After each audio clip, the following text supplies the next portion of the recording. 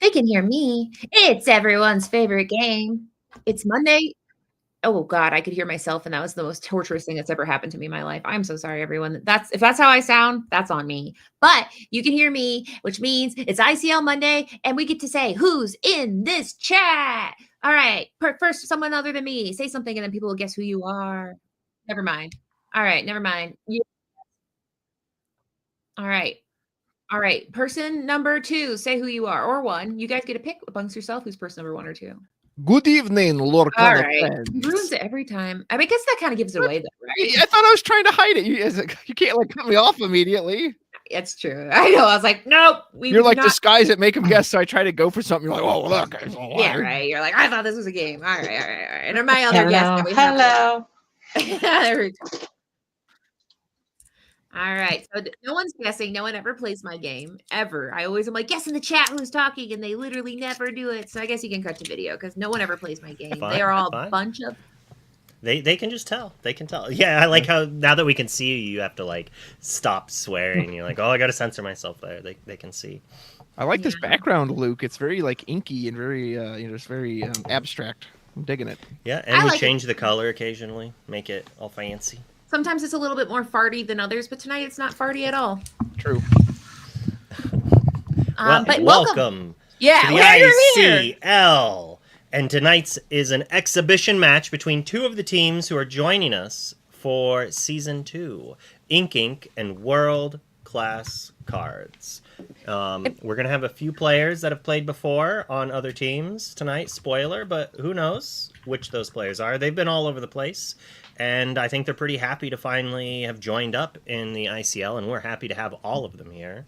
But let's introduce some of us. I think you know us all, but let's go around anyways. You want to go first, Miss Queen? Yes. My name is Clara, better known as the Questing Queen TCG. I pop here and there some of the times, and then I go back into the internet void to be seen again later. Great evenings to all, and great match tonight. All right, Rudy Rose. Hello, Rudros TCG here, fresh off of a lovely set championship victory this weekend, which was very satisfying. Happy to be here. Always fun to usher in the ICL and get a look at these awesome team logos that I have to admit, I didn't know as a caster you could also be on a team, but I saw Sasuke do that last week, so now I'm like, oh man, maybe I should try to find a team. Yeah. So happy to be here. I am on Team Maelstrom. Are you? Oh, nice. And I'm the lore keepers, and I'm keeping lore and keeping score, and some of you are on my list. And one of them is Rude Rose, because we're talking about, said champs, they're really hard. And he's like, yeah, I won, but it's like no big deal. So it's like, I mean, didn't everyone won this weekend? I thought we all so close. So close. So far over here. My bubble was a fart bubble, and it exploded, and I was jettisoned into the abandoned mall that the set champs was held in. So we're going to talk about Steel Song. You guys are going to tell me how to make my list better. All right, everybody in the chat, get ready. Just kidding. We won't do that. We'll talk about the teams. But if anybody wants to provide free or paid therapy, Wochuck's in the chat. Wochuck, help me. Neverland, good, bad, I'm stressed. Anyway, let's talk about the teams. Who do we have? Well, boom, here you go. Would you like to start it off talking about good old Scott Chevron? Chevron, sure. I was just waiting for you to take it away. Yeah, Scott Chevron. When I say Scott, you say Chevron. So Scott Chevron, or funny JK, I like that, is from Ink. So Ink, I'm pretty sure is based out of the DMV area, which I think is very cute. That in the East Coast, they like to make cute little like names. They're like, we're in this area, and I'm like, we don't know that outside. Anyway, but they're in that area of the country, upper east. And he got a lot of stuff. Sometimes I'm like, we need 3, and people are like, I have more. I think I even left one off. But we got top 64 DLC Chicago, 34th place. Top 64 DLC Fort Worth, that's 56th place. Top 128 in DLC Las Vegas. And then he said, I'm still hungry, and got 30th place in the Sunday 9 a.m., which is my favorite part when people put the 9 a.m. constructed. So he's out there, he's showing up, and kind of just being like, yeah, I'm a problem. I'm going to get let it go. And by every, I mean 3. And that's more than It's not more than I have. I bought one, but still impressive. I really like the consistency of that resume. Yeah, look at all those top finishes. That's impressive. Yeah, that is. I mean, to be consistently at DLCs, because you see people like, oh yeah, I had one I did really good at, and no, he shows up and he's like, guess what? This is your problem that I'm here, people. I'm gonna. Well, Scott, I understand what it feels like, and I understand your pain of these finishes. Yes, some people will look at this and say, you're amazing. And I will agree, you are amazing. But I understand the pain that does not say top 16. It is very frustrating. And I had to live with that for most of the first season before I got it. You too. Your time's coming. You obviously are good at the game based on these stats. I love this hashtag winner problems. You're like, listen, I'm sorry you didn't win hard enough. He's like, these are my greatest accomplishments. You're like, I'm so sorry, but listen, I get it. You guys are people who do this well. They're sickos. So what can we do but to say, stay hungry and tell me what your deck list was. That's what I say. But next up we have. Well, actually, no. Woodrose, tell me, who do we got here? This is Mr. Mike Ross, part of Ink Incorporated.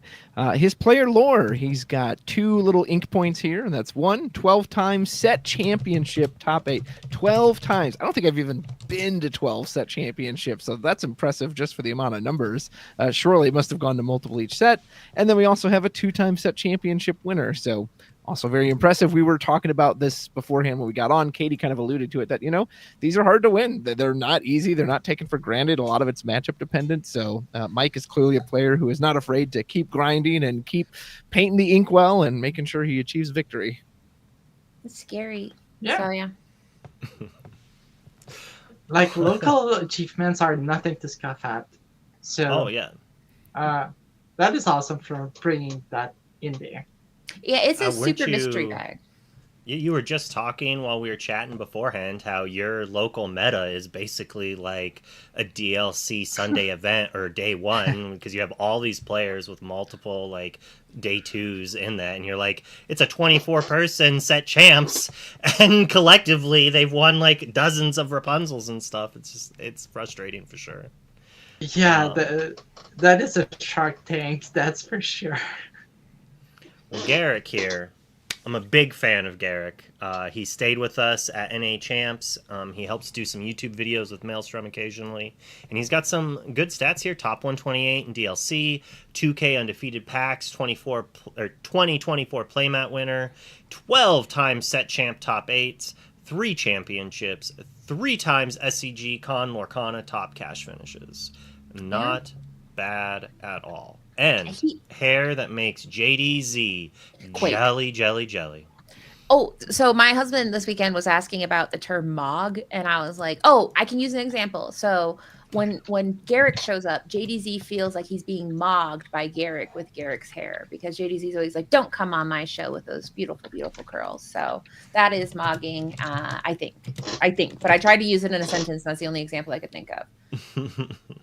But he's great. He does it all. He's a player. He's a caster. He's a content creator. He's a nice guy. So that's kind of a bummer. Can't you have something wrong with you? But no, he does it all.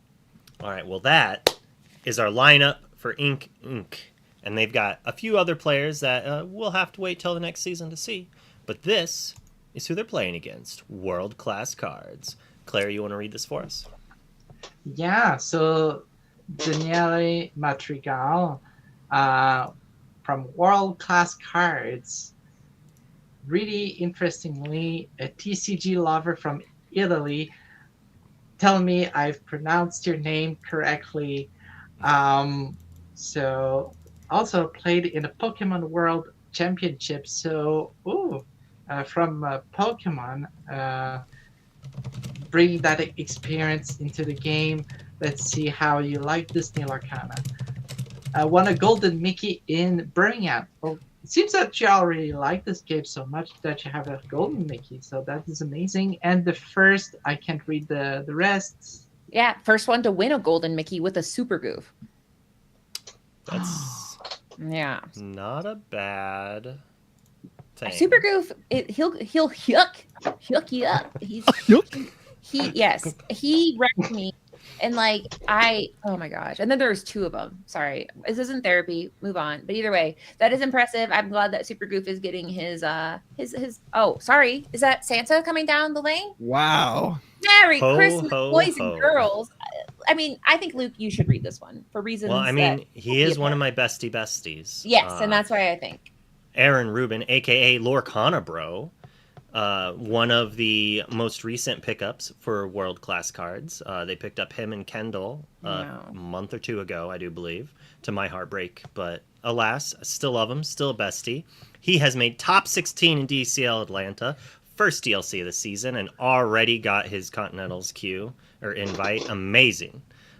Top 64 DLC Chicago, playing a different archetype than he did in the other one, just to show off his chops. And then top 128 in DLC Las Vegas, playing another completely different archetype. And one of my bestest friends.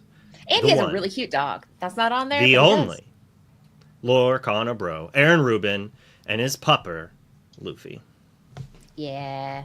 I quite like his dog's pictures. If I ever come across them, I'm like, that's a golden Mickey winner right there. And known nemesis to Katie having fun at Disney World. Yeah, I do have a story. I've told it too many times. So like, he didn't let me ride a train when I was like, I almost convinced 10 people to ride a train. Which honestly, guys, think about how hard it is to get 10 people over the age of 10 to want to ride a train. Impossible. And I was there, and then Aaron, the tastemaker, the man of the hour, said, "It's not that fun." And they all went, "Yeah." And I was like, "No."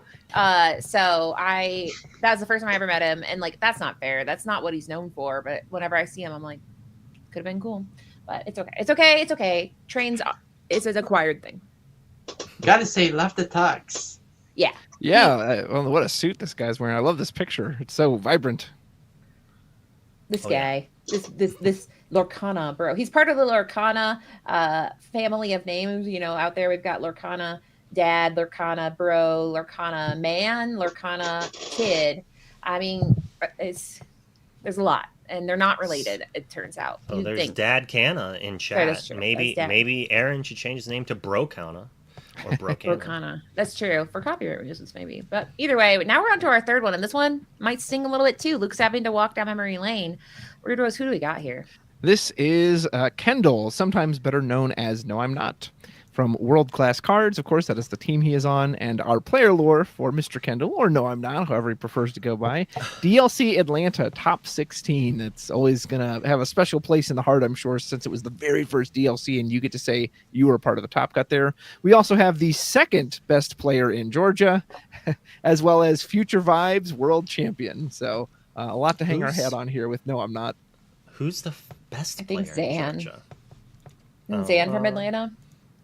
I guess he is. So, all right, we'll see. Probably then, yeah. I think I read an article from No I'm Not once about Ruby Amethyst. I believe it was him who wrote it, and it was very helpful going into DLC Texas. Oh, yeah. So, I really enjoyed that one. I bought his like little guide thing. He's like, "How much did you pay for this?" I'm like, $1 billion, because I just want to be good. But then I turned into there was a tournament, SSG 5K high stakes, I think they called it. And Kendall, I had to wipe my eyes. I had to reset my phone because I was like, oh, it says he's playing Amber Emerald, so something's wrong. And then I refreshed, and no, he was playing Amber Emerald discard like a sicko. So Kendall, he's known for Ruby Amethyst, but it sounds like he's adapting to the new world. So what are your guys' feelings on that? That Kendall's out here running Amber Emerald discard.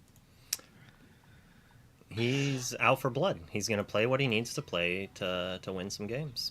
Okay, well, that's not, all right. Over. Discard always makes me go a little, although it's a mechanic, having played other TCGs, I just don't know if there's a fun way to make that mechanic. No, like there's not a fun way to say it's not enjoyable. You can't have that. Okay. Yeah, I mean, yes, it can be fun if you make yourself discard. True. I think Amber Emerald it's the most respectable discard deck to me because it is the most insufferably painfully hard deck to get right. And so I feel like if somebody's good at that deck, I'm like, you're true to it. You're really in it. You're in the tank with this deck. And I think that's something admirable. It's the hardest discard deck in my opinion. Well, it's that time where we make predictions. And while I have some faith in some former teammates and their friends. They're amazing players all around. I think we could see from the cards here. But I'm gonna put my money on Ink Inc. I'm gonna think that they're gonna get punished for abandoning me and leaving me at the altar, one might say. And that's gonna be it. No more jokes about them leaving me. I'm done. I got it out of my system. I think you're not. Don't you have to interview one of them maybe? So then it's going to be like, hey, you remember me? You remember me? I still chat with them quite a bit. So I know, right? You're like, oh yeah, we're still literally on the internet together. So he's definitely over it. All right, Red Rose, you can come here and do you agree, disagree that? Well, so I usually go based on the logos, but I actually really enjoy both these logos. I love that we got the little ink bottle, and the World Class Cards one looks very classy, and I like how it's kind of fanned out like a hand. That being said, the jerseys the Ink Incorporated players were wearing were also just very swirly and eye appealing, and I just gotta give a shout out to my boy Garrick. I gotta back him, so I'm gonna choose Ink Incorporated. I like it. Clara, you're up next. I'm gonna say World Class Cards. So a good roster of players in there. Same thing for Ink Inc. Seriously, I'm just gonna be amazed at the games tonight. But I'm gonna say if Kendall is really on Amber Emerald and he pilots it really well, that could mean some trouble for the other team. Yeah, I did notably yesterday say that Amber Emerald's most amazing deck because it looks like it's doing nothing, and then suddenly you're like, "What happened?" And they're like, "Oh, I'm winning," and then it's truly a remarkable thing to see. So I am curious if he's on that one today. But personally, I think World Class Cards is a world team. Like we got Italy represented. We have player DKP from Germany. I mean, he's not playing tonight, but I mean, this team, they're like a global conglomerate at this point. So like, I mean, not a lot of teams have that global thing. So I mean, they got worldwide knowledge. So I feel bad betting against them because like they're the future world order. So I'm gonna go with World Class Cards just because they also have Adidas like branded jerseys. Who else has it branded? Like, who's paying for that? These guys they're world class act is what I'll say. Well, an interesting thing about world class games, and so if you've been paying attention to Lorcana for a while, and if you're foolish enough to care about pro players, you've kind of seen a lot of different teams. Most of them started towards the beginning of the DLC season with people that were friends. They played old games together. They knew each other through that way. Well, World Class Games is kind of the first super team. Like, they created a team where they went out and they got players that had already basically shown that they are insane, right? You got DKP, you've got Dale, you've got Aaron, Kendall, Zan, anybody? Like Kurt Spite, like multiple world qualified players, multiple players who countless people never want to sit across from. It's probably the best team in the game by statistics by a long shot. I think T&Ho has maybe the second with Maelstrom after that. T&Ho and Maelstrom pretty close, but I think they might have more Mickeys just because Ed double dipped on those Mickeys. Yeah, he did that. Well, no, doesn't Zan have SCG 3 Mickeys? As well. I think so. Yes. So I don't know. Like, it's so hard to keep track with these players. Well, and that's why World Class they definitely have the most Mickeys overall. I think they might have 5 or 6 Mickeys total. I could be wrong. I'm sure they'll educate me that later in the player interviews. But like, no one should ever look down at them. While I'm rooting for Ink Inc. But if we were in Vegas, I think the odds are who can't vote for World Class Cards here? Me, because Ink Ink's got it, because Garrick's my boy. 1, 2, 3. Mickeys don't matter. Ink in 3. Have we gone over what this Ink in 3 means? Because I think like I want to be in on it, and I feel like it's like the Mike Ross thing again. No, Mike Jones. Mike Ross is playing tonight, I think. Who? Mike Ross. Who? It's back. I didn't mean to bring it back, but I did, unfortunately. Whatever. I Googled Mike Jones last week. I'll Google something in 3 this week. It's good to learn. It's good to be a lifelong learner. The funny thing is, I'm not even a sports person. I had no idea what this was. Breezy shared it in a chat. I saw it, and I was like, that's funny. I did it once, and JDZ lost it, and I'm like, I'm going to say anything to make JDZ smile. That just makes me happy, right? So that's enough. That's soaring high on the wings of JDZ's laughter. Oh, yeah. Who's lost in the joke? Raise your hand. It's apparently something about Lakers in 5 is kind of what it is. It's a basketball commentator would always say some funny things. All right, that's tough. That's tough lore. I don't know if I can pull it off, but I'll try maybe when I'm older. But I think we're ready. I mean, round 1. I don't want to give it away, but Wonder, you're casting. So are you ready for me to introduce you and your co-caster?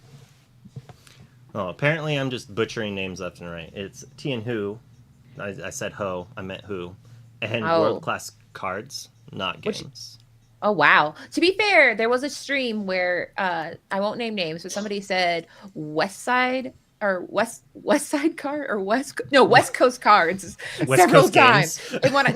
Cards. And when I asked about it, he said, I was thinking about Pimp My Ride. And it was JDZ. So I really like that. I heard you like cards, so I put a card in your card. So, and mostly we're just doing this because we can see him and we're like, we're making him giggle. Dude, all right. Tian Ho, let's go. I love it.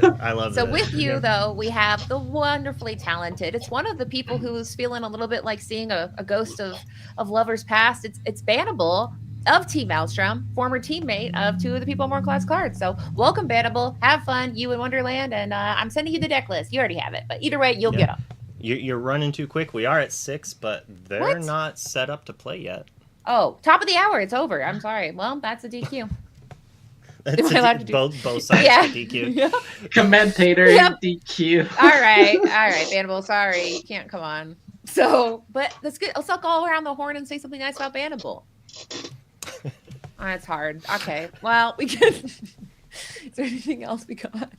Oh, I'll say who the first round is. We're allowed to want to hear. No. I would like you to say something nice about Bannable. I mean, I'll say something. His lighting is amazing. It's like an ethereal window from a meadow. Every time I see him, I'm like, "What is your lighting?" He's like, "Oh, it's just my lighting, and it's ethereal." So that's mine. You guys go. I got 1,000 things. Well, guys, I would like to meet you at the DLC. When I think about Bannable, I think about eating sheet metal. What? I do believe that was a Flaversham joke. Yes. Yeah, Bannable is in the chat requesting that we stop this. I think it's really nice. He has a really cool Yu Yu Hakusho video, or behind him when he casts, he used to until we green screened him. He had like what I thought was a family photo, but I looked closer and it was just the cast of Yu Yu Hakusho. I like that. That was really fun because I was like, "That's your family?" No, it's just the Yu Yu Hakusho kids. Well, I've never met him in person. Obviously, I've seen him on these casts, but I will say I absolutely adore his logo for his YouTube channel. That little elephant with the big wide eyes. I think it's so cute, and it always draws my eye every time to it. So I love seeing stuff like that. Is it an elephant or a Isn't it an elephant?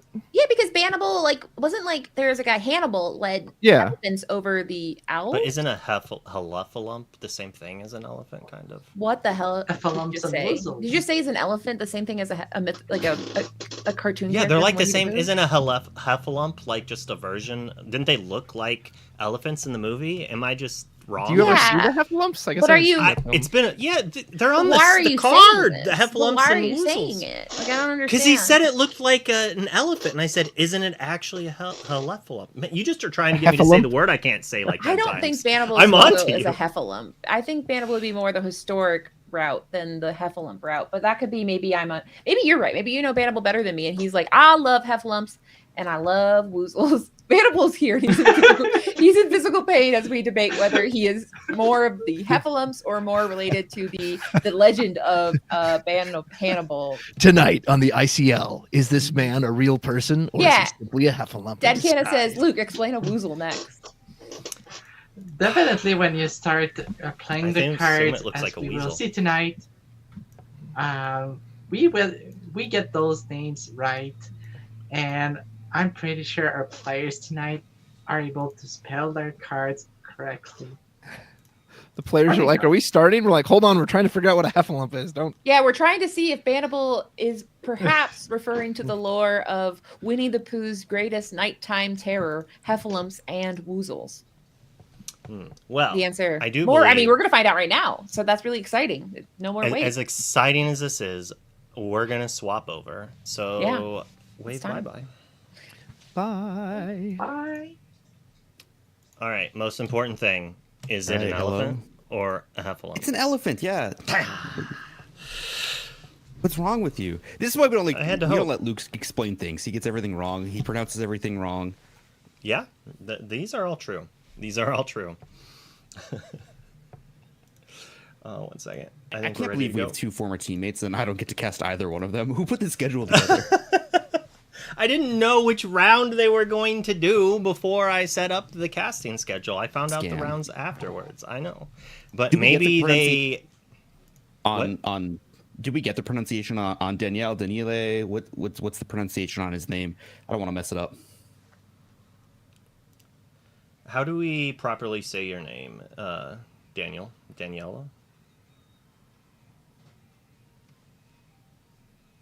Daniela? Oh, great. All right, he answered to me. I feel like he said something similar to that, but I said it wrong. How about you unmute and you can ask him? Oh, God. This is just... I am not hired for my ability to pronounce words or names at all. We are all aware. Let's go with our favorite Italian world-class cards player. And that way we don't mess it up anymore. Because I don't trust Luke. I don't blame you. I don't blame you one bit. You don't trust the person who's like, no, let's go around and say things we like about Bannable. This sounds great. Luke famously gets everything wrong, so Danny for short. Yeah, there you go. Danny for short. All right. What do you think of that playmat? That's kind of neat. I'm going to swap that up too. The WCC playmats. Yeah, I saw them in person in Wisconsin at their WCC 5Ks, the 10K weekend, and they were pretty sweet. You know, I think they're from Matified Customs, I believe. Yeah, they've got the foiling on the lore symbol there on the side. Matified is so good. Oh, that's a magic playmat.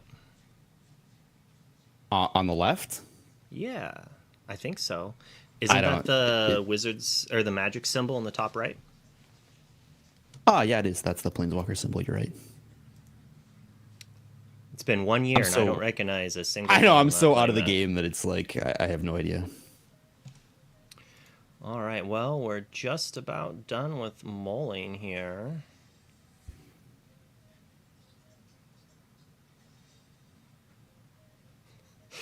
How do you want it cut?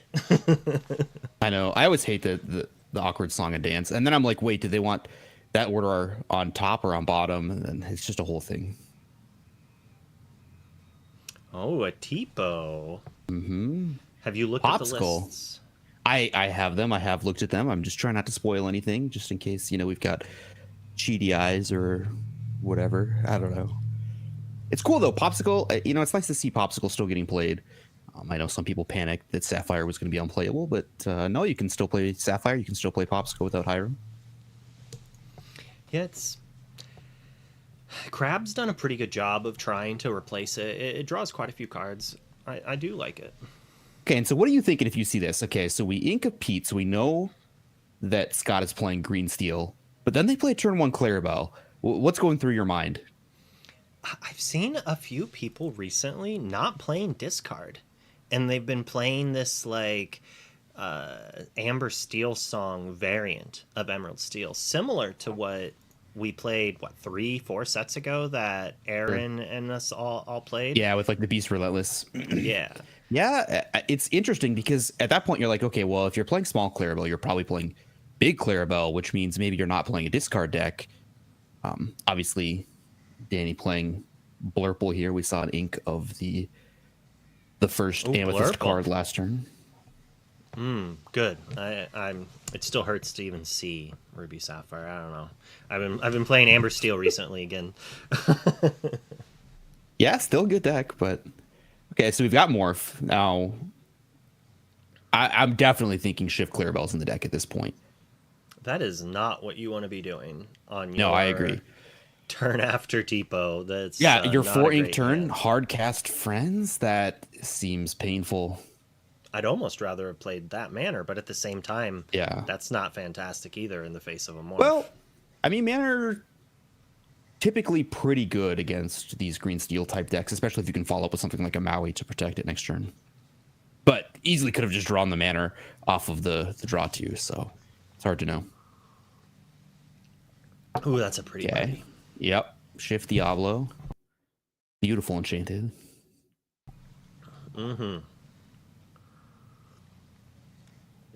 Oh, definitely a max rarity deck. Got the Tinkerbell too. Oof. Yeah.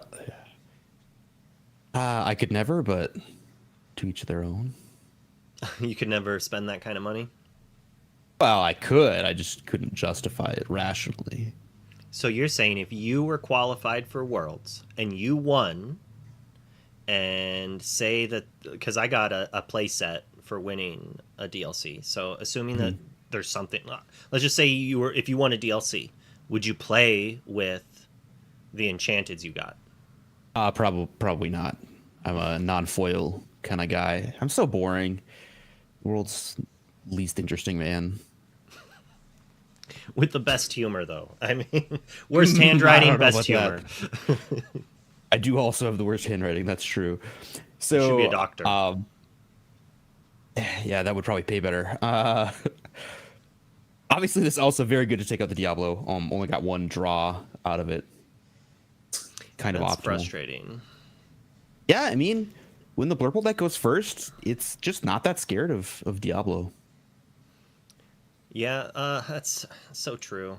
And he couldn't even really save the Morph, right? Because Morph's getting taken out no matter what there. There's kind of a rough spot for Scott. He's inked weak cards and hasn't played. I mean, the Diablo was good, but... Yeah, but it wasn't like a turn 2 Diablo because it was on a Morph and you're on the draw, so it's just... Yeah, it's fallen apart very quickly here for the green steel player. Basically needs to play Ursula 2, hit a Friends, and then play Ursula 3, top deck Storm type thing. Like, we need some sort of... If that were a play the deck was capable of making, that would be good.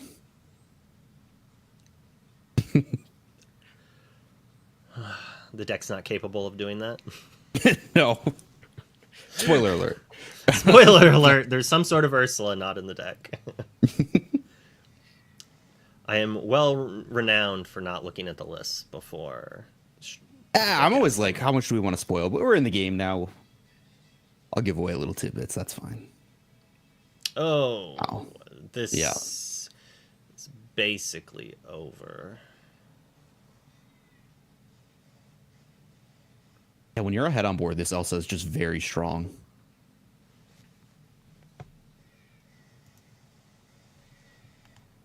All right, Luke, did you play any set champs this weekend? What did you... Oh, you tried to play a Haufen, a pile. Tried? You did fairly successfully played it. I adamantly said I was going to play a Haufen. I built the worst list any human has ever seen, promptly threw up in my mouth, and then played a real deck on Sunday. You should have just played my deck. Well, yeah, maybe, but I didn't. I mean, it felt it definitely was like going back to set 1, playing with lanterns and Tinkerbells and swords. It felt pretty good. No, Terrace. I believe it's just being done on webcam, right, tonight? Is that what I overheard? This is just through webcam tonight. We are using the amazing Bobby Who's new lore things. We normally do it through Pixelborn Connect, but we're trying something a little different now, just so we don't have some of the connectivity issues that have been happening recently. Yeah, and I believe this is just like this is an exhibition game, right? So we're kind of free to shake it up a little bit, try some new stuff, see what might work for next season or not. I won't lie, it's a lot less work for me having to set up screens because everyone, I wouldn't have assumed it, but like everyone, when they stream the screen in Discord, it just like off a little, so I have to move the icons every game.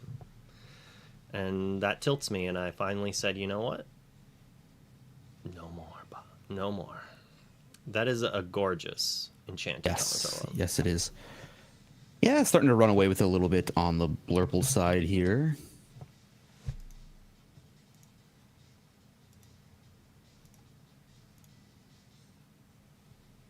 Yeah, just running away here. It's like giant characters, all the lore. Like a Robin Hood's okay, but you can't interact that well. It's like, are you gonna storm the bell and challenge it down, and then hope that they don't just challenge away your hood and then play another bell to move the damage? I struggled to come up with a line that the green steel deck could even take to win this game. There's just too much willpower. Like, these aren't small characters. That's not bad. Zeus away the Krabby Boy. Yeah. I don't know. We need another character or something.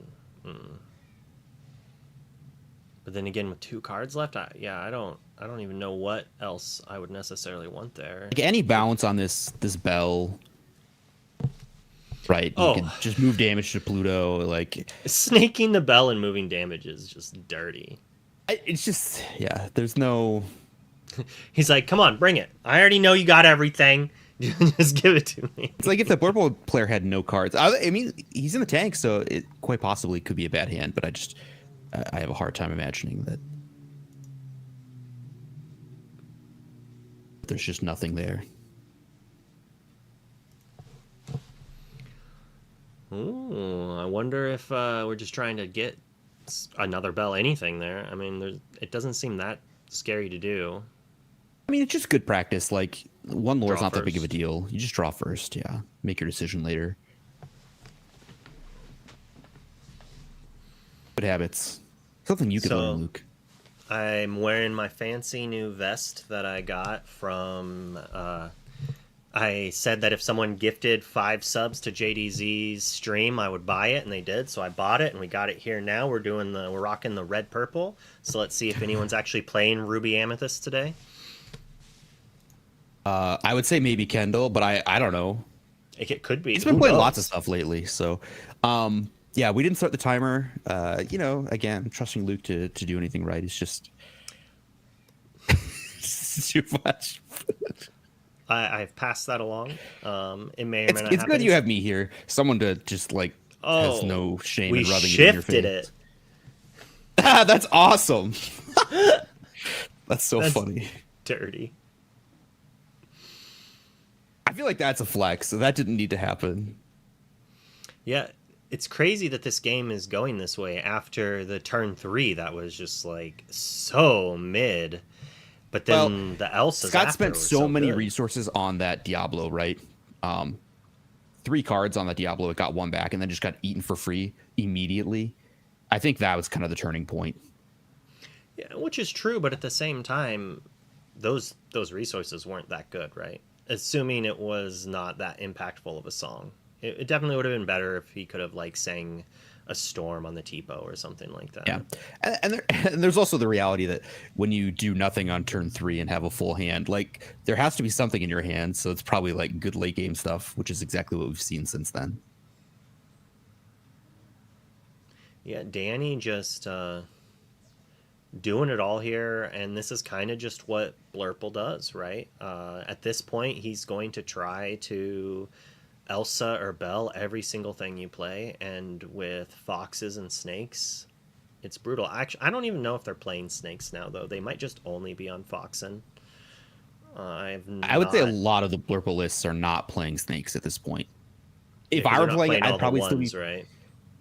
Yeah, well, yeah, there's not... A lot of them are playing, like, no ones, so it makes no sense to try and... It's just, like...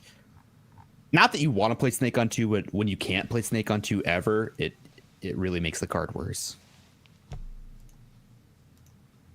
Now, there's the timer. I was about to say it again.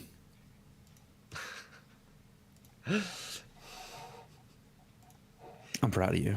Did you just make up a random time? I'm not in charge of the timer, bro. Oh, no, I thought it was Luke. No, I don't want to make fun of anyone else. Whoever is in charge of the timer, I'm so sorry. I would never have been so I was like, I'm going to take the brunt of this one. I'll take the blame. That's fine. And then you kept saying, I was like, no, I was just about to message you to be like, STFO, man. I would never have said anything if I knew it wasn't Luke. I believe that. I believe that. He doesn't actually care about the timer. He just wanted to rag on me. What do I care?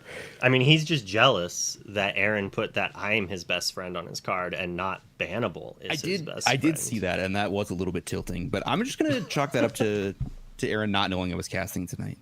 That's fair. That's fair. It was a surprise for him, I guess. I knew you were casting, obviously. Bobby's saying he thinks that your lore symbol should be bigger than the ink symbol. I mean, sure. I mean, let's just debate the graphic design live. You don't have to change it. I do think that's better, though. For what it's worth. Yeah, it looks a little better with the numbers being about the same size. Yeah, I don't know. Like, did Bobby just change that number as I was doing it? I feel like that other probably. I will say, Bobby, the black is the ink symbol naturally black like that? Because I feel like, or the lore symbol, because I do think the lore stands out less. Or is that your black lore symbol? I don't know who made all these tools. That is his. Okay. I cannot because the ink the ink icon pops way more, but it's also like, I don't know, kind of like less important to a viewer at a glance. Maybe, I guess that's subjective, but anyway, now that mulligans are nearly done, we can comment on the actual game. I want to put them in the middle of it. Yeah, but then the lore pip goes over, and I feel is that fine? Like, do we just not care about that overlap? This is a professional broadcast, folks. Hey, we're getting the viewers' opinions because it matters. All right, Scott leading on Robin Hood, Popsicle on the other side, which is basically the best start I think that deck can have. Oh yeah, it's about the same.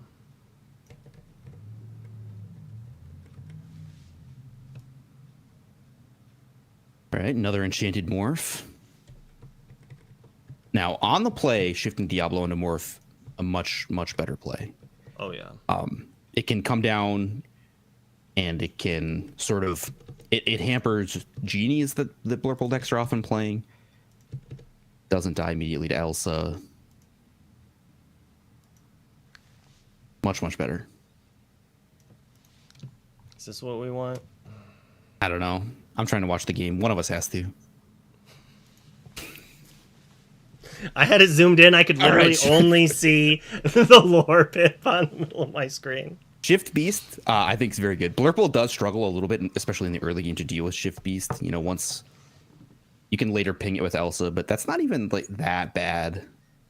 Yeah, at this point, Scott is like, if he can like play a 2-drop and then shift at the same time, it's not bad, because if Elsa's tapping down Beast, it's not taking down the 2-drop. So then if that 2-drop is well, it's not a Cindy, obviously, but another shiftable character, like play a Diablo, then next turn shift it, but probably don't want to do that in the face of a Genie. Yeah, now, it would have been nice last turn to like draw a card off the Genie draw, but oh yeah, this turn. Ooh, okay, Pluto. Yeah, I like Pluto because Pluto stops Elsa shenanigans, lets you quest with your Beast, and normally the Beast has to stay stood up, but so it's a bad. Yeah, never mind. I was like, he could deal with the Beast, but it's terrible. He'd just lose it. He could challenge the Pluto and then bell the damage from the Pluto onto the Beast. And it's a terrible play, but presumably the Blurple deck could play Let It Go on the Pluto if you're like worried about giving them 2 ink off the Beast. But I think I'm getting in there. Would you? It's me. Would you play Let It Go on Beast and Quest here? No. That seems dangerous. I don't know. It really depends on the hand. Playing Let It Go. Would you hit the Pluto and challenge the Beast instead? Ideally, I would do neither of those things, but I don't know. I don't know what the hand is. Yeah, there's no be prepared. Yeah. It's the biggest weakness of the Blurple deck by far is that it does not come back from a substantial deficit on board very easily. It takes multiple turns your opponent can be using to build back up to catch up. Yeah, and I think this is a fine-ish play. Like, it's not what you want to do. You're really going to trade your Genie for a Pluto. You gotta turn off this Beast eventually. I think, that's probably pretty happy about that. Ooh. Well, Scots might be able to get this way. I mean, I doubt you're questing with the Beast, though, which is frustrating. That's, like, the one thing is, like, we want to gain lore, but at the same time... I mean, I'll settle for cards, frankly. I get, yeah, it's okay. I'd be fine. Oh, well... So... Yeah, but you've got to out these abilities at some point. Like, if you want to remove the Beast, you've got to throw the Merlin and stack damage on Elsa. You have to lose it all. Otherwise, you're just well, pinging you don't lose it. the Elsa, but... Yeah. Pinging it's maybe fine. It's fine, now, but it's not. Next turn, he could play another Elsa, exert the other one, send the crab in to trade with that one, pump up an Elsa to finish the other one in one hit. Yeah, popping both those popsicles smells like a big crab to me. Definitely. But they don't have to play it next turn. They could do it another turn from now. I want to see this Beast sing a Zeus on that crab or something. Oh. Whoa. Okay, and that's nice, right? You baited out the Elsa, so there's one less Elsa effect in the Blurple deck. And now you've just got. Why are we moving the damage off of the Beast?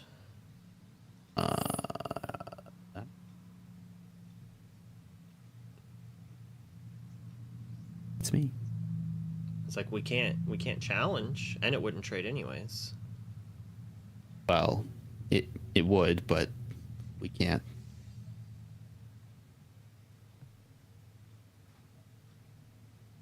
I don't know. We'll figure it out. Probably. Maybe not. I don't know. Oh, it's because he needs to use it. Okay. Yeah. That's... We have one die. That's the answer. Okay, so interesting. Instead of re-rolling 6, we did odd, even, and piles, and then we did odd, even again. That's one way to do it. You're guaranteed 2 dice rolls instead of maybe more. Interesting. Yeah. I'm more of an expected value kind of guy. I'd rather let's put that dice viewer. back on that Beast.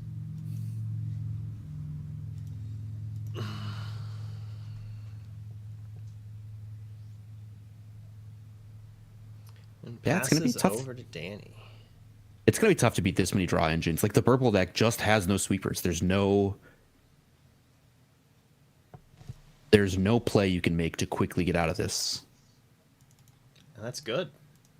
In my mind. Yeah, I mean, I guess like the best you could do is like shift Elsa, but the problem is that if you had shift Elsa and played it, then you can't challenge the Diablos anyway. So it's very tricky. The popsicle heals for 2, so he did pop 2 to heal the 3 damage off of the Elsa. Yep, there's the Tamatoa that we. He likes shaking the dice. Way healthier than other habits. Yes, I like to riffle shuffle a deck of cards as well. It's a nice.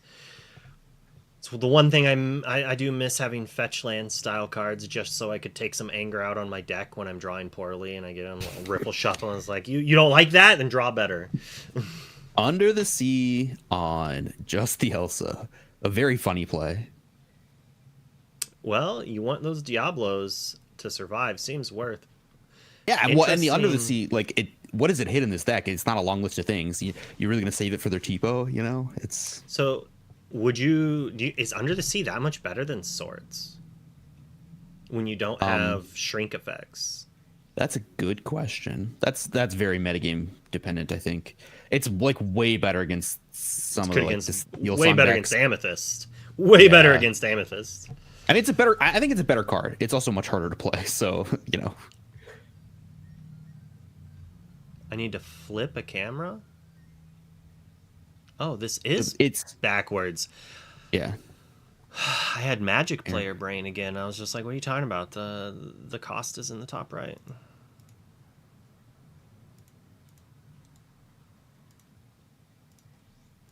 Much better. Much better.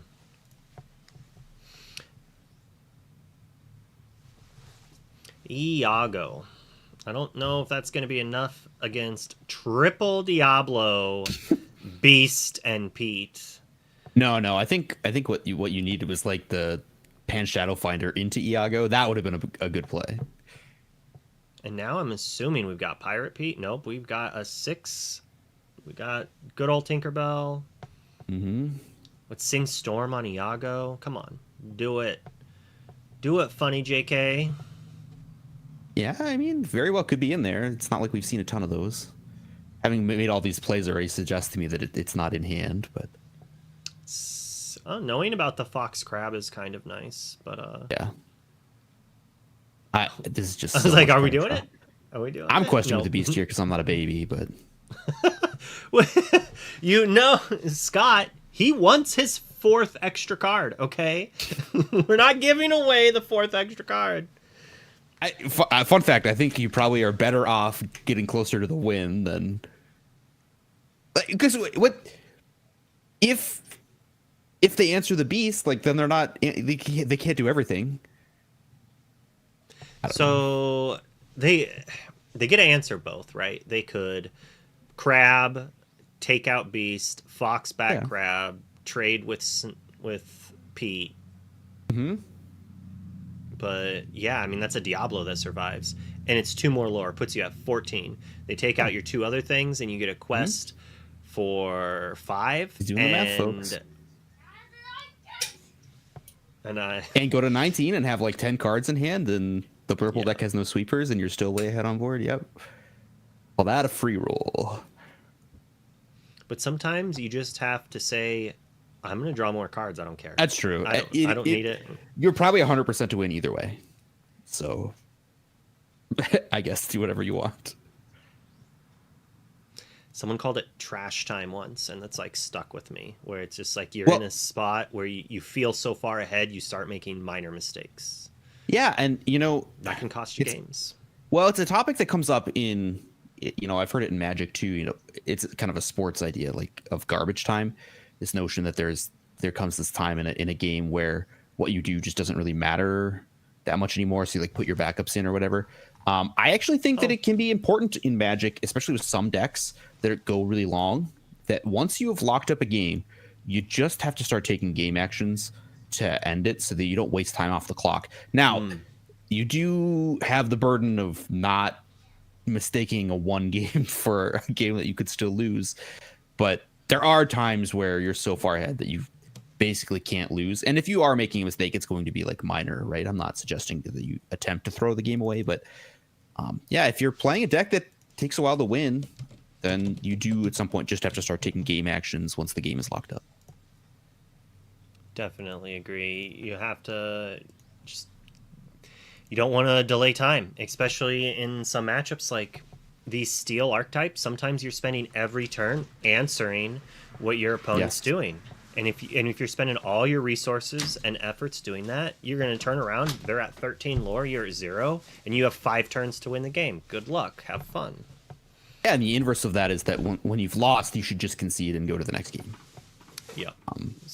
I feel like Lorcana is troubling in the sense that a lot of games you can make comebacks in a way that you can't in a lot of other TCGs. Just is a game that kind of, which is a good thing. Yeah, it is a good thing most of the time, except for running tournaments specifically where the time becomes a real component. But yeah, luckily, if you're if you're out of the game, then you should concede so that you save time. I've seen way too many Lorcana matches go to time that really should not have, because one person was either being way too deliberate when they didn't have to be, or tried way too hard to win a game that they could never have won if they stacked their deck. Yeah, it's an interesting thing. It's that age-old saying, never give up, never concede, never surrender. I'm sure I misquoted it, but hey, look, if you're one of the fastest players in the world, yeah, if you're one of the fastest players in the world, go for it. There are a lot of people who do not play fast enough to justify never conceding. Agreed. And I don't mean any offense by that. There are plenty of great players who play very deliberately, but it's just you have to make a decision about what's the highest EV for you winning the match, and sometimes it's you've got 30 minutes on the clock to play 2 games, and you're like 0.5% to win this game. Maybe your match win percentage increases if you just concede. You also have to realize that sometimes, especially like a really aggressive deck, they can afford to wait longer. So if you're the super slow control deck, you're helping them, because they can easily win 2 games in 20-30 minutes where you might not be able to. All right. Now we can talk about real things. Game 3 hype, by the way. Hype. We love a game 3. In a game 3 we got to relatively quickly.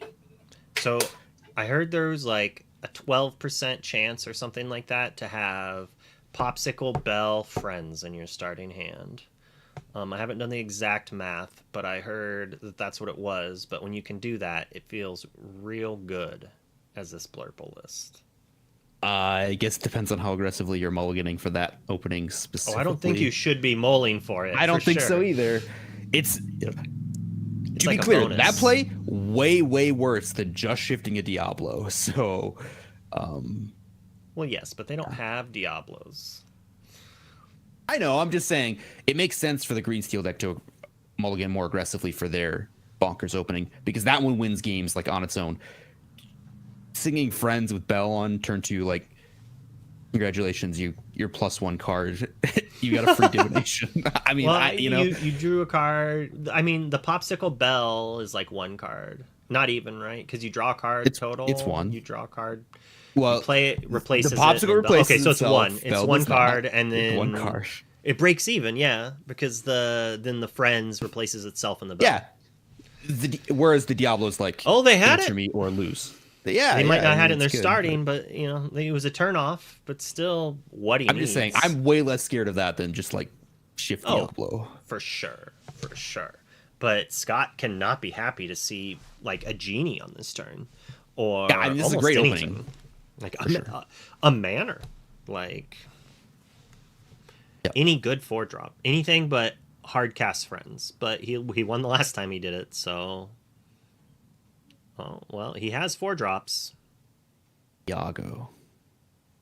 I mean, that shuts down almost every shift he wants. Can you imagine, like, shift Diablo Storm that, though? Okay. It'd be pretty good. That'd be pretty nice. Yeah. You get to draw some cards and just hope. Of course, they could just have the Elsa, and it's, like, not that big of a deal, but.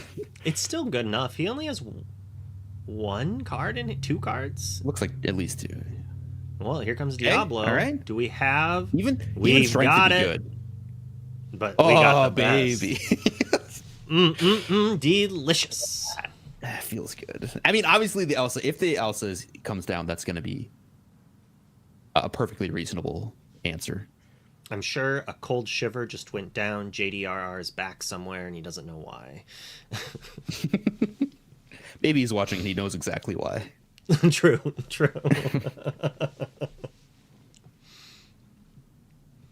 So, yeah, I mean, it's kind of just Elsa here, but what are you playing on this turn 2 if you're Scott? Hopefully, like another Diablo. I guess maybe a Diablo's not ideal. I don't know. So he could have played Beast. Okay, all right. This is perfect, actually.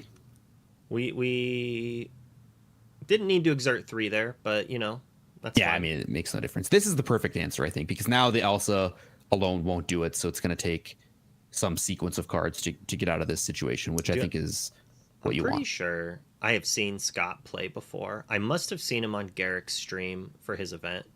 That makes sense. The little Mickey heart thing, that looks familiar. I like the fact that there's actually that's the old school heart, right? That's the boomer heart. It's not the new Zoomer heart. I believe it's the millennial heart. Millennial heart. I don't know the names. You're a millennial. I mean, it's the one that we used to do as kids. Well, I say we, like I was doing it. I certainly was not. I was not cool. I mean, I wasn't doing it till I was in my 30s at least, but I didn't have friends to share love with. I don't know. Yeah, deep in the tank trying to figure out how to get out of this. If this is a Sing Friends, that's brutal. It is and it isn't. Yeah, I mean, dealing 3 to the Cove and just Elsing to put 2 on. Oh, we had the friends, didn't want it. Yeah, we opted for the damage. Well, when you've got a Diablo over there, I mean, it's just like, whoa. Ooh. Oh, ooh. That's a way into this game. This could get ugly real quick for the Blurple player.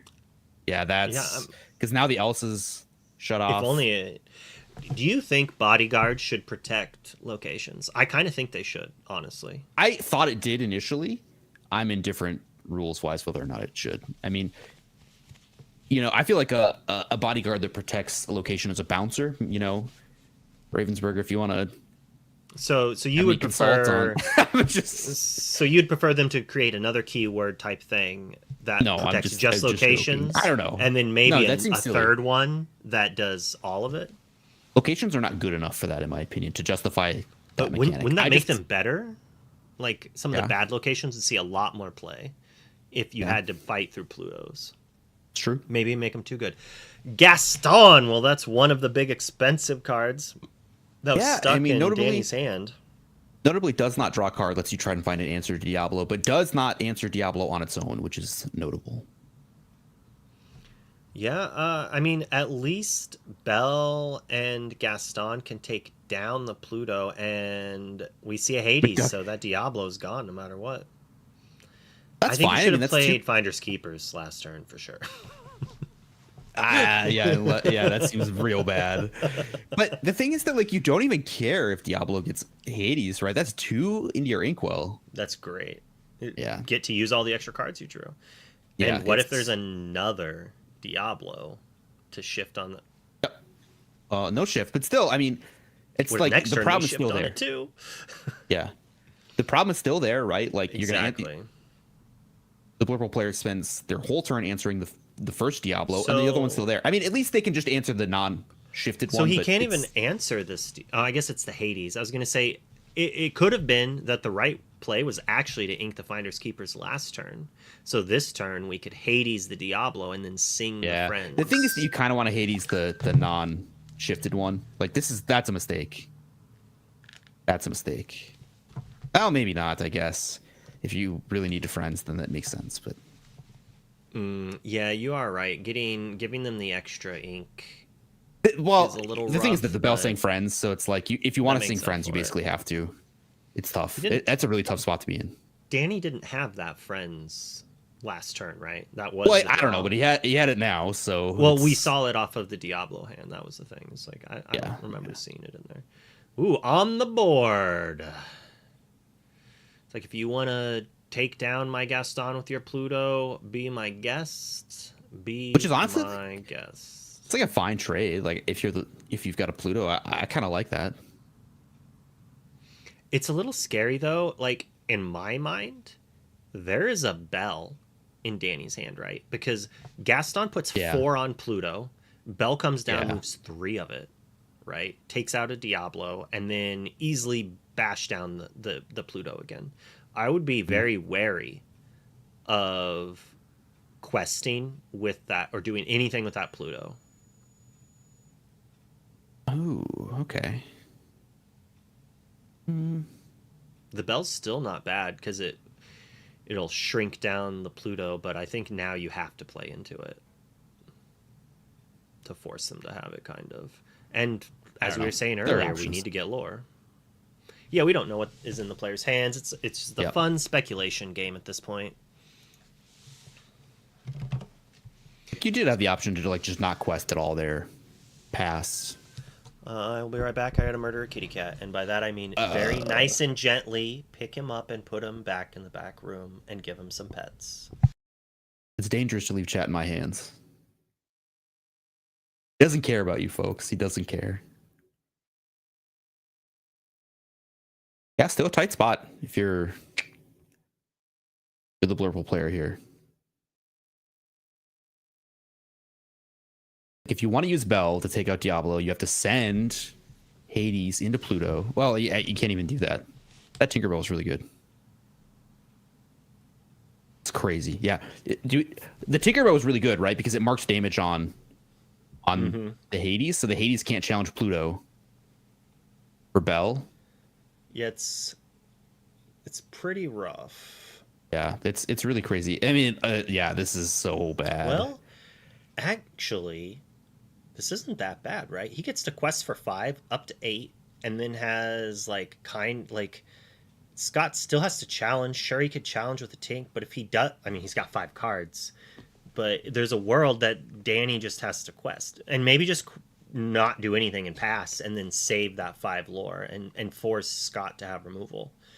But like on board, I feel like it doesn't look that bad, but it's going to be bad. We know that there's Scott so many doesn't cards have in hand. nothing. Yeah, and they're fresh cards too. You're a fresh card. You're so fresh. Pardon? Okay, no quest. Still scared. That bodes really well, I think, for Scott. The no quest there, because now you get to use all these cards. Still had all these. Need to play some Patrick Chapin here. Jace the Mind Sculptor better than all. I need to. Oh man, I need to get. I'm not gonna play that song. All right, Look chat. at Someone all those find crabs. me. Someone scour Aaron Rubin's Instagram and link me to Calhoun's song so I can play it when he starts playing. Right. I guess if Aaron doesn't have Calhoun's in his deck, I'll be disappointed now.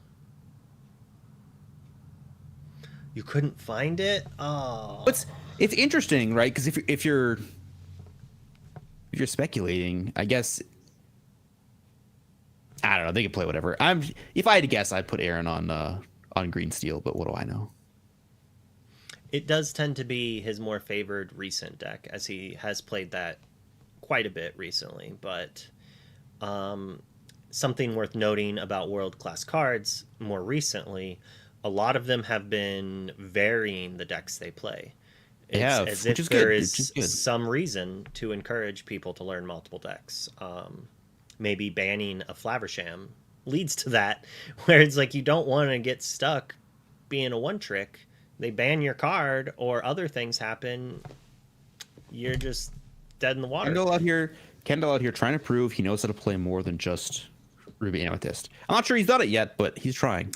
He's putting in a sincere effort. I mean, I know he has. He was known as Ruby Amethyst, but before DLC Atlanta, he's played Emerald Steel Mirror Match for 5 hours or something like that. We played like 80 games or something.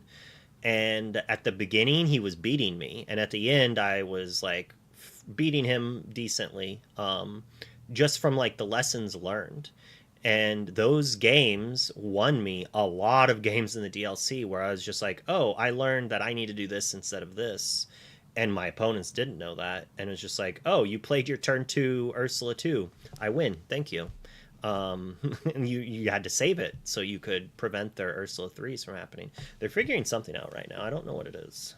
I don't know either. Green Steel definitely saying, okay, Blurple, how do you deal with a board this wide? Ooh, you found it for me. Thank you, Ryan. Okay, there's a bell. It's interesting. It's just going to move on to the Pluto. Yeah, that makes sense.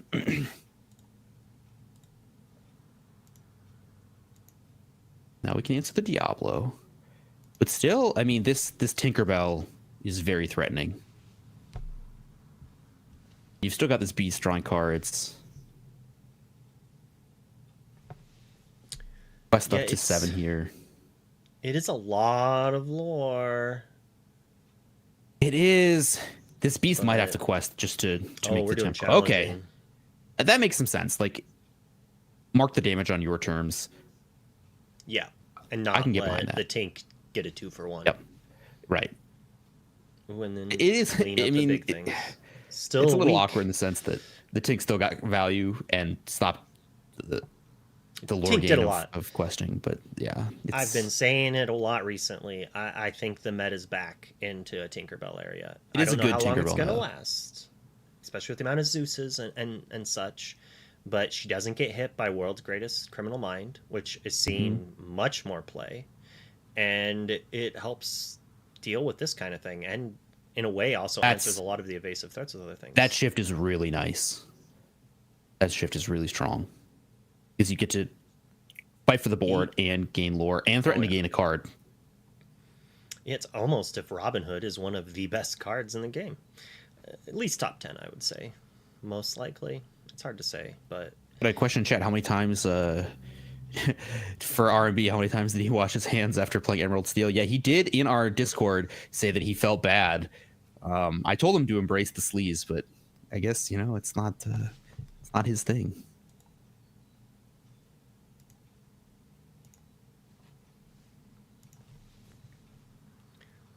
Are the lists public? Luke, do you ever publish the lists? The lists get published after the game. So after this game, I'm going to click save, and it'll save it to the ICL page. You can... Where's I think it's the Pudding who loves it. Where's the Pudding at? I don't remember how many ICLs it is. You can just do normal ICL decks, and it should pop it up. And there's a super hidden way to ask for it too, but that's the easiest way. Yeah, and there's the Clarabelle. We were waiting all match for that Clarabelle to show up, and there it is. Just like not drawing a ton of cards, but just a huge threat that has to be answered. I mean, at 16 lore, a stiff breeze will win this game for Green Steel. Yeah, it's gonna be quite difficult for luckily Danny to do anything here. Yeah, and luckily he does have a ton of threats on board, so he could quest out pretty quickly if he can get himself out of the mess, but it is a big mess. Yeah, Danny needed anything but a Iago on 4, and as we saw him inking the Iago as well, it's like he obviously didn't have it. Like he drew those genies a little late. Like a genie would have been so much better in the face of a Diablo that's drawing 1,000 cards. Right. A genie or a goat. Well, probably better, but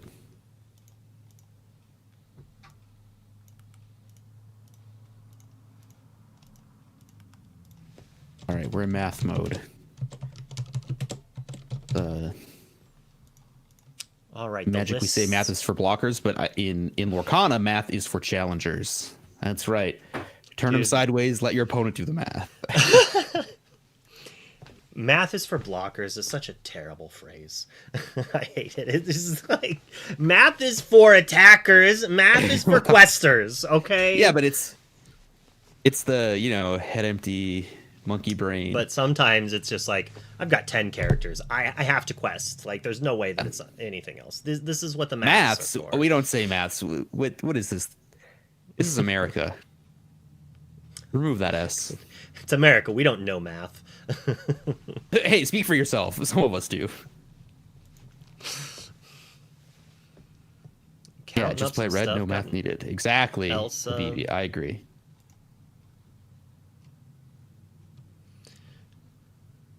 Math is for steel players. True. It's true. Math is for steel players. And I butcher it a lot.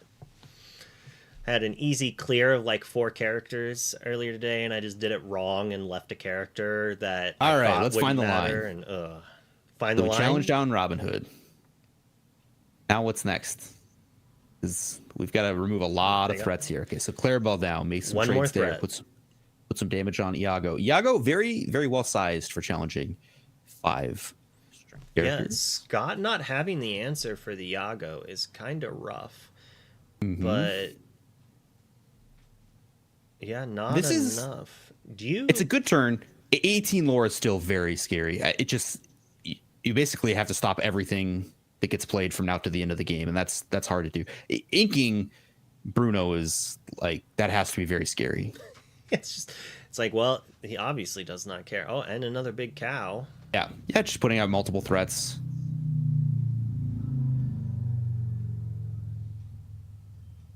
Yeah, it's very, very difficult to answer all of this.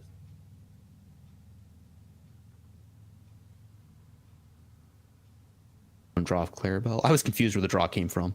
We have two cards in hand. That's where it came from. Yeah, and we inked the Bruno so we could draw more cards.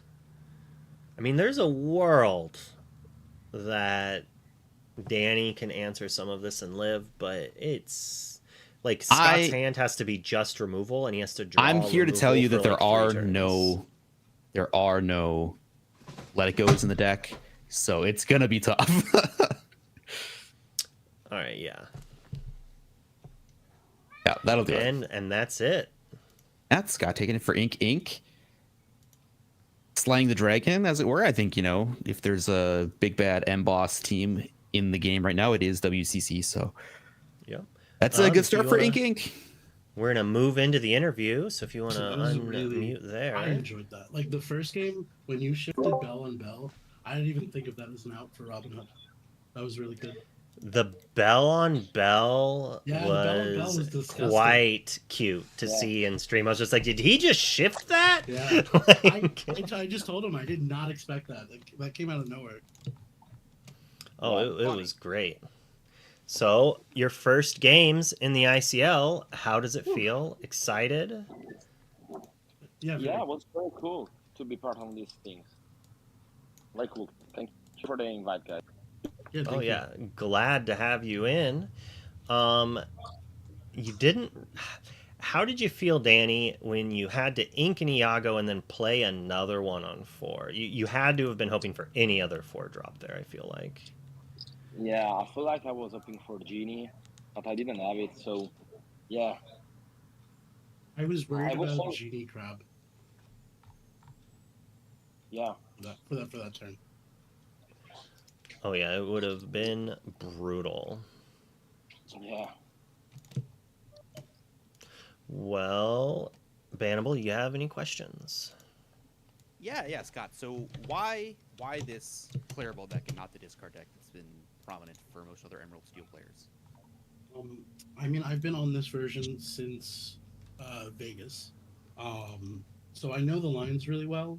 And the reason I've tried to discard several times, and in an open format, I always just felt like I would lose to unoptimized decks when I was playing the discard. Like, I could beat good players playing good decks, but just random aggro or whatever I'd lose to.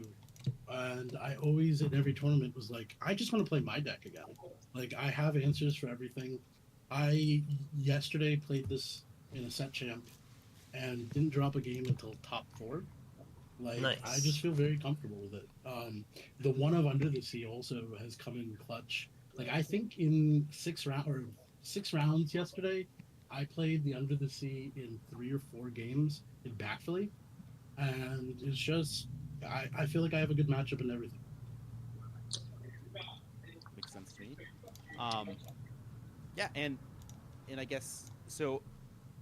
Daniele, how do I say your name? I'm not Italian. Daniele, it's good. Daniele, okay. You did that so much better than I did on your first try. Well, which is expected, honestly.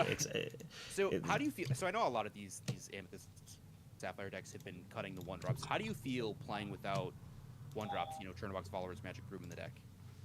Yeah, I think for having a better late game, that is the plan of the deck, it's better to have more bigger stuff, the biggest stuff instead of the 1-drop that in a lot of matchup is not that good, because with the 1-drop you improve your matchup against like control decks, and you don't have to improve the matchup against control because you're already up in that matchup, and it's better to play like heavier deck to be better in that game against any deck. I think that makes some sense. I would be scared to do it personally, but I get it, and I know that most of the people who actually play the deck are doing it at this point. It's just very interesting. Yeah, Bell is more than enough for your early game. Turn 1 Bell, turn 2 Friends. Very good when you have it. One of the grossest openings in the whole game, by far. Yeah. Being able to sing Friends on 2, just without an Ursula being able to stop it when you're on the play, just is gross. It's good. Yeah, it's very good. Yeah. We were discussing it beforehand of like how insanely low the percentage of having all of that super early, and you were able to do it on turn 2. I'm assuming you didn't mull for it. I'm assuming the mulligan plan is mulligan your life for 2-drop ramp, but I could be wrong there. Yeah. You don't do hard mulligan for Bell Friends, but you do always hard mulligan for ramp, because you need to ramp and play something on 4 to be in the match. Otherwise, you will be so slow. Oh yeah. I thought that maybe you should have played Manor in game 1, or just any 4-drop over the Friends, but you after that Friends you just had so many insane turns in a row that it had me questioning. It's like, well, maybe the Friends was perfectly reasonable there because everything you did after that dominated. Did you have to play the Friends because you were short on inkables? Was that the reasoning, or?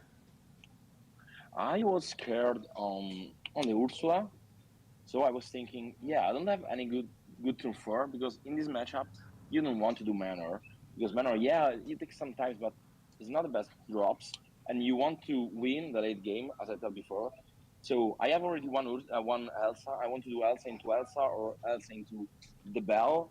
So I want to have the most consistent hand, so I want to draw a lot to win the matchup. Okay. And at the end, I won because I drove the 2 card with the Friends instead of doing Manor that will not make me win the game, Okay, yeah, it helped make sure you had the ink for those big heavy hitters, and since you already had the Elsa, like you're saying, it was good. So I do like that.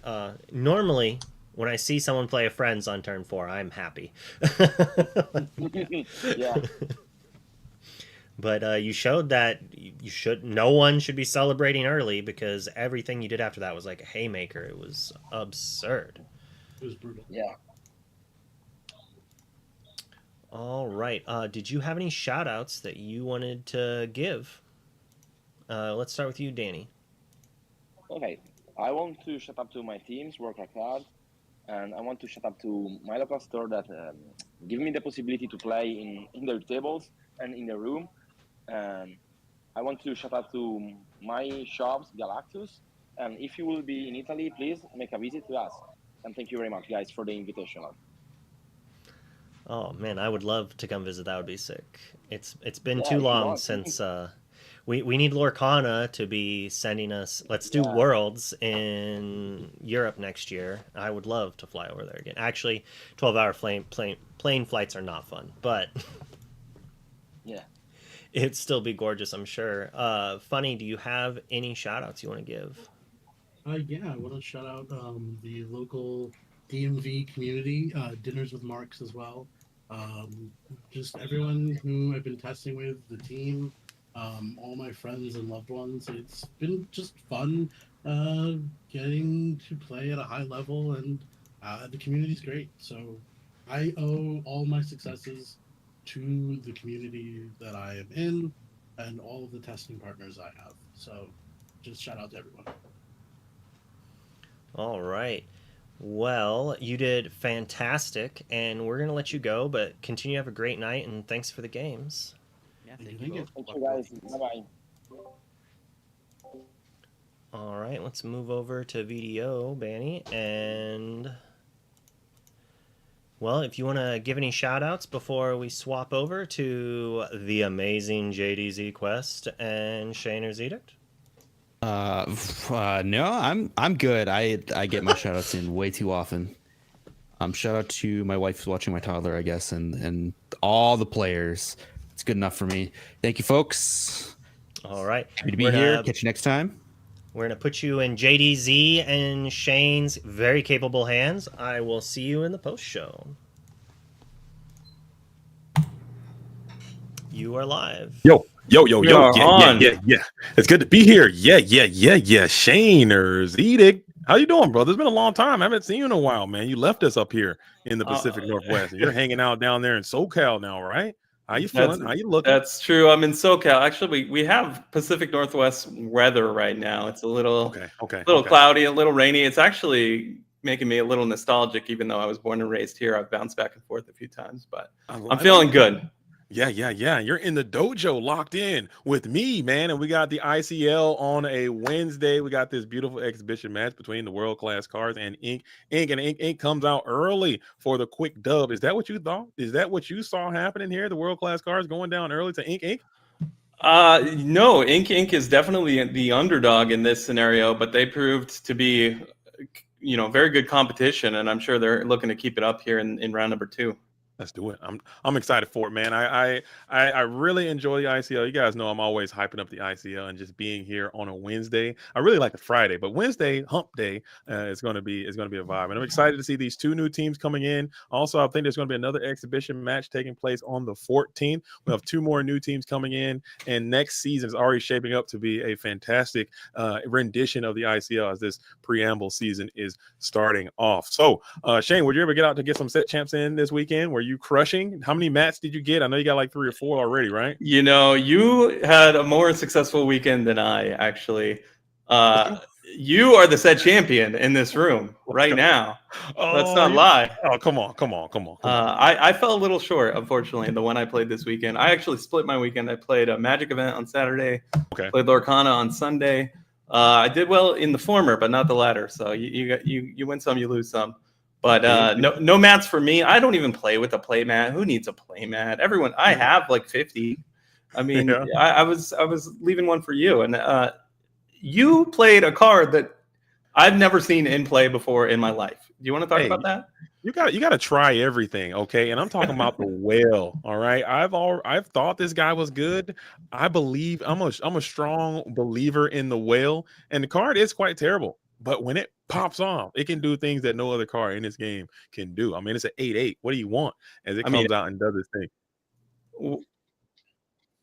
What's more powerful, a shark or a whale? Definitely a whale. The whale can clear the shark and live to tail the tail. That's true. Not many cards can do that.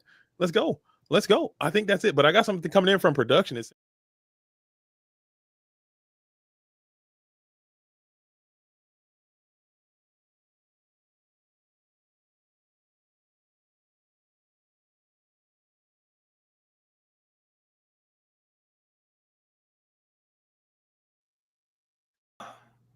Okay. But what a matchup we got here, Aaron and Mike. We got Mike Ross. Who? Mike Ross, not Mike Jones this time. We got Mike Ross is in the building. I got you in the dojo as well with your full head there. And we got to zoom that back a little bit, Luke, if we can, on the old Streamerino, as we got Aaron Rubin strumming the guitar. I can't hear it. Hopefully it's good. I can only back up so much.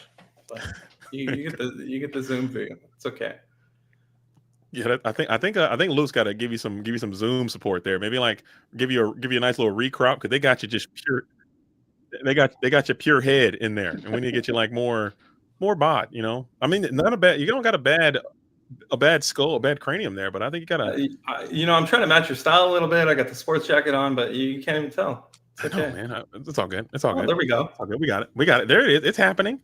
It's a slow burn, but it is happening. But we do have Aaron Rubin is going to be in the building. That's going to be on your right, our left, and then we have Ink's finest Mike Ross is going to be in the building. We did get a chance to check these decks. Did you see them? I think we're going to have a nice little showcase here, but we won't leak anything. No surprises here. I have seen the list. There's a lot of exciting stuff going on, and I gotta say, I just resorted my collection and kind of reorganized what I deem to be playable. There's a card in one of these decks that I did not take out of the unplayable pile, so I might have to reconfigure things after this. And I'm trying to get into everybody's head. I think in Lorcana, there's something that we don't talk about enough. The tech card and the side card, or the card that having a card that your opponent has to pick up and read. And I think there's some advantage there. There's got to be some tactical advantage that people need to start maybe beginning to exploit, especially in this set 7 Arcadia Island meta, when the game is just so wide open, anything is viable. just, man, throw some cards in your deck that might be some super high roll cards and just throw them off their games, because these lines are so consistent and people do the same things. They're gonna know what's happening. Throw a curveball in there from time to time, and then You're absolutely right. There's been times recently, the card Fazu took me by surprise, and yeah, let's go. That won a game. Oh yeah, we talked about that. You can do some math and you can play around, goat bounce maybe, but you can't play around 3 lore. Yeah. So I did not appropriately play around that card, unfortunately. As we got the Blurple Jafar, it's going to go down to the Inkwell. So I seen a strategy like this being on display at this weekend's SSG as the Blurple Jafar. Have you had a chance to get some run-ins with that deck that Mike Ross is playing? No, I haven't, and I'm pretty excited to see it. See some things we haven't seen before. Like you said, a lot of repetitive things in this game, but we're going to see some new things here today. For sure, man. We saw. Shout out to Hayes, who played that strategy in the SSG. That thing popped all the way off. He had some Croquet Mallets in there. He had the Tamatoas. He had the Jafar. He had the Lamp. It was going insane, and it went nuts there. So I think it's cool. Like I said, you're only limited by your own creativity in this format. It seems, as everything has a chance, and I really enjoy that aspect of this game. As Lorcana Bro is just kind of taking it easy, keeping it chill, doing what Ruby Sapphire wants to do, hitting those optimal markers as he passes back on over to Mike here. Yeah, basically the perfect start. Well, maybe not the perfect start. Maybe some Bell involved would be perfect in certain scenarios, but both players having Popsicle into Sail, I mean, you can't ask for much more than that. Right. Hitting that ramp super timely. Do you have another card to place down? Maybe you can get a second Popsicle here in, or maybe set up that Croquet Mallet. Really quick, Shane, what does Croquet Mallet do? As double Popsicle coming in, you can't lose, right? Putting me to the test, I don't know off the top of my head what Croquet Mallet does. I'm hoping you can tell me. No one does, but I think it's an item that gives rush. I believe it's an uninkable 1-cost item.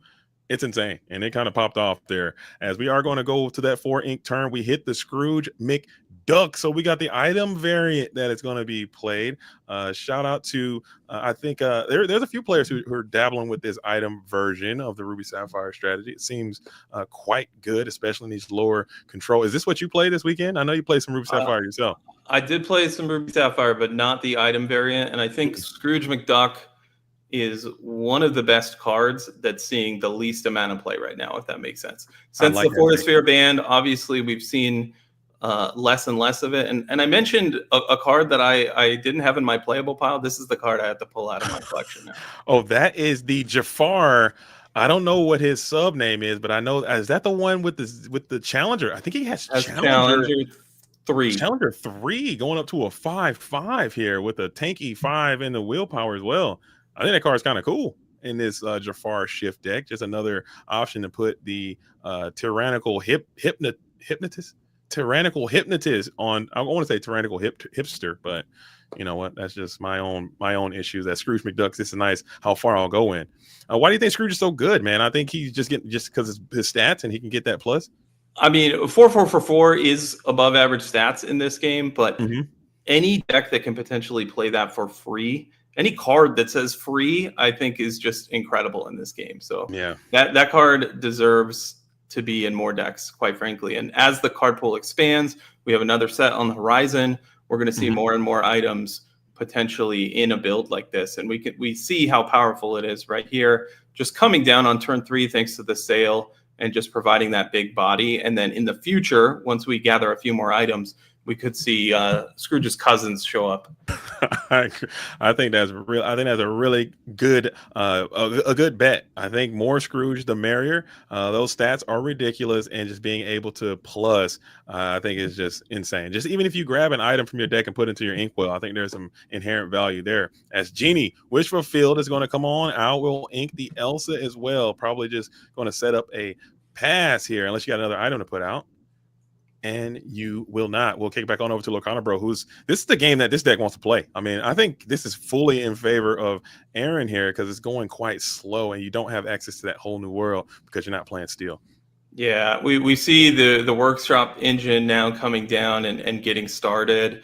And the Blurple deck really has no way to interact with these items. They could potentially be playing things like Cusco and Hideaway. Those haven't been very popular as of late, so we'll see.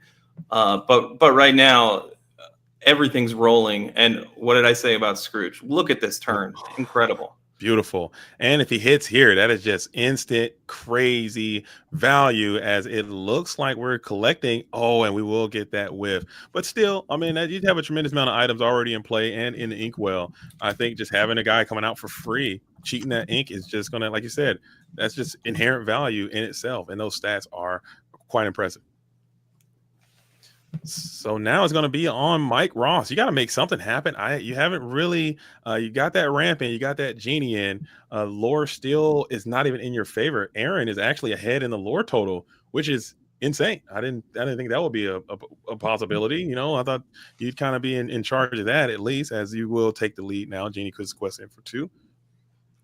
Yeah, Aaron, look. I don't know what the technical term is in Lorcana. In Magic, it's permanence. But I just look at how many permanents he has in play. I mean, 6 ink, 4 items, 2 characters. It's just a significant advantage across the board. Now, with that said, Tamatoa will get some of that advantage back. It essentially is drawing 2 cards here thanks to double Popsicle. For sure. So that's going to be probably your next turn play as you'll continue to add more items. But I'm trying to figure out what is going to be that win condition without that explosive lore burst of the Jafar Tyrannical Hypnotist. And it's going to be a slower grind. And I think when if Aaron can just continue to pile up these items, a Tamatoa Dime can come in and just RKO you right on up out of this game within a matter of seconds. Like I've seen it go from literally from 0 to 20 in one turn because they have so many items in play. So I think if I'm Mike, I'm feeling a little dangerous here. I'm feeling a little not calm at all in this position because you just have no threats and you're not proposing any type of, you're not accosting your opponent in any way. And one thing Mike has to be really concerned about, and there's not much he can do to play around it, but with a Sapphire Coal already in play and a Fishbone Quill in play, if there's a big Sisu lurking at any point, it's going to be able to take out essentially whatever it wants. For sure. And that's a very, very dangerous game. Although one thing you do have going for you is that Aaron's hand is starting to dwindle a bit. The inkwell is stacked, but you're going to have to start getting some workshop triggers here soon, or maybe take a couple of turns off and get that item train rolling to just refill your resource so you can keep this engine going, because if you do run out of gas, you're going to be kind of up the creek too. So maybe that's a path to victory for Mike. Yeah, right, he's definitely going to have to move quickly with those 2 questers. Okay, so we're questing for 2. We put in the Popsicle for free as Genie comes in. So now you're kind of starting to turn the tide, put some threats on board. You're representing 6 as you're comfortably sitting. I think you're sitting at 6 now on the board with 6 more. That puts you at 12. So like you said, if that Sisu comes down here, you're going to be on your way to a whole new game. As friends from the other side going in, 2 more for the lamp. The lamp. I'm sorry, I had to do that. I do apologize for that. That was completely unnecessary. I could not control myself. You know, this is a card I've yet to play myself, being the lamp, and it looks pretty damn exciting when it works. And I'm telling you, right? We're set up with the genies. We have a Jafar sitting in the discard, but maybe there's some more Jafar coming. I'm certain. And when you pop that lamp off with the Genie and the Jafar, and you send a card back to the hand, and you also you're able to draw 2 cards, it seems quite incredible. But would you really want to send one of these Scrooge McDucks back to the hand? I don't know. Not particularly. Maybe if there was 0 items in play, you'd consider it as a tempo play, but it's going to come down at virtually no cost at all. For sure. As we will go ahead and get the Vitalis Sphere is going to pop, and we're going to use the Scrooge McDuck to be healed just to make this Tamatoa play come alive for maximum effectiveness. I enjoyed that play a lot. You cleared a massive threat. You got your coil going. So the whole Circle of Life engine just worked there. That deck just came together in a nice harmonic resonance frequency complete there. I like that play a lot. Yeah, it's just full control here now with the Tamatoa. We got to presume that there's things like Dime in this deck. We saw Zan Syed have success with this deck this weekend. They are teammates, of course. Zan not representing world-class cards in this event, but you have to imagine we're looking at a very similar list here. And it's just going to, once you have Workshop down, it just keeps going and going and going. assuming you can draw into that chain of items. God, and so there it is. It's all happening. It's workshops coming in. If you can use that Tamatoa to freely put a dime onto the board, now you have your win condition established. As these items are continuing to flow, workshop is continuing to do its thing. The harmony is continuing. As I see on the screen, second star to the right is a card that they have access to. Maybe he's playing that. That's how you can Jafar off with a scene together, draw 5, but I think that's pretty neat. Maybe you can pull that off, but that card seems quite. I would love to see that. That's a card that I did not put in my playable pile, but I would love for a card like that to be playable. I've gotten owned by it in limited, actually. Yeah. You know, if you want to go back and play whatever set that was, booster draft or chaos draft, maybe at a future event, I suggest you take that card very, very highly. I think we should give it a shot, man. These scene together cards, man. I've been dabbling with the card, dig a little deeper, and that card is cool, man. These scene together cards, they're starting to grow on me. I think that's a cool little tech that a lot of people really aren't really fully experimenting with as much as they could. As another Jafar comes in, I believe this is the one that gains strength equal to the cards in your hand. Right, that one, and he also quests for 2 with another 5 piece in the willpower. Cool Okay, card. so we did see the lamp utilized. We drew 2 cards. If something got bounced, I didn't quite catch what it was. I think that Scrooge got sent. Okay, back no, you're right. The other Scrooge got sent back. I mean, I guess you got to preserve the lore on the other side, but I don't know about bouncing Scrooge. I'd feel so bad about it, but I guess you're just trying to protect your situation a little bit. Maybe playing around a potential fish hook coming in and just really stomping your ears together there, and just maybe trying to control your opponent's hand a little, or control their situation a little bit. As we will bounce again, we're doing it twice, drawing some more cards. Finders Keepers, another card that can work well with Jafar going into the Inkwell. Bell comes out. Tempo is at an all-time low, but just like that, you can probably bring those cards back out here for free. Yeah, so we got some characters, we got some lore on the board. There's an opportunity for Mike. He's now with 10 lore, 7 on the board. He is threatening. But if you're Aaron, you're going to get to see some more looks at a potential sweeper here. But this is actually looking good for Mike. Mike, now that he led with Grammatala, that tells me he doesn't have a Sisu or a Be Prepared already lined up. Which is insane. The odds of that just seem low. I'm not sure how many Be Prepared you're playing, but I'm pretty sure if you're playing all these Sapphire Coils, you're probably max Sisu. And how devastating would a Sisu have been in this situation here? So you got just a few turns to probably secure a Sisu, or the game just might be over. The game could be over next turn if we get a Jafar shift, seeing a second star to the right quest scenario. I believe I can't do basic mathematics, but I'm pretty sure that's close enough to a GG type situation. As the lucky dime comes in for free. And we're going to draw an extra card off of the workshop. Remember, he has 2 Scrooges in play. I imagine one will come into play free this turn at some point. Mm-hmm. So Aaron's going to be taking a lot of actions here, but the question is, can he remove any characters on the other side of the board? Yeah, so right now, Mike Ross sitting at 10, representing 2, 4, 6, 7 on the board with a shift and a sing. I don't think you can do both. Well, second star to right is 10, Jafar 7. Yeah, Bell and Jafar could sing it together. That's 5 plus. No, it still would be at 19, I believe. So you still would not be removed from the game, but it's going to be close. So you need to make something happen here very, very quickly, as Scrooge does come in, just like you said. Interesting turn. So you got a ton of cards up. What are you going to do now, Mr. Lorcana, bro? Are you going to pass back on over and succumb to your wounds? Let's see it. Yeah, the thing with these items decks, they draw so many cards, right? Mm-hmm. But a lot of the times it comes down to dropping the 8-drop Tamatoa and kind of one-shotting your opponent with Lucky Dime. That hasn't really been how this has played out. Obviously, Aaron already has 9 lore. So Aaron's pretty well set up to potentially win the next turn if he has a Tamatoa, but he's going to have to dodge some things from Mike. These players don't have each other's deck lists. They don't know exactly what's going on. I know he's only threatening up to 17, but you never really know what can happen on that side. All right, so here it is. Does Mike have? And I think it's still Aaron's turn. They have not passed yet. We're not playing on Pixelborn this time. We're kind of doing it through. Oh, he quested and passed there. So he did. That was a quick turn, just a quest 4, pass going up to. Did he quest 4? No, this has been Aaron's turn for a while now. He's just okay. got a lot more to do. The genie's quested the previous turn. Got it. I thought they were ready for some reason. I'm losing my mind over here. I thought he did it super fast. And I kind of looked. I looked at the name, looked at the scoreboard, came back. They were just still sitting there. Aaron's cooking. He's still doing his thing. As little Sisu's out here. Okay, Sisu's gonna help.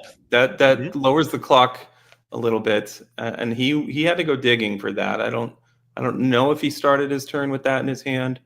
But he saw lots of cards and eventually is able to take care of a genie with the help, of course, of a sapphire coil. Is there any world you would have went after that Jafar just in case of a potential shift?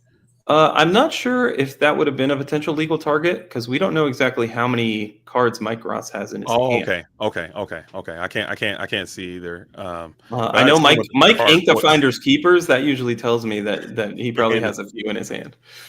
Okay. I couldn't see either. I was like, I forgot. He's probably, even with all the sapphire coils, maybe he could have got him low enough. I don't know. It's possible. We did quill, we did ink twice, but either way, opting for the genie. Okay. So here it is. Now, can you make a miracle happen? Is it possible? Will we see it? The Jafar lives. Will he be shifted upon? Will there be a second star to the right? Stay tuned. Keep it locked. Don't touch that dial. Or maybe we'll just get a shift. And if you don't do a huge burst here, you might be in trouble. I think the game might end next turn. Yeah, I think if you're Mike, you either want to remove lore potential from the other side if you can't win, because especially with that lucky dime already in play, it's a pretty scary board. Yeah. So we're going up, and I don't know if this deck can afford to play like the Madam M Foxes, the Crabs, and all that kind of stuff to engage, more effectively combat wise. Maybe there's some potential for those cards to be in there, and Elsa would be okay adjacent because he's representing that shift line. The Crab is a huge threat. It's a lot. It's just a lot going on that side of the board. I would not want to be in Mike's position, as Lorcana Bro has to be feeling quite comfortable in this spot, especially when your opponent kind of slows down. What do you think about that when your opponent slows down a little bit in these types of situations? Do you feel more confident or you feel a little anxious? It really depends on what's on my side of the board, right? If I'm Aaron right now, I'm probably feeling pretty confident because you feel like you can likely win the game the following turn. But with this Jafar in play, you might be wondering, okay, what's the worst that can happen? Of course, this isn't Purple Steel Jafar, so we won't be seeing a whole new world. But there are some other potentials. For sure. I think that maybe this deck can play Lucky Dime as well. I've seen, I don't know, the version we saw was slightly different than this one. The lamps did get a chance to pop off, but I think just the amount of time it's taken, I think you might have to start, thinking about getting into the next game, potentially getting on the draw and doing something different, because this Ruby Sapphire deck can go long. And I know Bonnie Ball and Luke Wonderland were talking about that in round number 1. How to tactically scoop, how to get out of there when the game is cooked and preserving time. I think that's something that you really need to think about, because going the distance with this Ruby Sapphire deck, I think will be at a disadvantage to you, because this game can grind. This deck can grind. Yeah, I 100% agree that in a tournament like a DLC level tournament, you have to keep the clock in mind, 100%. Interestingly enough, this is the first time I've seen Tamatoa bring back 2 lamps in my Lorcana viewing history. I don't know if it's going to be effective enough to win the game, but it is still pretty impressive nonetheless. Hey, we're about to get some tempo and some drawing. Let's get it done.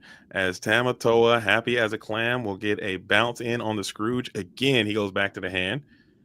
And I guess she might have to potentially send the Sisu maybe, just to break up some of that shit. You know how we can't play another one. I'm sorry, because you don't have enough ink to do that since you played that Tamatoa. But we will go ahead and clear the Tamatoa. Look at that tanky Jafar swing. Thoughts on that? Yeah, we weren't exactly sure how many cards he had in his hand, but clearly it was 5 or more in order to take out that Tamatoa.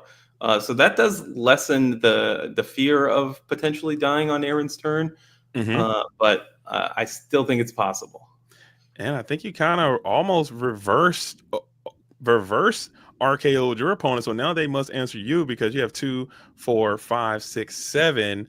that'll put you at exact lorthal damage as you'll ink the big Sea Witch Queen and pop another bell onto the board. So you're representing game now. So now Aaron needs to do something to you. Man, I love this game. The back and forth of it all is really cool. That was a very strong turn from Mike. Like I said, he did remove some lore on the other side, but he also applied some pressure, added a few more characters, and it's up to Aaron now to respond. Like you said, does he have a big Sisu? Does he have a big Tamatoa? Those are the big payoffs in this scenario. Absolutely. And I'm over here talking about scooping and getting out of here, and Mike says, I ain't heard no bell. This game is far from over as he has all his guys set up. So now Aaron needs to get to some of those sweepers. He's gone through so many cards in his deck. You got no Be Prepared. You got no Sisu. That seems almost very impractical, unlikely. I don't know how many. They haven't played any Visions of the Future or Develop Your Brain, any kind of stuff. I don't think this deck plays those cards. Do they? I'm not sure how this deck is built these days. There's a mixture of things, but you're primarily relying on the Maurice's Workshop to dig into your deck as much as possible. But yes, you're correct. We haven't seen anything like Vision or Develop. And we'll see what the first play of this turn is. Interestingly enough, we do not play the Scrooge for free. So that tells me that he plans on using either one of the Lucky Dime or the Fishbone Quill. Interesting indeed. Yeah, so you've gone this entire game with not a Vision of the Future, no Sisu, no Be Prepared. That seems very, very unlikely with all this drawing and digging that you have done. But maybe Scrooge has been a double-edged sword and sending all your material to the bottom of the deck. That's very possible. That has been happening all this time as all those Scrooge activations have been going off. Yeah, I want to mention something about that. So sometimes when you Scrooge, you see maybe 3 really good cards you wanted being sent to the bottom, and you're taking an item. I think mentally that might mess some people up, but realistically, it could be getting you 4 cards closer to a card you're really looking for. So at the end of the day, I think it's completely random. I wouldn't get too caught up in seeing your good cards being sent to the bottom, because there might be more good cards that you're closer to. And if you just keep Scrooging, you're going to eventually bring those cards back up to the top. If you just keep sending cards back to the bottom of your deck, or you can just start playing Dig a Little Deeper and you send 7, and then you really can get those cards back. That's true. Dig a Little Deeper is a great card when you're resolving it. When it's stuck in your hand and there's Lilos and Flynn Riders on the other side, then Dig a Little Deeper doesn't look so hot. I'm a high rolling baby, dude. I love me some high rolling bricks. Win by the sword, die by the trigger is my call. It's my phrase. As we'll go ahead and get the Great Stone Dragon down into the Inkwell. It looks, but now you got to engage in combat. Do you have a Vitalis Sphere? I think that'd be pretty good here if you can get that going, or maybe another way to engage with Tamatoa. Maybe get some top end, man. You got to get something happening. Well, we definitely announced some coil triggers. I'm sure they're verbalizing to each other what the coil is targeting. But Aaron taking his time here, which once again leads me to believe there isn't a shift Sisu, or is there? It's possible. Maybe it's coming, because now I think we're going up to 6 with the coil. Is that 6? Possibly. It's all blended together. Yeah, Shift Sisu here would be just. There's a lot of communication going on, so there's a lot of Sapphire Coils triggers. Here we go. Is the big. See you later, dragon. And look at that Jafar still tanking, dude. This guy is just doing his thing. All right, Bell said no. Get out of here. And I think that might be the straw that breaks the camel's back, as Aaron Lorcana bro is going to be the one who can withstand and survive, it seems, and puts Mike Ross to a pretty unfortunate position. I think that game was very well played by both of these Illumineers, and you got nothing to hang your head on that one, as we probably get into a game number 2 here soon. Yeah, I want to go back to the beginning of Aaron's turn when he casts the Scrooge paying full price. I think he wisely recognized that he was likely going to need that quill. Whether he had the big Sisu or not, we'll never know. Well, I guess he didn't draw any cards, did he? So he must have had it. He didn't draw any non-items with the Scrooges involved. So yeah, he had the Sisu, and he recognized that quill was going to be important, especially since he found the second coil off the first Scrooge and was able to play the second Scrooge for free after that. 100%. I think that's some heads up. You got to be in tune with this kind of deck, man. This is definitely for anyone out here who may be going to a set championship and see what Lorcana Bro is doing. This is definitely not a point and click kind of deck. I would highly recommend downloading this deck and getting some quality reps in before you show up to this tournament. Because if you think it's just going to roll like this every time, you better be locked in and switched on, or you will get clapped up and vigorously sent out of that tournament at an expedient rate if you're just showing up like that. So I don't recommend. You think these other two Scrooges are making fun of the third one that just showed up? Like you couldn't even find an item. Come on. And you're not even foil. Get out of here, bozo. What are you doing? Come on, late to the party. But I don't. Maybe as more Scrooge, and there is a win condition. I think that's gonna do it here with the lucky dime. And there he is, the big old school bling bling is out there active, doing his thing. We got a jillion items in play, and we will just tap that dime and get on into a game number 2. 33 minutes left in the round. Yeah, we saw it. Mike just didn't put up enough early pressure in this game, and Aaron was allowed to do his thing. Mm-hmm.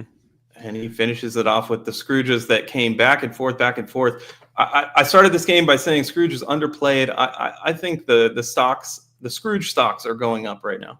Yeah.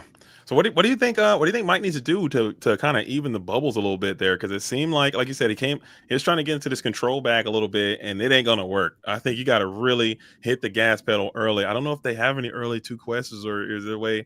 How do you think he can get more aggressive to put pressure sooner?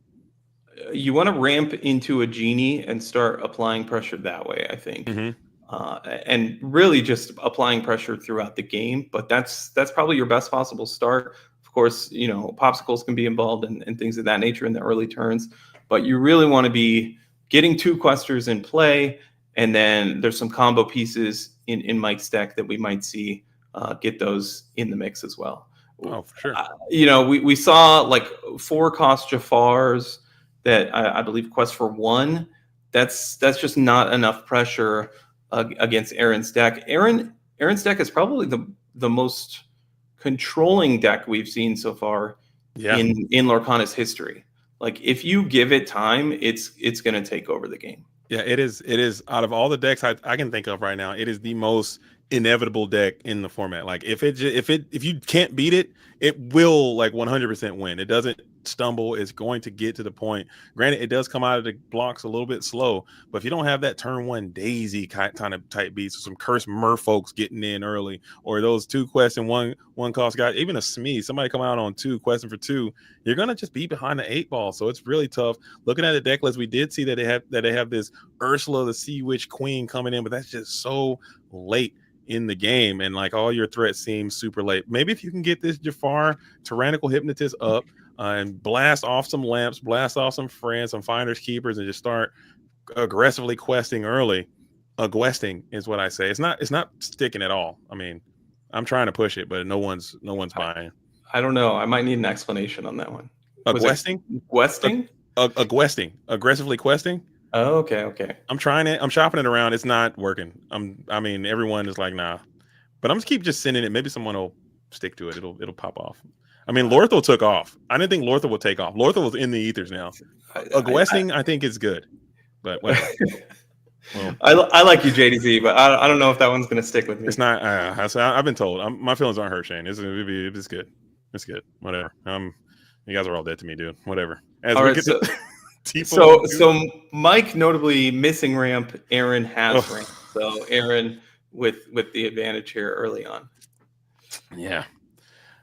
It is going to be like that a portion of the time, as we are going to hardcast friends. That's another really, really slow turn. This is the opposite of what we said in our preamble to this match number 2, game number 2, as it seems like it seemed like Aaron is the one agguesting you instead of you agguesting on them. It's not even working for me now. I got to cut it. Oh my goodness, it's not going to work.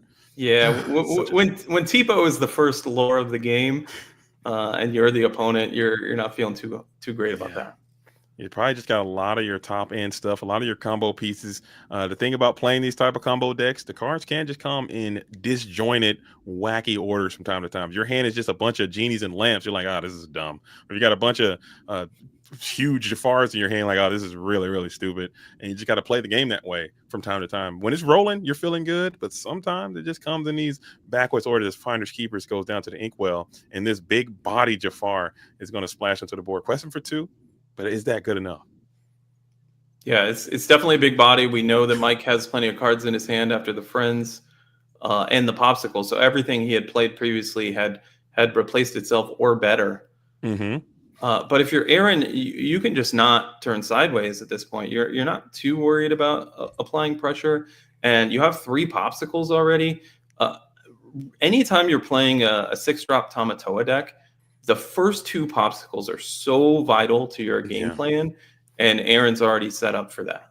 And you'll notice as well, Shane, he's got the 4 items up. So the free Scrooge is inbound. You got, like I said, your Tamatoas are just going crazy. You got this Vitalisphere that's up for those sneaky trick shots that you can do. And it's just, I think everything is kind of rolling in our Lorcana Bros' favor as you finally get to a little bit of pressure in the form of Genie, who's going to be able to, hopefully you can get some of that lamp action going with this Jafar Genie combination as you get a sneaky little quest for 2 in with this buff Jafar. We did go questing with the Jafar. Just one super minor note as far as sequencing. He quested first and then drew a card off a Genie. Mm-hmm. Maybe if you draw Friends on the other side, maybe you want to sing instead. So just something to consider in the future. Absolutely, a little bit. Always draw your cards first is what I'm taking away from now. I think that's some good heads up maneuvers. Get your cards, make your information, and then you'll probably end up doing the same thing you're going to do. But yeah, more often than not, you're going to do it. And I do the same thing sometimes. I'm like, I should have drew my card first. What am I doing? But, and just like you said, here we go. He's here. Ooh, that is so good. Hiram, what? Hiram who? I mean, this is kind of like a very slow, but I think this is more devastating. Hiram. It's not. Hiram was the mess, but this is pretty bad too. This is my favorite play in Lorcana right now. Just play Tamatoa, get back 2 Popsicles.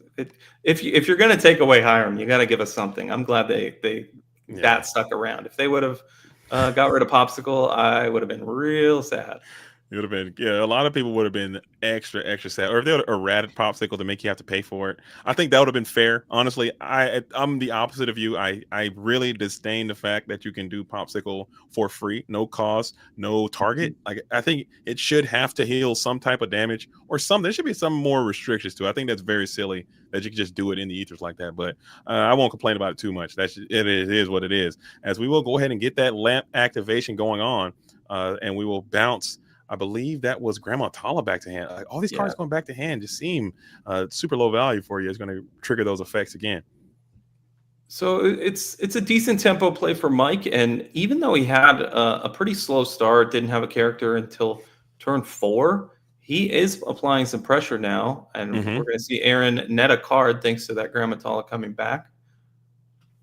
Yeah, the tempo was the tempo worth checking 2 more cards, as we will go ahead and get that Vitalisphere right on in. So now you have the ability to Grandma Tala into your shift line, which is now broken up. I think he is. How many cards do you have in hand? He has no cards in hand. Is that no cards in hand?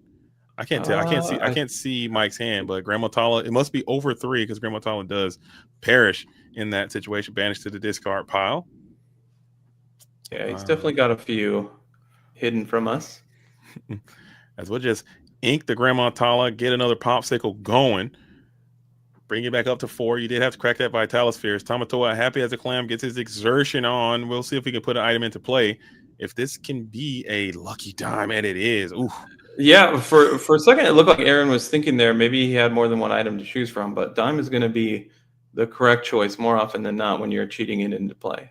Because it just comes in for free. I mean, that's cheating 7 ink. That's a whole nother turn cycle worth of ink from just doing a normal game action. I think that in itself is just absolutely busted. I think Tamatoa, happy as a clam, still with no Force Sphere, is still one of the very best cards ever printed for that reason alone.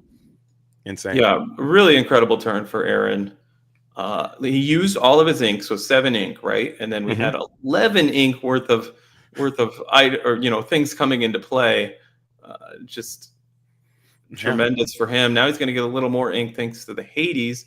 But for Mike, this is looking very similar to the last game, with the fact that these genies are applying pressure, and it's going to come down to, does Aaron have a sweeper?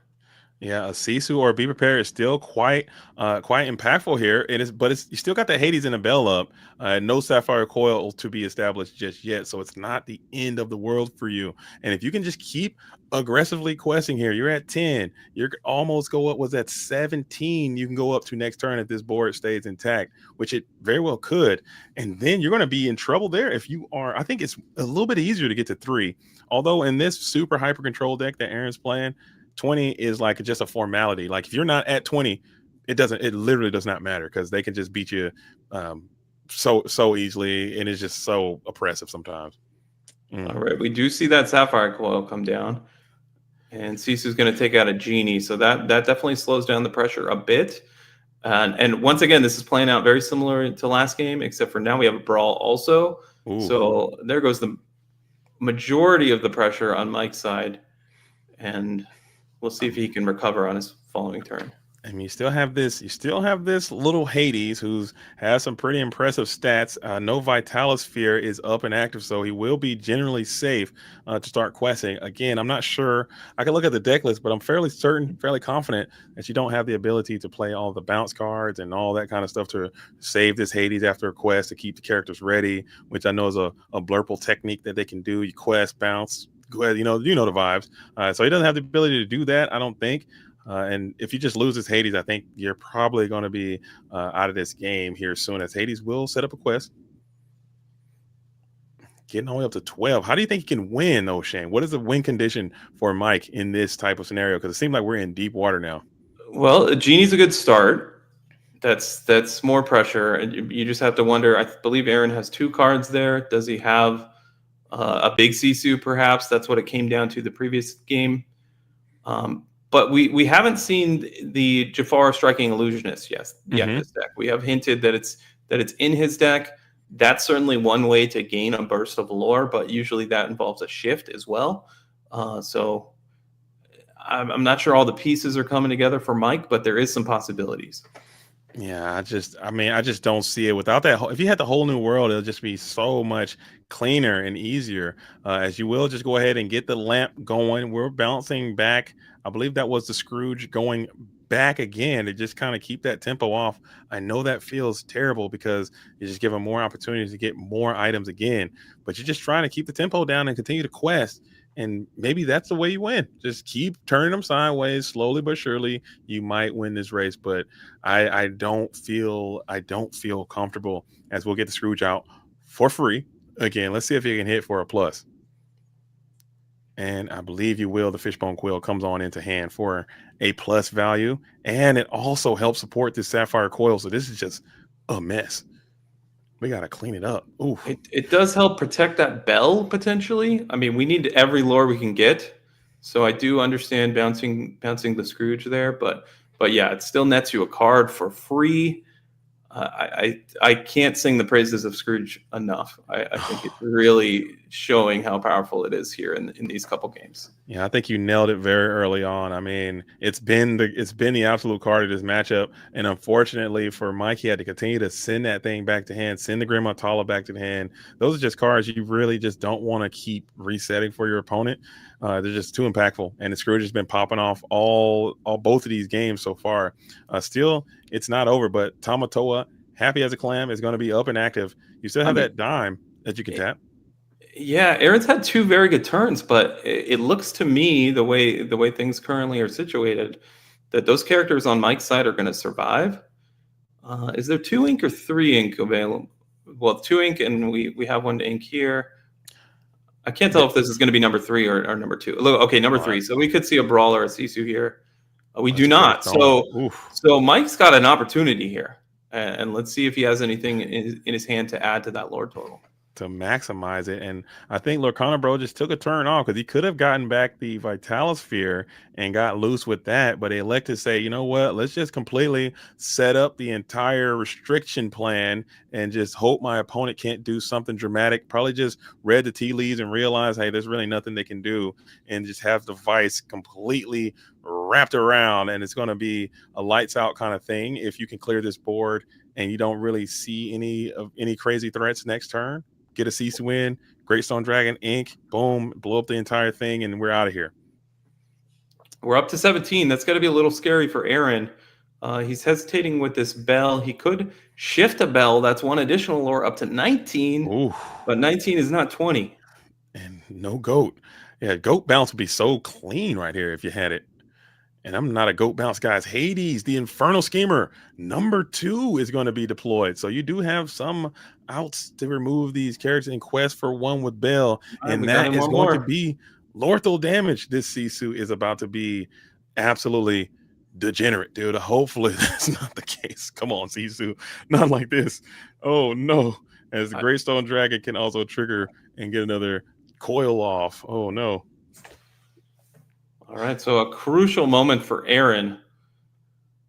He's got to do something to clear some characters here, or win the game. He certainly has the potential to do that. In that last game, just like we said, hey, and now, but if I'm Mike Ross, I'm sweating, dude, because there's just too many outs. I am vigorously sweating as we will get a draw in with the Maurice's workshop. Yeah, I'm sweating. The more actions Aaron takes that don't involve removing my characters, I'm feeling at ease, if you will. Exactly. Sure, he's drawing a lot of cards, but he's also running out of ink as he does it. I'm just hoping, and he's there you go. It work. Look at that. Sometimes they don't got it. Let's go. Mike Ross gets it done. No Sisu again. A late game, you needed a Sisu, and you just could not get to it. As Lorcana Bro is going to scoop the cards up, and Mike Ross says, I ain't heard no bell. Blade running. I like that a lot, man. Oh, my goodness. What a game. I think Aaron's looking through his deck right now. Like, I do have Sisus, right? I didn't drop them. They're not, back in the card binder somehow. Because they're not showing up, man. I got to look at the deck list again. Now that we're in game number 3, we can kind of have some idea. And there are Sisus in the deck. I mean, they're more than 2. We saw one in game 1, but there's 3 total. So he was hoping to find at least one. And that would have been a devastating Sisu if you could have got that to come off. But looking at Mike Ross's deck, I don't think that there is a second star to the right. And if you're Mike, regardless of how this third game goes, congrats to you keeping your composure. Because honestly, if I was on your side and I played Friends on turn 3 and my first character was on turn 4, I didn't have ramp, I would have just about scooped it up there. But he hung in there. Aaron didn't have the answers, and he got to 20. Absolutely. I'm talking about scooping early multiple games in a row, but he's just saying, you know what? This is a marathon, not a sprint. We'll take it slow. And to his point, this Aaron's deck is quite slow to set up. And if he's not going to accost you, you give you some chance to get those quests in with those 2 guys that you have. The genies can kind of, just like you said, the genies can start exerting, getting some lore added on. And that could just pile up to a victory. That Hades came in right on time to clear that Happy as a Clam, and the game just came to a screeching halt. So the deck seems cool, and I want to see it pop off. Maybe we can see a Jafar do his thing this game. We haven't seen it yet. I think both of these decks, the key thing they're looking for in the early turns are both Popsicle and Ramp. That's basically the skill set you want to be looking for when you're playing any Sapphire deck at this point. I noticed Aaron, I believe, sent 6 back. I believe Mike sent 5. So that leads me to believe, as long as you're keeping 1, that you're going to have one of those cards at least. For sure. And that's what I think. As I played a bit of Ruby Sapphire myself, and I just found myself constantly altering 5, 6, 7 cards, just looking for a ramp, looking for Popsicle, and just trying to play that game, because it's much more fun when you have those cards, and then when you don't, because it's your chances of winning go up. As we got the Hypnotic Strength, we got a freaking thematic deck there. As the Jafar's action is in the deck, it will increase strength, I believe, with draw card. Thoughts? Yeah, that's primarily in the deck to handle things like Iago, and I'm sure we'll see some more vanishing characters in the next set, so cards like that might become more popular. But Aaron misses ramp on turn 2. One player did it once, and now you're going to do it too, and you get the bell. And Mike has the best possible start. That right there, and that's why I think if you play, you can't lose according to the laws of physics and graphic calculators. If you play Bell with Popsicle Sing Friends, you just automatically win. I think that's just how the game is played. I didn't make this up. It's going to be what it is. One thing I want to back up to the very first turn of the game. Aaron inked a Bell, played a Popsicle. I think a lot of players would just instinctively tell themselves, oh, I have Bell and Popsicle. I have to make this happen on turn 1. But he valued that Bell more as an inkable. And we know this Tipo was almost had to have been drawn for the turn because it would have been played last turn if able. So that must mean Aaron's hand is just bricked up something nasty, dude, as he cannot seem to get it unclogged. Tipo's probably doing a good job of that. I guarantee the hand it's all Sisu's this time. They couldn't go, oh man, Sisu. I'm trying to tell you that card pisses me off more than I care to admit, because when you need her, she ain't there. But when you don't need her, like turn 1, you got 3 in your hand. You hate to see it. As we're going to hardcast see how far I'll go to try to get back into this thing. Is that big buff Jafar is back at it again, powered up by double friends. So Mike, notably, he's had a tremendous start with that double friends, but singing does come at a cost, right? He hasn't applied any lore so far in the game. And so while he's got some big characters in play, and Aaron only has this Tipo, well, now Aaron's kind of online, right? He has the Popsicle, and he had ramp in back-to-back turns. So he's going to have some really powerful stuff in the upcoming turns. Absolutely. And like I said, just give him a chance to unbrick and you're going to be in trouble. So getting those quests in early, you're now sitting at you're sitting at 3 now at the Jafar. You got this really potent McDuck Manor that's up. I think this thing can go for quite a few lore with no Vitalosphere active. I don't think this deck can afford to play Maui's either. Are you playing Maui? We haven't seen any Maui's from Aaron. I don't believe they're in the deck. We haven't seen anything like Hideaway inked or Cusco inked. So it is going to be difficult to get rid of this manor. In a manner of speaking. I stole that call from Garrett. He is an ink participant there representing this squad. I stole that. That is a good call. I like to steal people's calls when I share time in the booth with them, and that's one that he bestowed upon me. In a manner of speaking, it's quite good. It works. That one works. Now that one works. My a questing does not work, but in a manner of speaking, it kills every time. So I had to steal that. Shout out to Garrett for that. I don't know what's going on here. Scrooge is on one side, his manor's on the other side, and it's taking him down. It's like he's kicked out of the building.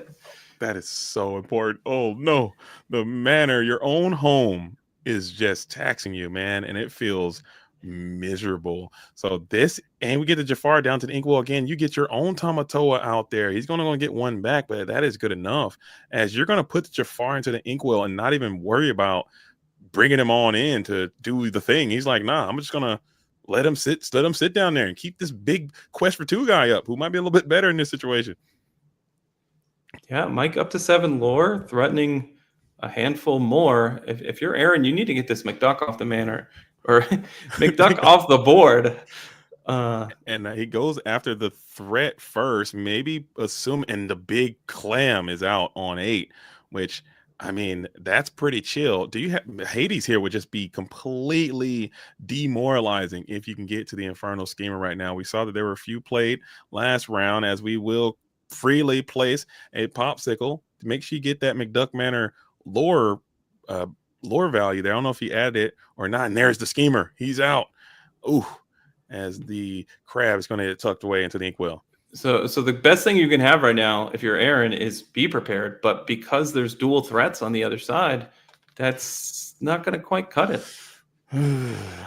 He's got a lot of cards to work with, but there's diversified threats on Mike's board, and everything has gone according to plan for him. How many Sisus do you think are in hand right now? And how pissed do you think Aaron is if there are more than one? I'm livid. If I have one Sisu in my hand, I'm tearing it into 50 pieces right now and throwing that thing into even if you have a coil into an ink, you're only taking care of one character on this board. You need a Vitalosphere and a lot more. You need a whole new world, dude. different dimension, if you will. Get this thing rocking and rolling. Looks like you got a nice, healthy hand, but be prepared. I think would be all right. The manner is pressured. So how much are you threatening here? You got 2, 4, 6, 7 coming in. That'll put you at 19. And that's just misery incarnate. You got to clear something right now. I don't think you can do it. He's thinking, but he doesn't have his engine. He doesn't have a workshop, right? If you play, maybe you banish this popsicle, you play a Tamatoa, you can draw an extra card, sure. But anything you're playing for card advantage on this board doesn't advance the scenario, which is you need to prevent lore on the other side. You know what he needs? He needs a freaking Maui whale, dude. That's what he needs. That's what you need, dude. It'll clear this thing right up in a heartbeat, dude. I don't think of those ink, but he pound right through this board, dude. That's what you need. A little whale there, a little whaling time. Just imagine, okay, if you had a few more ink though, and the whale comes in.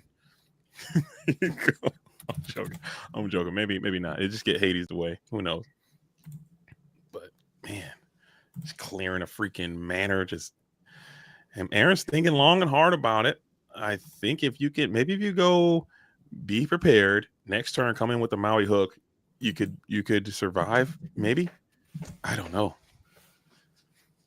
It's tough. And I've been in these positions, as a Ruby Sapphire player, anytime the board on the other side has several characters, but also a location, those are the toughest situations to beat. And it looks like we are going to go for the Tamatoa again, which is just, I mean, it's something.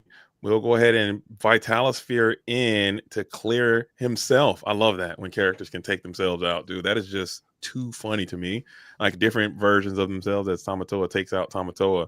And he's going to kind of hang out there for a little while as McDuckman is going to continue to gain a little bit of real estate ROI. See, one of the key plays of Lorcana's past was Tamatoa, Vitalosphere, take out Queen's Castle, but Manor is simply too strong.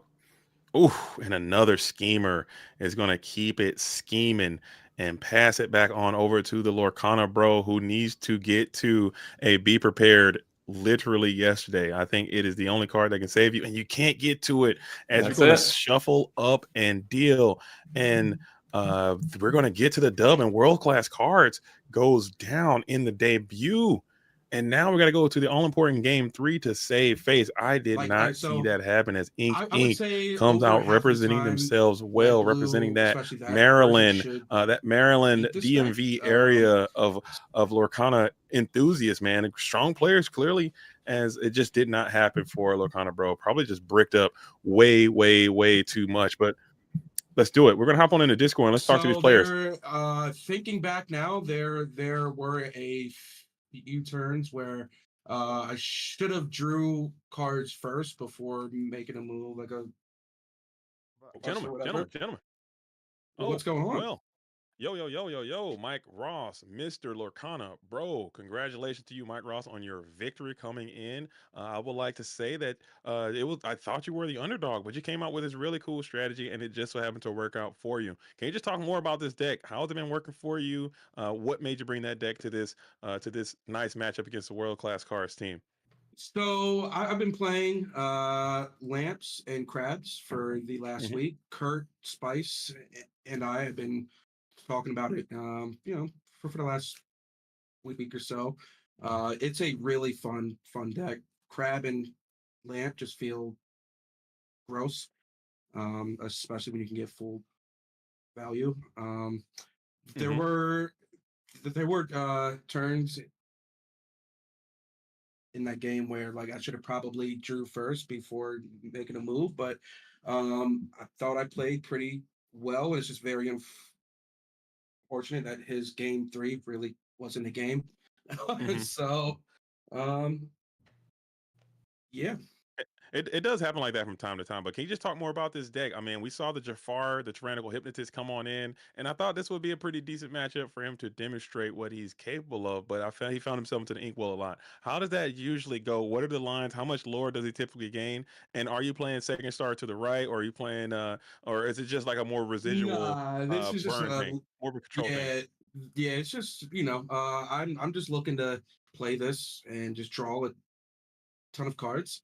And there's plenty of turns where you can go from 8 to 10 to 20 lore, especially with Lamp drawing 2 for 2 and then bouncing a 4 cost or less. It just feels kind of busted. Crab gets way better getting back lamps instead of just a regular popsicle. So as soon as I, saw these 2 cards, I'm like, all right, let's make it work. Absolutely. And I got Shane, I got Shaner's edict here with me, man. We both were seeing you playing. We saw how resilient you were in those matches. It wasn't going your way a lot of the times, but you stuck with it. Shane, you got some questions about that, man. I'm sure you saw some things from your perspective as well. I don't want to hog all the questions.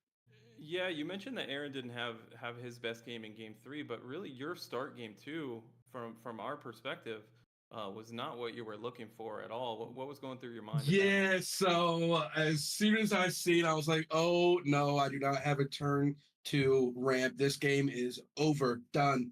But turns out I had a bit of good draws there, and I still end up winning. Game 3 just really didn't feel like a game, which sucks. Like I know that feels bad. I have played this red blue deck a lot, and it usually beats up on this deck. So I guess I got a bit of luck tonight. Absolutely. Yeah. Okay, and that's what it takes, those. But let's bring Lorcana Bro in here. Maybe he can get some from his perspective. Lorcana Bro, aka Aaron, world class cards, finest in the building. Back on this hyper control Ruby Sapphire items deck. Can you just tell us a little bit about that deck? What made you bring it? I like to hear people's ideas and mindsets of why they brought certain decks and how they came to be. No, I just Zan won 5K yesterday with a variant of this. Oh, sorry. Yeah, I was just one of my teammates, Dan, won 5K yesterday with a variant of this deck. It looked sweet, so I figured I'd play it. This was actually my first time playing the deck, so you probably could see some of my turns were going a little bit slower than normally. I was just, trying to figure it out as I went, but it's a ton of fun. I mean, it plays very similarly to like the blue steel one items deck that came before it, pre-ban, where you're just trying to accumulate a bunch of items and go for a Tamatoa dime win combo, and just trying to control the board up until that point. Yeah, so that's what it's trying to do. Okay, and it's as we saw in game number 1, you executed your game plan quite well. In game number 2 and game number 3, can you just describe what happened? I mean, what did you do to Sisu? Why is Sisu not your friend? Like, why is that not? Are you cursed or something? What's happening there with your with game number 2 and also with game number 3? I mean, in game number 2, it really came down to you hit the nail right on the head. There's I drew who knows how many cards in my deck and never saw a single copy of Big Sisu or Be Prepared. And Which is crazy. Had I found a single copy, I'm pretty sure I'd handily win that game. But that's the nature of the card games. And in game, so and not to take anything away from, sorry, is it Mike? Mike, yeah. Mike, yeah, he played Yeah, very Mike. well, and he had a super rocky start in game 2, which bought me a lot of time. But unfortunately for me, father time came a ticking before I was ready. Before Absolutely. to show up, and then but other than that, like the game plan was executed in game 2 as well. I was just missing my closer pieces to stabilize the board. And in game 3, it was just a completely non-functional hand. I mulliganed 6 cards. I kept a popsicle. That was my one card that I kept. And no ramp on turn 2.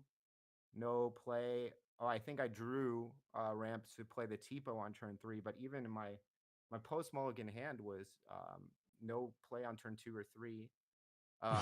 So I had to how far I'll go on turn 4. Yeah, that was a brutal start, man.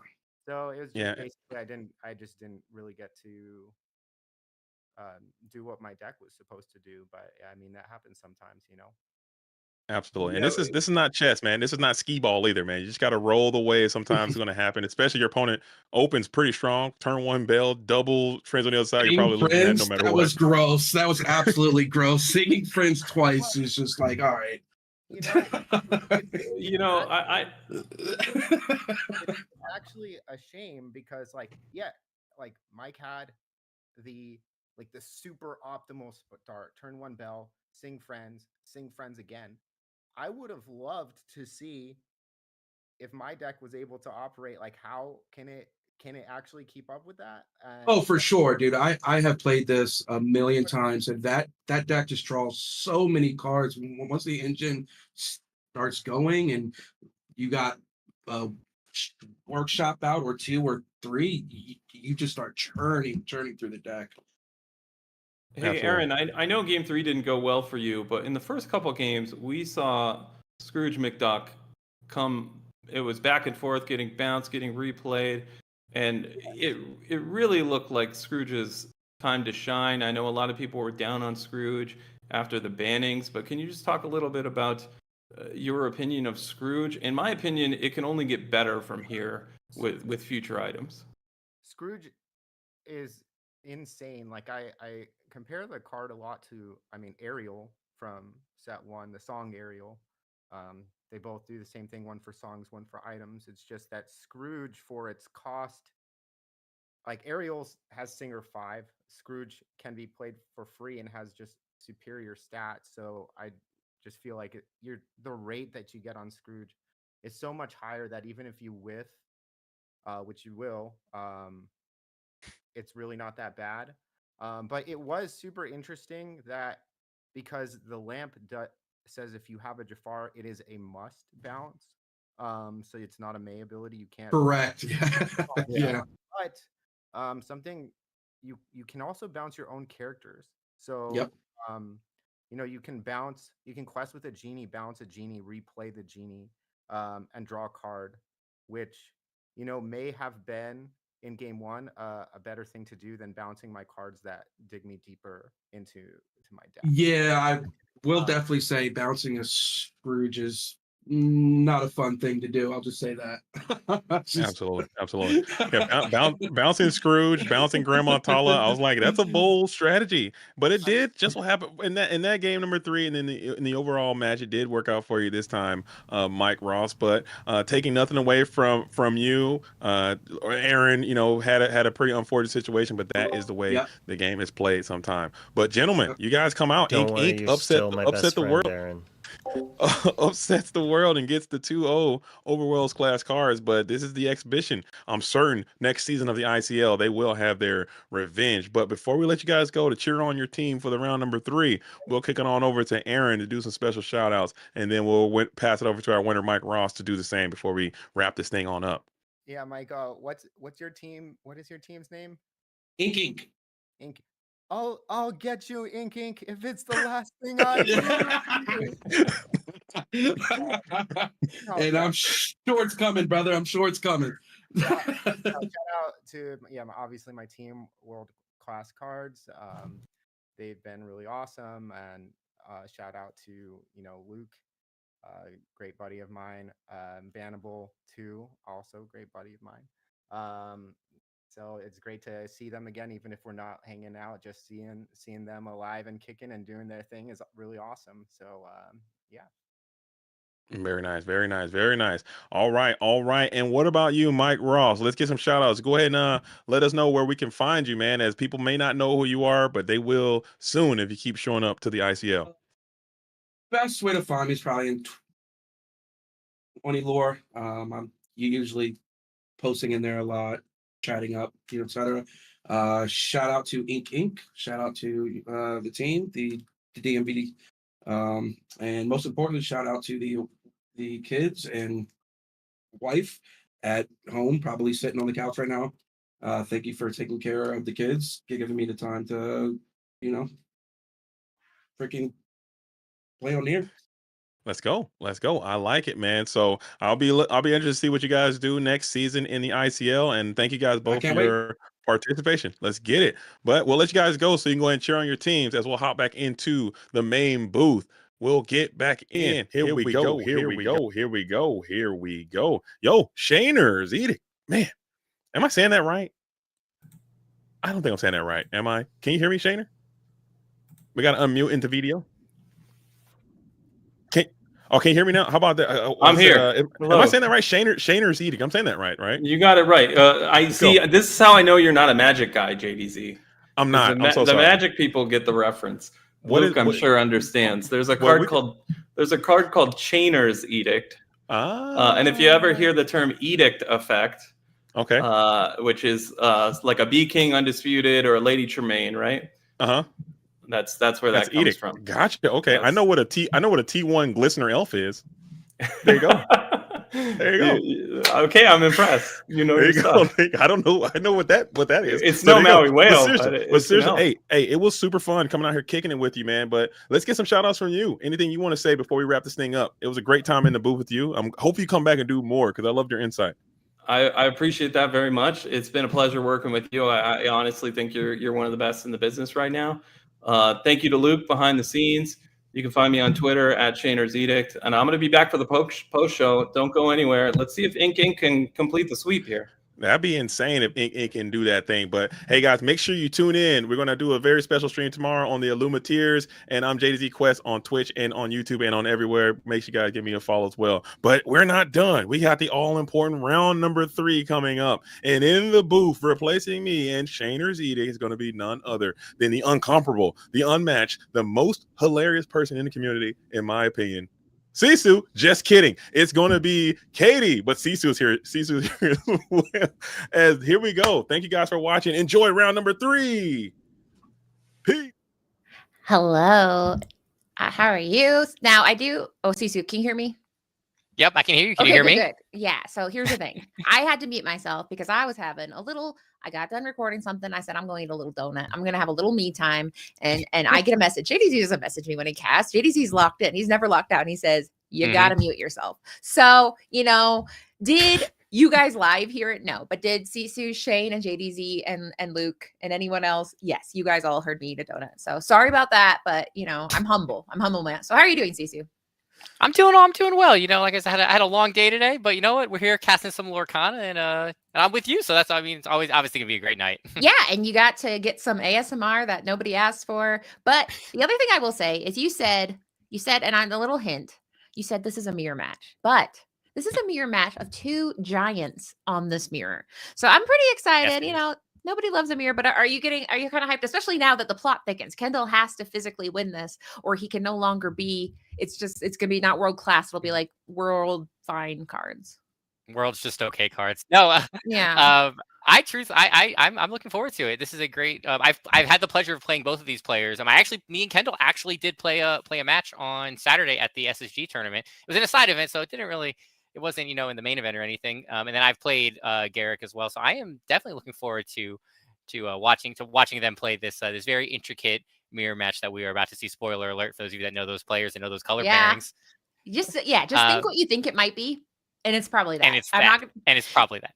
And now there was an important moment right after Hiram was banned that people processed that, but then there was a second moment where Ruby Amethyst players said, I don't have to play Fairy Ship anymore. So this is an exciting time. All the Fairy Ships were burned on the same day. It was kind of like the end of disco where they burned all the disco records. They said, Fairy Ship, get out. We don't need you anymore.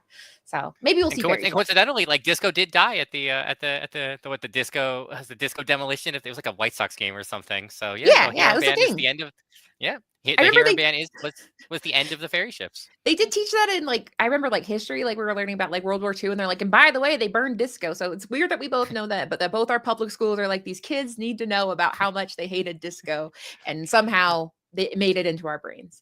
Yeah, it's funny because I mainly know it just being a sports fan. Because the owner of the White Sox at the time was he was notorious for trying to get people into the stands, and that was his way of getting them into the stands that day. And it was like a whole big thing, like throwing flaming records on the field, and it was a legitimate thing. It was crazy. And honestly, amazing way to protest is by saying, I already bought this product and now it's destroyed. I'm like, well, you already bought it. Good. You're going to do a protest, do one where it's okay. But still, it's kind of funny when people buy something to destroy it. I'm like, I think you've lost the plot, my friend. Yes, they definitely did lose the plot that day for sure. That is to say the least. But speaking of plot, Garrick is already flexing. He's already saying, gun, I got or like the pecan mat. So he's saying, I've already won something. Mm-hmm. Yeah, you got a mat from Matified, which is almost as cool as winning like a play mat at a tournament is getting a Matified mat at this point. It's like, are you going to get one? I don't know. But I'm a big fan of, have you ever gotten one of these tournament mats? No, I'm so sad. So I played in one event at PAX Prime or PAX Unplugged, sorry, in Philadelphia last year. And I started 2-0 and then I ran into just a really like awkward matchup, and like game 1 I won, and then the next 2 games I just bricked beyond belief, and I unfortunately lost my mat. But that was the only one I played, but hopefully I'll play in some more next year or next season. Now, yeah, I mean, I think it's hard because it's like, plus we're at a convention and you want to do cool convention stuff, but they're off to the races. I thought they were going to be like, oh, and so they've already spoiled it. It's a mirror. It's Ruby Amethyst mirror. You guys knew it. And these two players, they're not new to it. They're true to it. They both love these decks very much. So we see a classic opening here of a Broom being played. Now, Garrick, he did ink a Maui Shark, which is, one of the big key components of a modern Ruby. Yep. Or rather of the newest iteration, and then he passes. So that's kind of a bummer. Most of these decks like to drop something on turn 1, but Garrett could be on some new spice here. Yeah, definitely. Yeah, you definitely want to see. That's definitely a card that you want to see in this mirror match as well. Just being able to answer pretty much anything, on that turn 5, basically using it as like a Dragonfire. And then Kendall here is definitely off to the races with a lot of 1-drops. Yeah, and it's interesting because I mean, I hope you guys know that this is a mirror, but it's a philosophical. It rhymes. These two decks rhyme, but obviously we can already tell on turn 1, Kendall had all the 1-drops, and you're like, well, Garrick, what happened? But later we'll kind of talk about where Garrick's staying the course, and we see this Queen of Hearts come down, which is a very interesting one. She's kind of a damage matters one where she's a 1/4 unless she has damage on her, and then she becomes a 4/4. Yeah, definitely. And there's just some interesting tech cards that you could assume you might be seeing in Garrick's list that can actually take advantage of this. So yeah, and I mean, speaking of tech cards, I'm pretty sure, is this card on the screen? Because JDZ was like, this is my tech card, because I'm pretty sure this was one where he said it this weekend, and I was like, well, I'm Googling. So yeah, we see all these Ruby decks kind of going through the Ruby catalog and being like, well, what can we do to kind of outclass each other? That's a white breezy whale. We'll go through all the whales. Maybe Monstro will be next on the screen, but that's a shark. Yep. Do Maui Shark. Maui Shark. And both these decks are doing it, which was traditionally a Sapphire card, but something happened and Ruby said, hey guys, we got actions too. Did you know that? And then, they rose. And there's some very good actions nonetheless too. Obviously we've been seeing people teching more like Pirate's Life, which is more of like a Ruby Sapphire thing, and then you're even seeing like some playing Dragonfire, and then just even getting back a friends from the other side sometimes is just good because sometimes you need cards. Yeah, and I think one that was very, very popular when Cinderella was the most feared person in the entire world was Teeth and Ambitions. That's an action where everybody said burn it, and then people like, wait, get it out. Put out the fire because maybe we could do something here. So we already kind of see why Teeth and Ambitions could be kind of good with something like Garrick's deck, where, damage is going to need to exist. And then maybe we could do something with the damage later.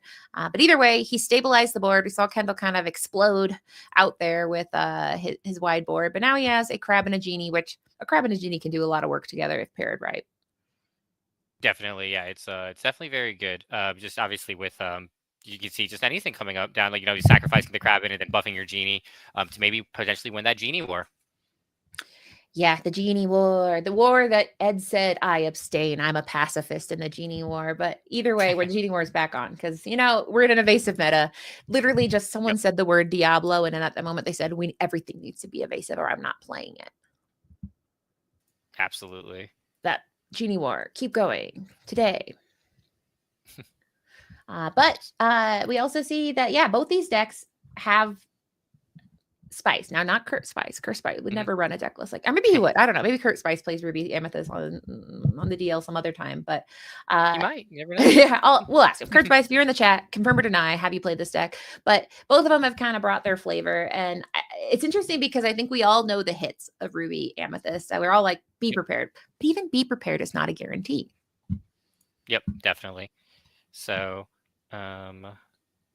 Looks like so, Kendall. So we're kind of in like a not really like a stare down necessarily, but Garrick is definitely getting plenty of mileage out of this Queen of Hearts here. But we're just as Kendall, thinks about what he's going to do next with that absolutely gorgeous mattified World's Class Cards mat. We talked about the con mat, but I mean the team mat is quite nice as well. Yeah, I mean I was very lucky. I got a mattified mat, and honestly, it was like one of the greater moments because it seems like it happens. You get blessed by mattified, and you're like, oh yeah, and I was blessed, and so here we see finally they said, I shall turn your card sideways. Now, getting rid of the crab is kind of a nice, fun trade here because it gets him to be able to. He exerted the crab to sack his own crab. Yeah. Now at this point, he's debating on what he's. Yeah, I think. I mean, yeah, I think he's debating what to run the Elsa, if anything, into, and it is going to be that queen. Yep, definitely. And then that's almost not necessarily a free quest, but it's still a solid enough quest that like Garrick needs to have the answer with his own Elsa or his own crab, something like that, to answer that genie right now. And he's got his hands. He's like, he's got the answer by the fact that he's just ready to rip those cards from perpendicular to uppy downy. Here we go. So does he have it? And I love that he's marking his hand with a picture of you. Exactly. Yeah. The Sisu pin, what can I say? Actually, I don't even have one of those. I need to get one of those. It is. Yeah. It could be your name tag. And then they'll be like, oh, like the dragon. Be like, well, actually it is my friend's Norwegian. I can't remember, but I know you said it has nothing to do with the Finnish. Finish. But you know what? I appreciate you remembering. That makes my heart happy. Yeah. Lore, yeah. I will approximately know several facts about people. And we do see the genie war was won with an Elsa, which obviously they're both kind of saying no you over and over again. Just whatever you do, I'll do it one turn later. Yep. And now we have kind of like an awkward situation too with this is another Elsa. Oh no, it's a shark. Okay, shark is quite good here too. Because so you do take out the genie, so the Elsa can clear, but if that Elsa turns sideways, she's gonna be not long to live in this world, unfortunately, because that shark is gonna get something back. Yeah, she is shark bait. Hoo ha ha. Nemo, Pixar, coming 2026. Oh man, I can't wait for Nemo cards. Yeah, then we could have shark bait. Hoo ha ha. And in this case, Elsa could be shark bait any moment. That shark is frustrating because we do see these decks are teching in some cards. I mean, obviously, Be Prepared is always on the menu for Ruby, but be prepared if you've got anything on your board, like not to have to use it. But we will see. We'll see what kind of spot removal they have in lieu of the dreaded just starting over again and wiping both sides. Yep, absolutely. Yep. And this kind of matchup is like the first person to use Be Prepared traditionally is the one who usually is on the back foot. Yeah. So you want to make sure that your Be Prepared is a very well timed one. It's not like a press in the event of an emergency type situation. Yeah, so we see Kendall is definitely putting the pressure on. We now are seeing the Sharknado kind of firing. He's getting cards and getting lore, and in a moment, we'll see if he's able to get something exerted. Now, there are cards in the arsenal that will exert your characters, I believe. The famous one, obviously, is the Elsa on the board, but we also have things like Pinocchio Talkative Puppet. We have, what's the other one? That's like a finding a way, losing the way, croquet mallet. There's a few where that'll make... Yeah. Exactly. Well, you could do stuff with like the big Ursula. I think it's Sea Witch Queen. It's a 7-drop one. Like when on the quest, you can do stuff like that. Like you said, Talkative Puppet is the popular one that was actually very popular early metas, but kind of fell out of favor just based on the meta, and then just with being uninkable as well. Ooh, and Pirate's Life, very spicy list. That's actually in our game 3 that me and Kendall played on Saturday. That was actually he top decked the Pirate's Life to get the last bit of lore, so quite good as well. And then in Iago and a Diablo, so very, very good turn here for Kendall. He's kind of at the point he's like forcing Garrick. He's like, all right. He's like, press the button.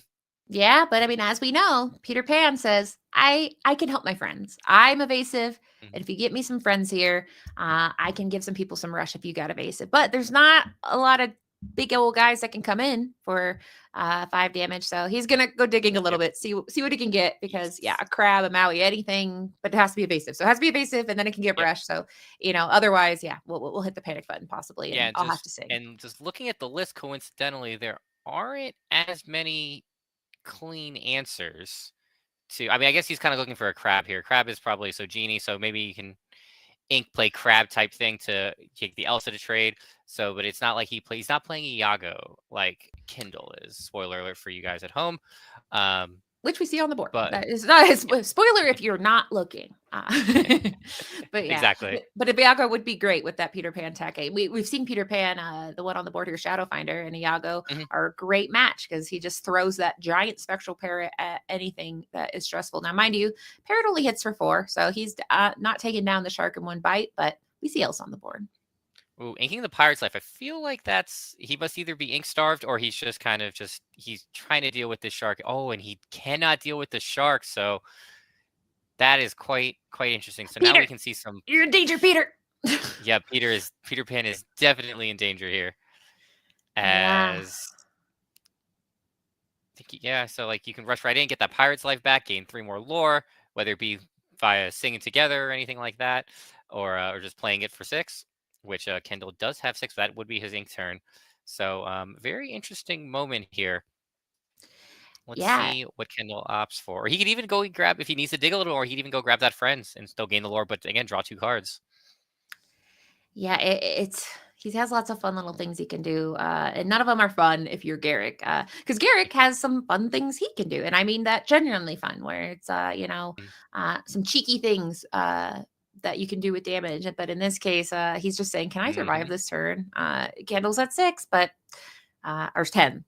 Oh my goodness, I read it backwards. Yep. He's at 10. So I mean, it's Sharknado, and then with that Pirate's Life, that's effectively gaining 3 lore there, getting Friends back. Yep. Another lore. So Sharknado coming to theaters near you, produced by Kindle. Sharknado 3. Yeah. I think they're up. I think 3's happened. So possibly Sharknado 4. Has 3 happened? I don't know. I'll be honest. I only saw the first one, so it's not a Disney film. I don't care. Yeah, no. Instead, we just have to fear the dreaded half shark. The Maui half shark, the half shark tornado, the half sharknado. Whoa! So Kendall's doing a quick backflip there, which was really cool. Yep.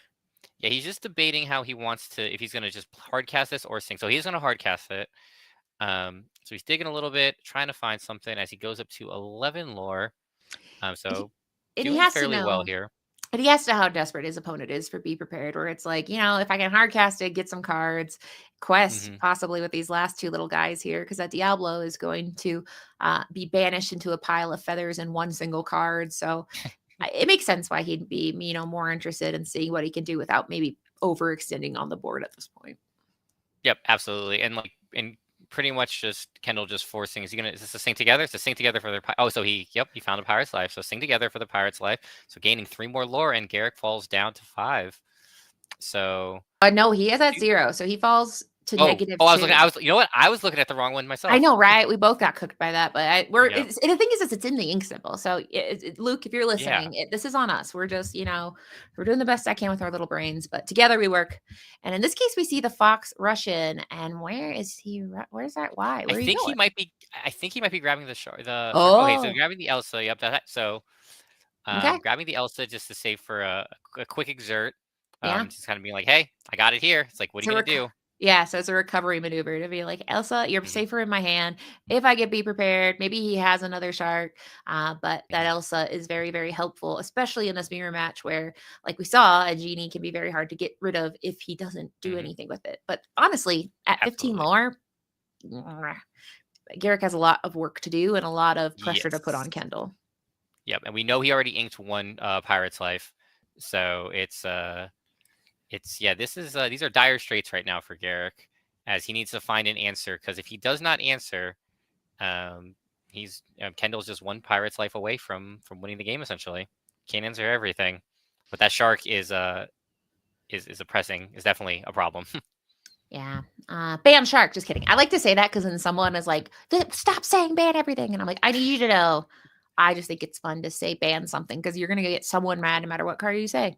But yeah, Pirate's Life has been a problem, is now a problem in 2 decks. Love it. Love it. I love it. Set champs, Pirate's Life. Let's do this. Yes, take my lore. You can tell. Big fan of Pirate's Life. Ban Katie. You can't. Okay. All right. Yep. All right. Nope. Especially can't ban Katie. And that coming from Habibi, that's intense. Like he's saying, listen, I know what it's like to be banned, ban you. And I'm like, whoa. So I crossed the line, and so I guess I'll have to get him like a fruit basket? Habibi, what do I need to do? I don't want to be banned. Please. I don't know. They probably What do they give in Canada? Timbits. Timbits. A nice box. I'll be honest. Timbits. I'll be honest. I do love Tim Hortons and Timbits. Me and my wife, when we go to Canada, we go there probably way more than I'd like to admit.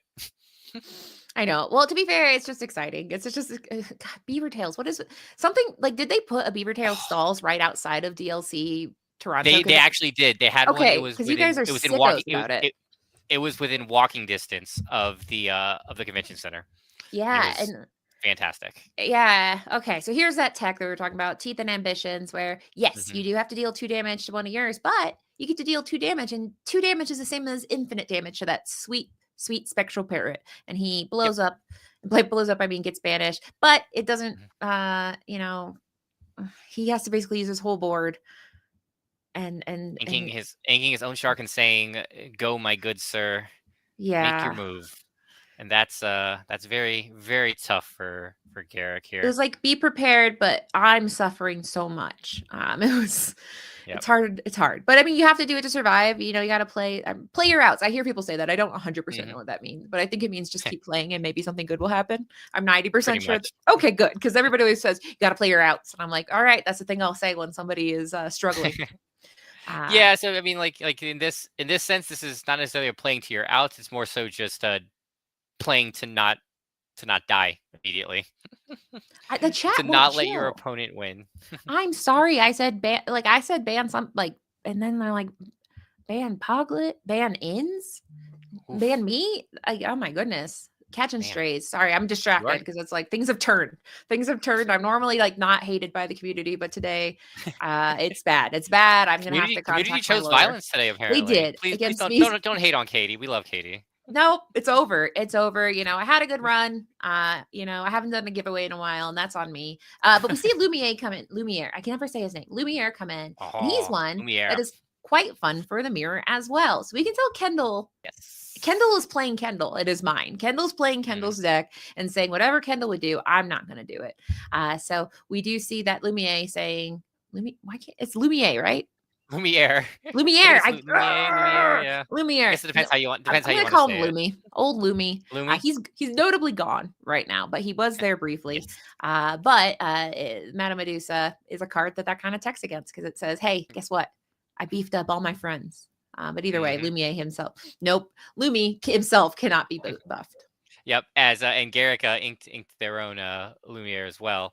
So this is just another move of just like trying to survive. It's like we have not found that B prep, and they're definitely in the deck list. Like they're looking at the deck list, they are definitely there. So I think this is kind of just. I think Kendall's kind of just in a just all gas at this point. Like you don't want to overextend into that. Be prepared that is inevitably going to be coming at some point. Or maybe Garrick is hitting him with the okie doke. And there are no B preps. Okie doke. Nah, he's from the East Coast, so he's not in the middle. If he was from like Oklahoma or Nebraska, maybe or like up north, he'd get an okie doke. But instead, he's gonna say, "Yeah, I'm playing here." But I will say that I am very curious at the end of this game if Garrick's gonna do the thing that people do, where they go through their top 3 cards, being like, "Was Be Prepared in my deck? What happened? Where did you go?" It's not over. He's at 19, but it's basically. If he has a top deck, be prepared at this exact moment. Then the game is over. And he's at sitting at 9 ink. So, I mean, I guess he could play like Friends to find it. And he is looking at his cards trying to find it, but it was not. I don't think it was there. All right. Is he going to start doing that? Where is it? No, he isn't. He doesn't even want to know. And honestly, I respect him because at this point, I don't believe in my deck anymore. I think my deck is turned against me. But Kendall was ready for this. Kendall said, I'm going first. I built my deck specifically for you, Garrick. And then they met on the battlefield. For people that don't know, the way that we determine who is playing who is you sign up and you say, I want to go 1, 2, or 3. And who picks? Well, Luke just flashed 2 win cards for Garrick. No. Maybe, but so far 0. He could end up with 2. But we do see Kendall coming back, Revenge of the 5th, and saying world-class cards. We're going to outclass you. And we saw some of the tech there with, that parrot was a big one. Yep, exactly. Yeah, definitely a problem. Like, I mean, he again, like the teeth does remove it very easily. But regardless, like it is a hard card to deal with. Like that 4/6 is very good. Especially right now, currently in the meta. Like, it's very hard to deal 6, like just straight up. Yeah. Without playing like crabs or like other buffing tools. So I think Garrick is just looking just to see an okay curve. Like there was no 1-drop. Garrick is, I think, only playing 1-drop. Interestingly Yes, enough. and so that's why, like, I think when he didn't have a 1-drop, he knew that was a thing, and it makes sense. His deck is kind of looking at that top end, looking for some synergy with some of his later cards, but against Kendall, he doesn't really have that luxury like he would against a Sapphire deck to chill out. He has to, I mean, like we saw, Kendall had 3 cards out by turn 2, so that's something that you can't ignore. You have to do something about. So Garrick's going to be playing first, but how hard is he going to go just looking for one of his 4 1-drops? Knowing that Kendall's so aggressive on this build style. Absolutely, yeah. But it is like, obviously, so we saw the teeth that with the 1-drop that Garrick is playing. So if he does go first, he does find that 1-drop. I'm not going to spoil it because it is a different one. It's a cool one to watch. It is a cool 1/3 that most people have not seen before, or people don't or forget about. So it is so obviously like playing the teeth that we know that Garrick is on. It is really interesting that you could see, like, assuming that Kendall starts one of his 1-drops, which Kendall is playing a lot more of, and just removing them immediately. So let's see if Garrick is able to show us the tech, as the kids like to say. Yeah, I mean, chat is absolutely unhinged. I get it. It's, sometimes we see mirror matches and we go, this is crazy. But I think, these are 2 people that believe in their deck more than anyone believes in anything, because I'll talk about the deck names. So one is called Jurassic Park, which I wondered if it was because there's a bunch of dinosaurs in here. But then there's some newer cards. So I'm really not sure. What are your thoughts on why he named it Jurassic Park? Is it something where he's like, oh, if you know, and you don't know?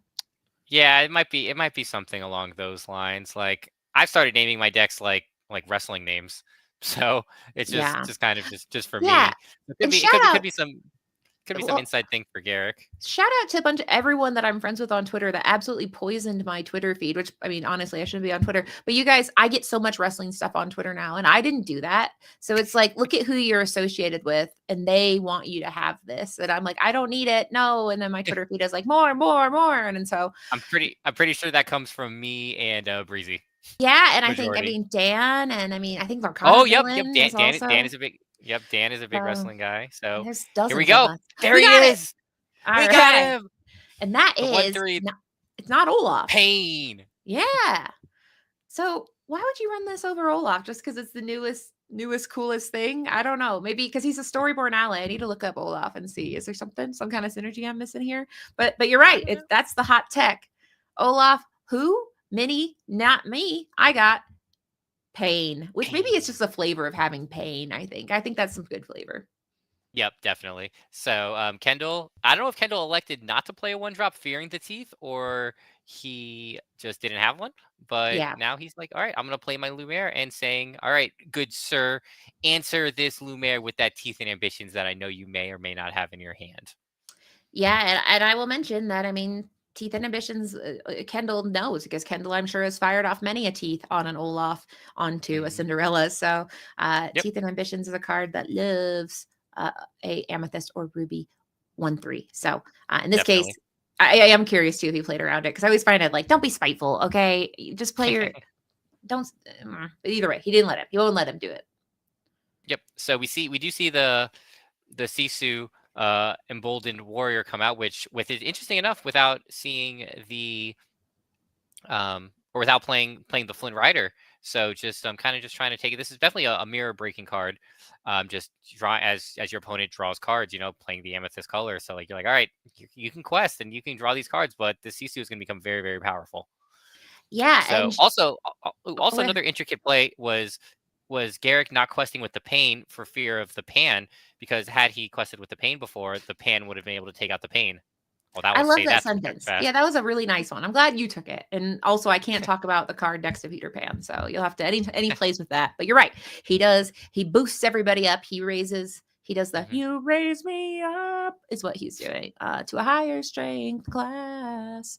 And we see Brawl, which would be nice. Would be nice to have Lumi, that guy Lumi, on his side, because then Genie could have avoided that Brawl. But no, Genie's absolutely brawlable as a 2/4. Absolutely. And then Pan, this is pretty much a free quest at this point as well. So Pan gets in for 1. But this Sisu going unchecked could be a little bit of a problem shortly. That is for sure. Yeah, because I mean, Kendall is keen on drawing cards. He needs to get to those answers. But yeah, it's do what you must, for Sisu will just get larger. In this case, we're going to go ahead and pay 5. And oh, we love her. It is the Elsa who comes in and says, hey, your math, I hate it. I'm coming for you. Get out. And we do see her swing in for 2 onto Mr. Lumi. Yep. And then now just debating, I think Garrick is debating if he fears the Maui or not. Also could be an Iago, excuse me. So he will quest with that. So yeah, Iago comes in and does answer the Sisu as well. So it's going to be interesting to see which way we go about it with Kendall. Like, what does Kendall have here going forward? But again, the Maui is his full turn. So it's going to be interesting. Let's see what we got. I mean, Pan with a lot of things. I mean, ideally, Pan is so good with Maui Shark, but we're not there yet. We're not ready for Maui Shark. We need a little time. No ramping here, unfortunately. But yeah, that Pan with the Maui Shark makes it where it completely throws off the math. But Garrick knows that. He knows his characters are safe sideways right now. Yep, absolutely. So it's just a matter of what we find. So Crab to buff to take out the Elsa. Very, very good play there. So the Pan does go down. Is he not inking? Or I thought he passed the turn already. Sorry. Okay, so we are inking. Okay. Yeah. I was like, end of turn. That's scary. He's like, and end of turn, upkeep. And I'm like, get out of here. This is magic. But either way, you're allowed. You can do it. Why not? Yep. So that's just, So he's got 3 cards in hand. So that Sisu is sitting comfortably at a 4/4. We see 4 more for another Genie. I did tell last week that I have had a mental breakdown ever since Ed said the sentence "never ink for fun," but that would be not for fun. That's for survival. I'm calling it out just because I'm like, see, you gotta ink because I'm getting it. I'm catching on to when you ink for fun versus for pleasure. Absolutely. Yep. Pleasure. And another Sisu hitting the inkwell as well. That's the third one we've seen from Garrick. Yeah. So. And here we go. It came a little late here, not late, but not turn 2 like sometimes people want to do. And it says, get out of here. And Pain is here to take the pain of 2. And now I just have a Crab by himself. But as we know, maybe a Maui. But I mean, I guess the Genie has evasive. So who knows? It's a defensive maneuver. It stabilizes, but Garrick still has a pretty cool board over there. Yeah, so it's just interesting how you go about it here, because you want to run the Crab into the Sisu, ideally, to buff something else. So like if he has like an Elsa, you can play like the Elsa, tapping the Genie, and then run the Crab in. And I think he's at like just enough cards at that point. Like if he's sequencing it correctly, which again, Kendall knows what he's doing, so I don't doubt that he wouldn't sequence it perfectly. Well, and I mean, we saw a Fox last game, and Ruby Amethyst was a very true to the bounce package. There is no bounce package to be seen. There is one deck that has one card that does some bouncing, but the traditional bounce package that we talk about, that was, rabbit, snake, goat, and fox. We only see fox, and it's only in one deck. So that's kind of an interesting thing here that Garrick said, when I play my cards, I don't want them back. You can keep them. I'm not bouncing them. Absolutely, yep. But yeah, again, Garrick. It's funny because Garrick is actually playing some of the cards that you would actually want to bounce back too. One that we have not seen yet, which I'm going to keep a secret. It's only me. That's a secret for me and Katie only. And there's a castle. That's a castle, which we do love. We do, and his deck is called Castle to Shark. Now I feel like we got to really step it up, because the chat, they are unhinged out there. They're talking about sandwiches. They're talking about quite literally anything. But Lorcana. Yeah, and that's okay. Because listen, is this anyone's favorite deck? Yeah, it's a lot of people's favorite deck. But for some reason, something happened, and we all said in unity, hey, we're not playing this deck anymore. But I appreciate that Kendall himself, though, yesterday, notably, got top 4 with Amber Emerald. So this is probably nice for him. It's like a homecoming. But we see the castle get absolutely demolished by a Crab and Sisu. So long, castle. Thanks for showing up. It's not a castle. My goodness. Why is it called Castle the Shark? Or it is castle. It is a castle, yeah. Yeah. It is I'm sorry. I just castle. man, Kendall, you're breaking my brain. You can't just whip out cards like the castle. Does that mean my castle foils are gonna be worth something now? And there we go. We do see the be prepared there. So Kendall kind of hitting the panic button. I mean, the Lord deficit isn't crazy. I think the castle play the previous turn was more so just to kind of get Garrick to swing into it, fearing the be prepared coming the next turn, and it was accurate. Yeah, So. and he's not that scary. He looks like he had cards to refill his hand with. So Garrick is going, yeah, must be nice. Must be nice to be prepared. With the Maui Shark coming through, that is it's a good card. Good card to play there. Oh, is this be prepared number 2? Yes, it is. So yeah, I believe that was the top deck as well, because I think Kendall is out of cards, but he is going to draw one right here. Yeah, so this is what they would call what's that term? Non-optimal, suboptimal. This is a suboptimal place to be in. Now I don't know how many cards Garrick has. He's starting to build his board, so it's not. Now it's just this is probably why people were talking about Uncrustables, is because now it's just kind of like, what do you got? What do you got? Over and over again. Yeah, they both tried their A plan, and now it's just, well, I guess who's gonna last longer? And Garrick's at 10, but and I will say, just like knowing the list and looking at them, like Kendall is able, like his 1-drops replace themselves, whereas Garrick's don't, or the one that Garrick plays doesn't. So like there's a little bit more for him to cycle through with with everything with the banishes. Like obviously, like he had 2 cards in hand and they ended up being the perfect 2, like playing the broom and then getting it back and banishing it and replacing himself immediately. And then Garrick just drawing a card and passing, unfortunately. Yeah, with no answer here to this Iago. Yeah, I mean, he could technically have a B prep that is just not good enough yet, but now we have the old double Lumi, which your other characters, so now they're like together. They're looking at each other like, hey, buddy, it's just me and you. We're 3/2s now. Yep. And one of us is going to be gone, so see ya. Yep, so takes 3 and quests in for another one. And Kendall is clawing his way back here as Garrick has kind of the first B prep was good, and then Garrick was like, all right, we can deal with it. The second B prep, not so good. I do wonder what Garrick is drawing, as he's pretty much drawn past for the last couple turns. He got that beep beep, and then he got that scoop. We'll see. Either way, yeah, I don't know. Garrick, I feel he has 4 cards. I'm just absolutely desperate to know. I mean, he has. Let's see here, 6 ink. So he has access to a lot of things. So yeah, it just makes you think that it's just an effect he's too afraid to use at this moment. Yeah, it could be like maybe having some teeth and inhibitions or something like that. He said, you know what? It's worth it. At this point, fine. I'll fire off as the kids call it, beep or be prepared. It's really hard. The BP, right? Are we shortening it today? Are we using abbreviations? Beep. Just like that one goes. So be prepared.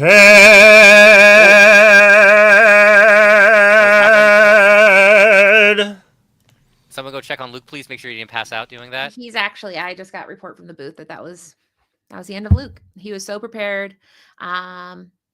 Did I quote? That's an R. Kelly song. Honestly, I'm gonna if I get canceled, it's not gonna be on purpose. It's gonna be because I know just like a little bit of stuff. Okay.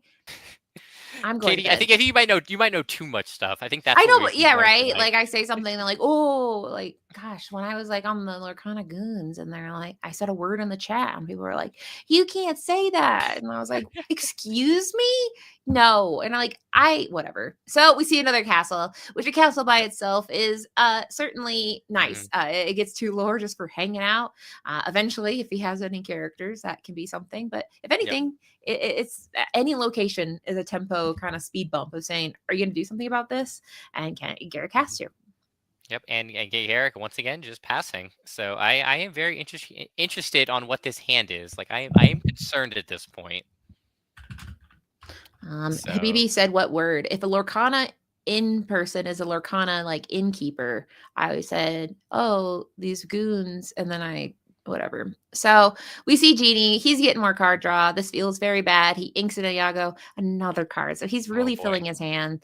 Yep. And yeah, what is even in what is even in Garrick's hand, and why is it the worst things that's ever existed in a hand? Yeah. And the answer is it's probably all 4 of his Be Prepareds. If we're going to be honest, he's Yep. probably like, I just have 4 Be Prepareds, which is oh my gosh, terrible by itself. Yep, absolutely brutal there. But I mean, again, so this castle is just slowly but surely ticking away, and Kendall is taking the lead now, and that's Genie numero 3. Yeah. So Kendall's getting all the good stuff, all the goods. He had to be Yep. prepared when he needed it. He has castle. He says, get in the castle, because if you survive, I get cards. If you don't survive, I still get 2 lore because you probably focused on them. So we'll see. Are we going to get the 3 beep? We got the beep beep. We got the 3 beep I'm not going beeps. to sing the song that I sang because apparently. No, yeah, I can't get canceled. It's really, I mean, it's a full-time job, not canceling myself by saying just the dumbest stuff. It's really, I need to get like a buzzer of like a person that just follows me. They buzz it if I'm like, nope, you did it again. Yep. This post show is gonna be real fun. I can already feel it. No, I'm probably just gonna sit quietly and reflect. That's usually what I do. If you see me get really pensive, it's because I'm like, how did I get to this point? All right, Finders Keepers, which is kind of a funny card because when I saw it, I'm like, that's so slow. 5? You draw 3 cards, but a lot of people are playing it. Help me understand. Is it just because sometimes you just need 3 cards that badly that you're like, I will pay $5? Sometimes you just need 3 cards, and sometimes, it's an action. So Emerald can't deal with it. Yeah. Like Emerald can't hit it unless they discard it. That's true, right? I guess, friends, they can take your friends, but they can't take your birds. They can't take your Finders Keepers and your lamp. Yeah. So I guess you solved it for me because I was like, what are you guys doing? That's so expensive. But it's like, I'll pay 2 ink if it means you can't take this from me. And people have brought up another good point as well too, where like you can do like bounce rabbit costs 6 at its cheapest, and you're drawing 2 cards. That's true. Whereas for 5 ink, you're drawing 3 cards. So people have brought that one up before. And honestly, look at this game. They're not going for speed here. They're going for endurance. So at this point, whatever. You can pay anything for anything. Kendall is here really getting... He's out for... I don't want to say... He's out for Ruby, not for red fluid. Because my goodness, he's here to say, look at me. I am the captain of Ruby Amethyst right now. So he's basically singing a Pirate's Life, yo-ho, yo-ho, a Pirate's Life for Kendall as he gains 2 more lore. And we are on Lorthal right here, and Garrick needs to find an answer. He needs to find an answer like 4 turns ago, unfortunately. Yeah, I mean, he had some gas, but that Be Prepared completely took it out. And I want to know, was it 4 Be Prepareds in his hand? Like, I just, that hand, it was like 4 turns where he's like, still no. So we take out the Lumiere. And then we get a pan, so we got 2 into the castle. So we are... There's a chance. There's a chance. We are 1 tick away from this castle, from ending this game here. Now on Kendall's side, do you just be prep and say, all right, have the Maui? I mean, it's a good one. It's a good one. Oh, no, we're just going to play a Pirate's Life and say, good game, my good sir. He just blows some dust, like a pirate's dust in his eyes, and says, yeah. Game over. So that was a lot, and I'm excited to get to the interview because there's a lot of kind of why, how you feeling. But let's go ahead and get in there and see how those players are doing. Definitely. 3 B preps, a brawl, and a Dragonfire was my hands at one point. I was like, whoever draws like a Friends or a Finders Keepers wins the game, basically. I'm muted. Can you guys hear me? Yes, hello. Hello. So that was hello. That was like the mirror match of the mirrorest mirrors. Like, you guys believe in this deck more than I think a lot of people believe in decks. You had me shaking yesterday. I turned on the Twitch and I said, I think there's something wrong. I don't know what's going on. It says he's playing Amethyst Emerald, but you were. So explain what made you go, tonight I gotta play this deck. Yeah, I mean, sometimes you just want to feel something, so you just gotta, switch it up and play Amber Emerald. But truth be told, like, I don't own too many cards. Like, I pretty much own like Purple Steel. But I did not play Amber Emerald. I would have considered it had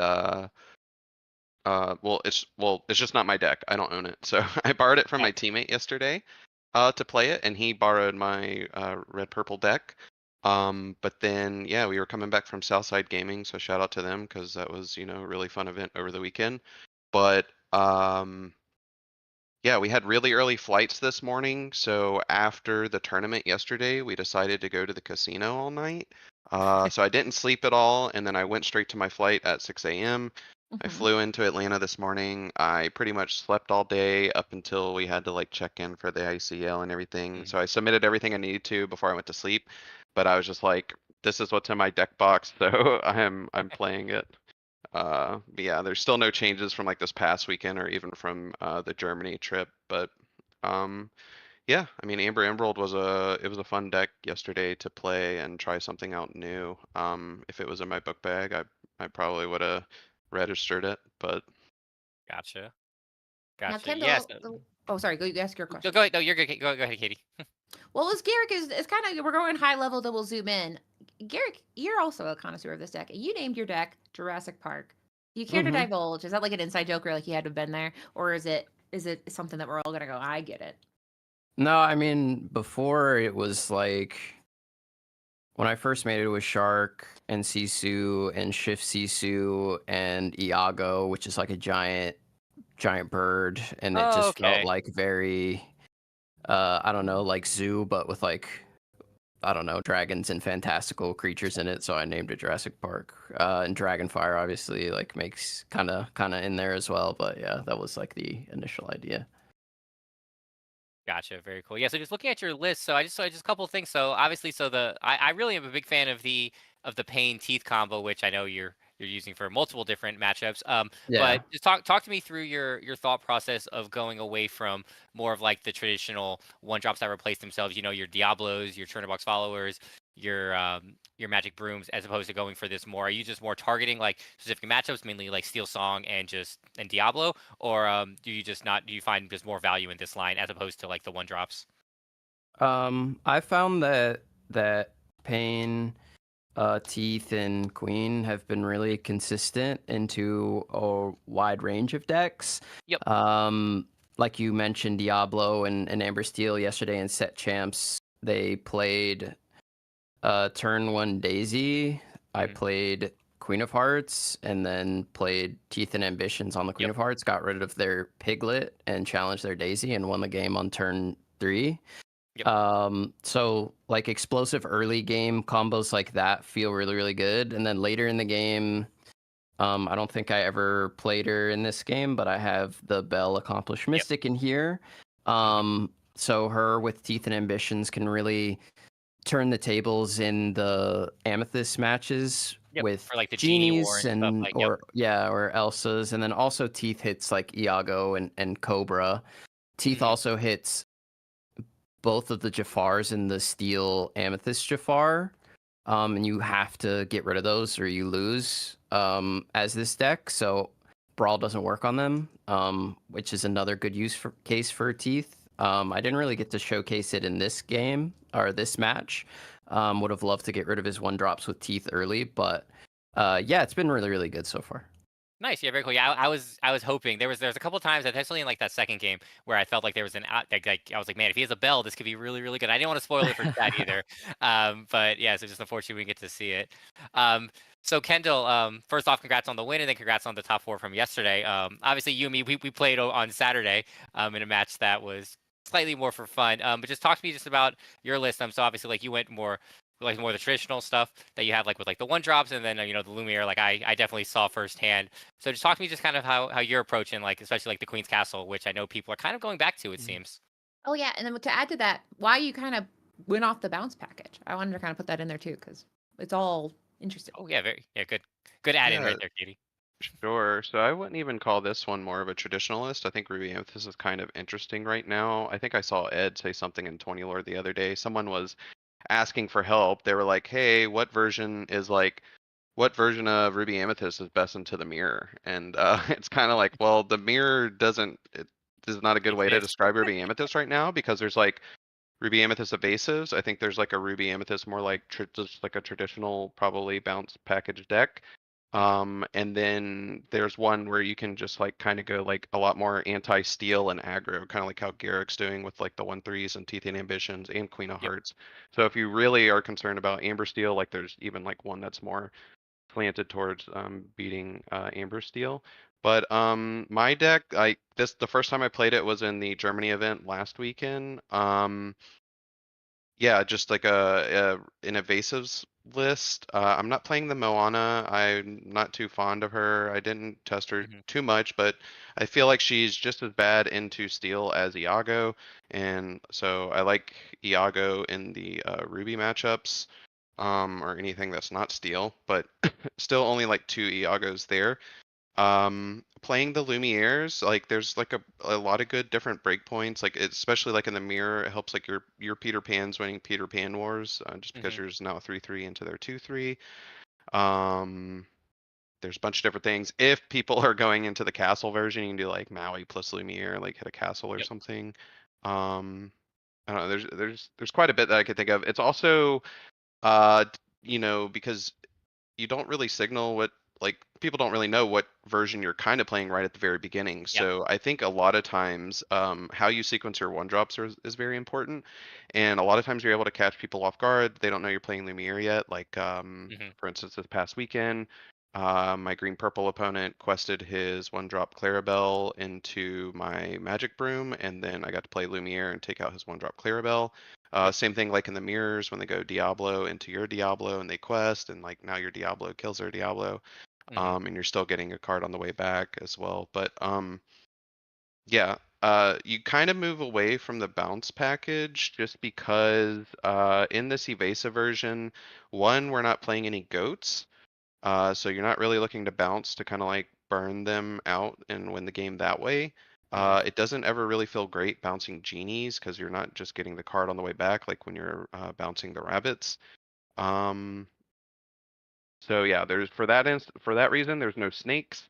And I still like a couple foxes just for like multiple reasons. Like foxes is always has been a really good overstated character for 3. It helps you a lot in those aggro matchups, like especially against Daisy Duck. It can, combo with Crab and or Maui to protect you against locations, whether that's in the mirror or if that's against like red blue DKP against like McDuck Manors. Like for Fox sure. is just overall, a pretty great card, but I think I'm only playing 3 in this list because again, like you're not looking to bounce too much stuff to your hand.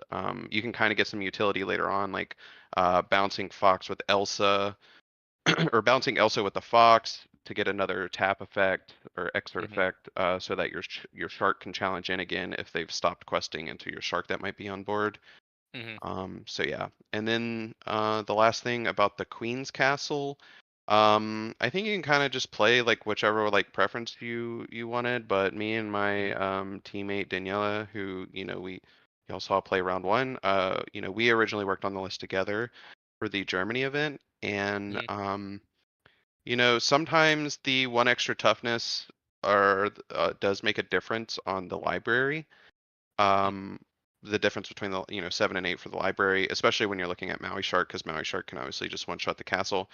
But a lot of times, we're just using castle like post B preps when your opponent should already be pretty exhausted of resources to present 1, a faster clock, and then 2, I mean, we always know, like, as long as castle's been in the game now, that if castle does ever get a trigger, like it just starts snowballing out of control a lot quicker. Yeah. If you ever just get to draw an extra card, but yeah, I don't know. It's kind of fine, fun and fine. It's personal preference. Yeah, it was like half nostalgia, half like it just did good in testing. I made a joke when I landed in Germany, and I was like, I had a dream about Queen's Castle. So like we just like tested Queen's Castle. It worked good. And yeah, I think it is kind of important too, like when you don't have the goats in your deck and stuff, like presenting a little bit faster of a clock. Like the 2 lore pips is, twice as much as as the one As off the of one for the library. library, yeah. So yeah. No, yeah, we saw it in that second game too. Like you played the first castle and Garrick was able to deal with it, and then you B prepped I think twice, and then you played the second castle, and then it just won you the game. Because Yeah, it just slowly just ticked away. Yeah, the first one that I played pre-prep, like I figured he was a little bit ahead on lore. So I figured I was like, okay, if I play this, he didn't have enough in play, so he either needs a Maui, a Fox, or a Crab. He was a little bit low on cards. But also my hand wasn't that great, and so if he takes a turn off to, like for instance, play a Crab or play a Maui, I was on 6 ink and I had B prep in my hand, so like I was looking to just like prep the next turn. And then after I did prep, he didn't really present like, that great of a board. So his hand was clogged with a bunch of removal. Like that's what that immediately told me, that, he had a lot of preps, and like he said, he had prep and Dragonfire and stuff like that. So, and I was able to kind of draw out of it a little bit better. Like while we were both just kind of like dirtling for a second after the first B prep. But yeah, the second castle, like once he's, sitting just on sweepers and removal, then the second castle was kind of good. I had a decision to, I think I drew friends, and I could have played Genie or Castle, but because he passed and didn't do anything, I figured, okay, if I play the Genie, since he showed me Medusa in game 1, he might have Medusa, he might have Brawl. So I'll play the Castle out first, just to start going, see how he responds to the castle, like what he puts into play. And I don't think he put anything into play. So then like from then I was just like, okay, well now this is great because I can just kind of not overextend into B preps because he had passed on 6 ink for a couple turns. And I can just like play one thing and put it in the castle. And so you have to remove that, or are you going to waste a B prep on that? But yeah, it was definitely. I think it was the second B prep where you both were kind of like had lower hands, and then I think you had one card in hand. You got one card off the Diablo, and then your second one or something like that. It ended up being Broom Iago, and it was like, all right, then you just started cycling more, and then you found 2 genies real quick, and then you were just able just to kind of gain the hand advantage back. Yeah. I will say too, like I also, I mean, I'm sure y'all casted that in that match, but I think when I prepped him first, and then, yeah, that was that game though, right? When I ripped the second B prep with, I think I had no cards in hand. No cards in hand. Yep, exactly. Yeah, that was obviously really good of me. Yep. Sometimes better players draw better cards. Sometimes. Sometimes it's just your day. And speaking of, I mean, Garrick, there's a couple turns in a row where you had 4 cards in hand and you weren't doing a lot. Was it you had, my theory, you had multiple B preps, and it looked like that was the case. Is that what you were dealing with at that moment? Yeah, I had 5 cards in my hand at one point, and 3 of them were Be Prepared. One was Brawl, and the other was Dragonfire. Oh, That's God, actually illegal. We'll talk to somebody about that. That shouldn't happen.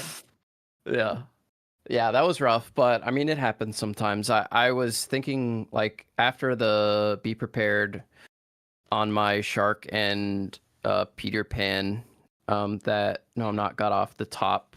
I was like, okay, well, whoever draws like friends on the other side or Finders Keepers will win the game. So I was like, hopefully I get one of those, otherwise I lose. And he found it first. Way first. Like, and then I eventually drew a Finders Keepers. I was like, I guess I'll play this. Like, I have nothing else to do. Yep. Yeah. And it was in like your board, it was never advantageous for you to use one of those B preps in your hand, just because it was like there's a lone castle on the board. Like, are you really gonna B prep the one character and just So I do completely understand. It was definitely a very rough spot for sure. But regardless, a great game from both of you guys. Any shout outs for you? We'll start with Kendall. Kendall, any shout outs to start? Yeah, well, first off, shout out to ICL for inviting us to this match. It was very fun. Shout out to my team, World Class Cards, and my owner, Robert. Everyone's great on my team, and so is Robert. And then, yeah, shout out to Garrick for the match as well. I feel like maybe I told him at the beginning of the match, I was like, well, the pressure's kind of off because, their team already kind of won. So maybe he was just like, he wasn't like sitting straight up in his chair or something. It's like, well, it doesn't matter how this really. Huh?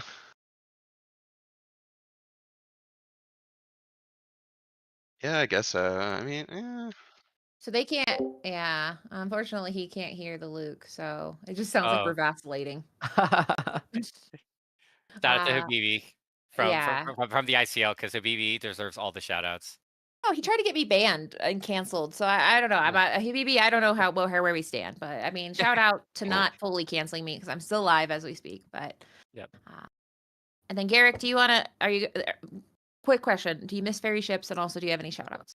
I don't miss Fairy Ship. I did play it in that one tournament and did okay with it. I didn't like doing it, but it felt like a necessary evil at the time if I wanted to play Ruby Amethyst, which I did. It was in a pretty bad spot. So now it's in a much better spot, and I can play cool stuff like Sharks and Peter Pans and stuff like that. Peter Pans and Teeth and Ambitions again. Yeah, for sure. So it feels like it's not as linear, and I like this version a lot because I feel like before you could just rely on the bounce package being so strong and like get over the line with goats or get over the line with your locations and like be prepared. But to win with lists like this, you have to like know when to quest and know when to challenge and know when to use your removal and stuff like that. So it's a lot of fun to think about these matches. But yeah, I wish the match was a little bit closer, but congrats to Kendall for the win. Shout out to my team Inc. Great job from Scott and Mike getting their wins today. It was a lot of fun. We're really excited for the next season of the ICL when both World Class Cards and Inc. are both officially part of the roster. And we have an Inc. Invitational coming up in the DMV. If you're anywhere near the area and you're interested, it's a 128 player tournament. You can just message me, and if you're interested, it should be a lot of fun. But yeah, this was great. Shout out to the casters, John for judging, and of course, my opponent Kendall as well.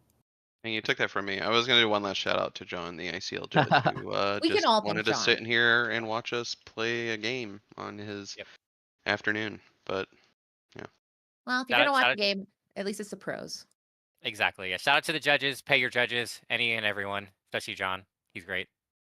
Are you telling me? I'm not getting paid, CC. Oh, so, but anyway, but pay in the larger scheme of things. Yes, we should pay people. But pay your judges. Yeah, right. So thank you for coming. Thank you for coming to my TED Talk. Pay your judges. Exactly. Tip your waitress. Pay your judges. All of the above. But thank you both, and congratulations to Ink Ink. It was your debut, and you said, "Boom, baby!" And so, Garrick, don't feel bad. Your team, they showed up. So, and you're part of them, and you're kind of. No, I'm super excited for our. I didn't do super great, but the team did great, and that's what's important. Which means you did great. That's the point of having a team. So exactly. So thank you both, and we'll go ahead and switch on over our mics here. So goodbye to the players, and it's over. We're done. Just kidding. It's time for the after show where we party. The after show. Party so freaking hard. People are gonna say stop partying so hard. I don't know. Sunday night. So we're gonna find out at the same time. Are you on the after show? I am on the after show. Okay, so then not goodbye. Hello to everyone when they decide to be here, which could be any moment. It's not now, as evidenced by the fact they're not here, but it could happen. Surely, and we'll talk all about is Ruby Amethyst back, or was that just one of them had to win? That what do you think? What are your thoughts? We're waiting for people. No, I definitely do think it's back. It's a fine deck, like for sure.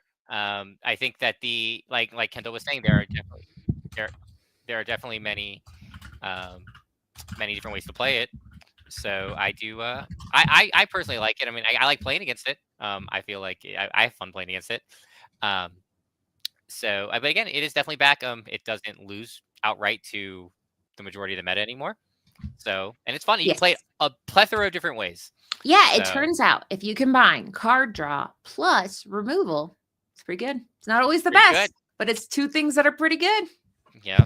So definitely. Yeah, as we mentioned, this was a kind of exhibition. They're not in the running to win this round, but we will be seeing more of these fine players next season. Once again, it was Ink, and World Class Cards, which Kendall said, "Hey, we're world class. Let me put the world in the world class or the class. I think put the class in the world class. Put the class in the world class. Yeah, the Italian player put the world in it. Yep, they have multiple European players, so they truly are the toast of the world. So we're gonna go ahead and get this party started. Does that sound authentic? That sound good? Let's get this party started with that. So why is there going to be somebody in that box at the bottom, or is that just forever empty? There should be someone cool. coming. All right, everybody, place your bets in the chat. It could Who's be. it gonna be? It could be somebody from the cast of SNL, but it's not.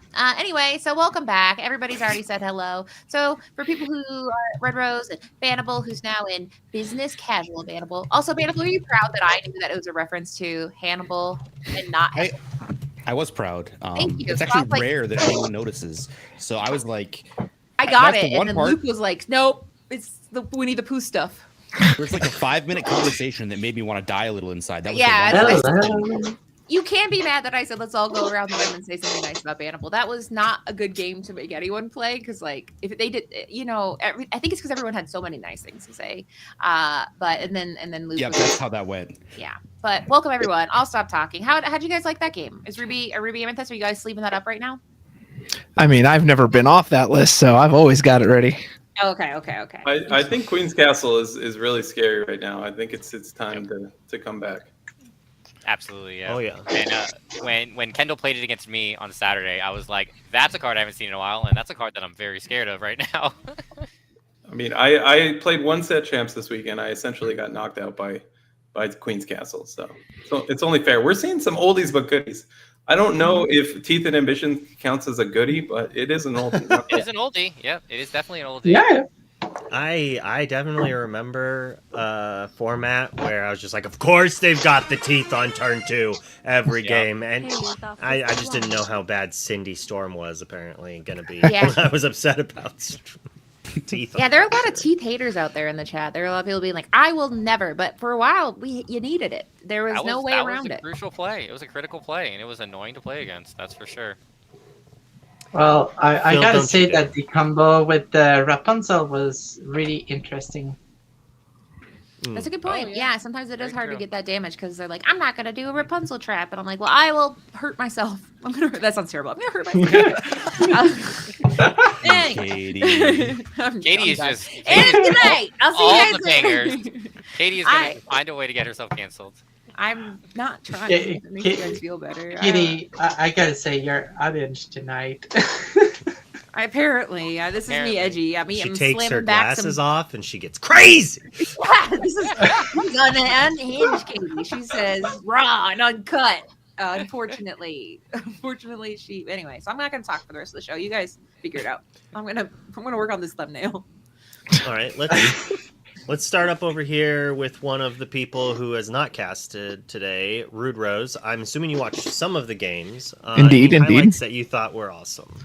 I mean, I'm a sucker for Ruby Amethyst Mirror, so that was the one that I was leaning towards the most. But again, full personal bias for that.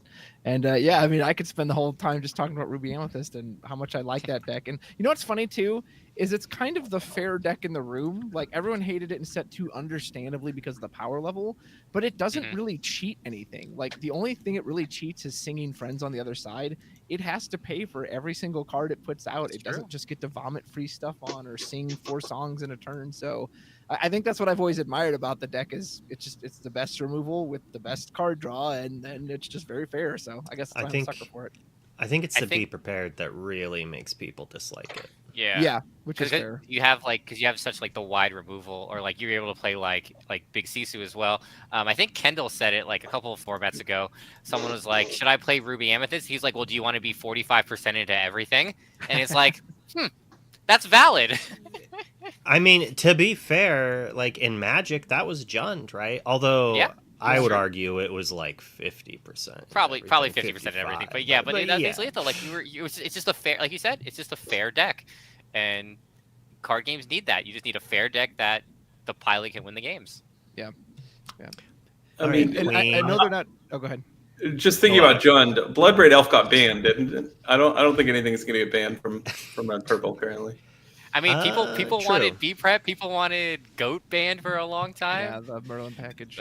That's true. I've been like, yeah, maybe the Merlin Min package is too strong, but at this point now, it's like if it doesn't have that, like that's such a core identity of it. I don't really know what it does without that.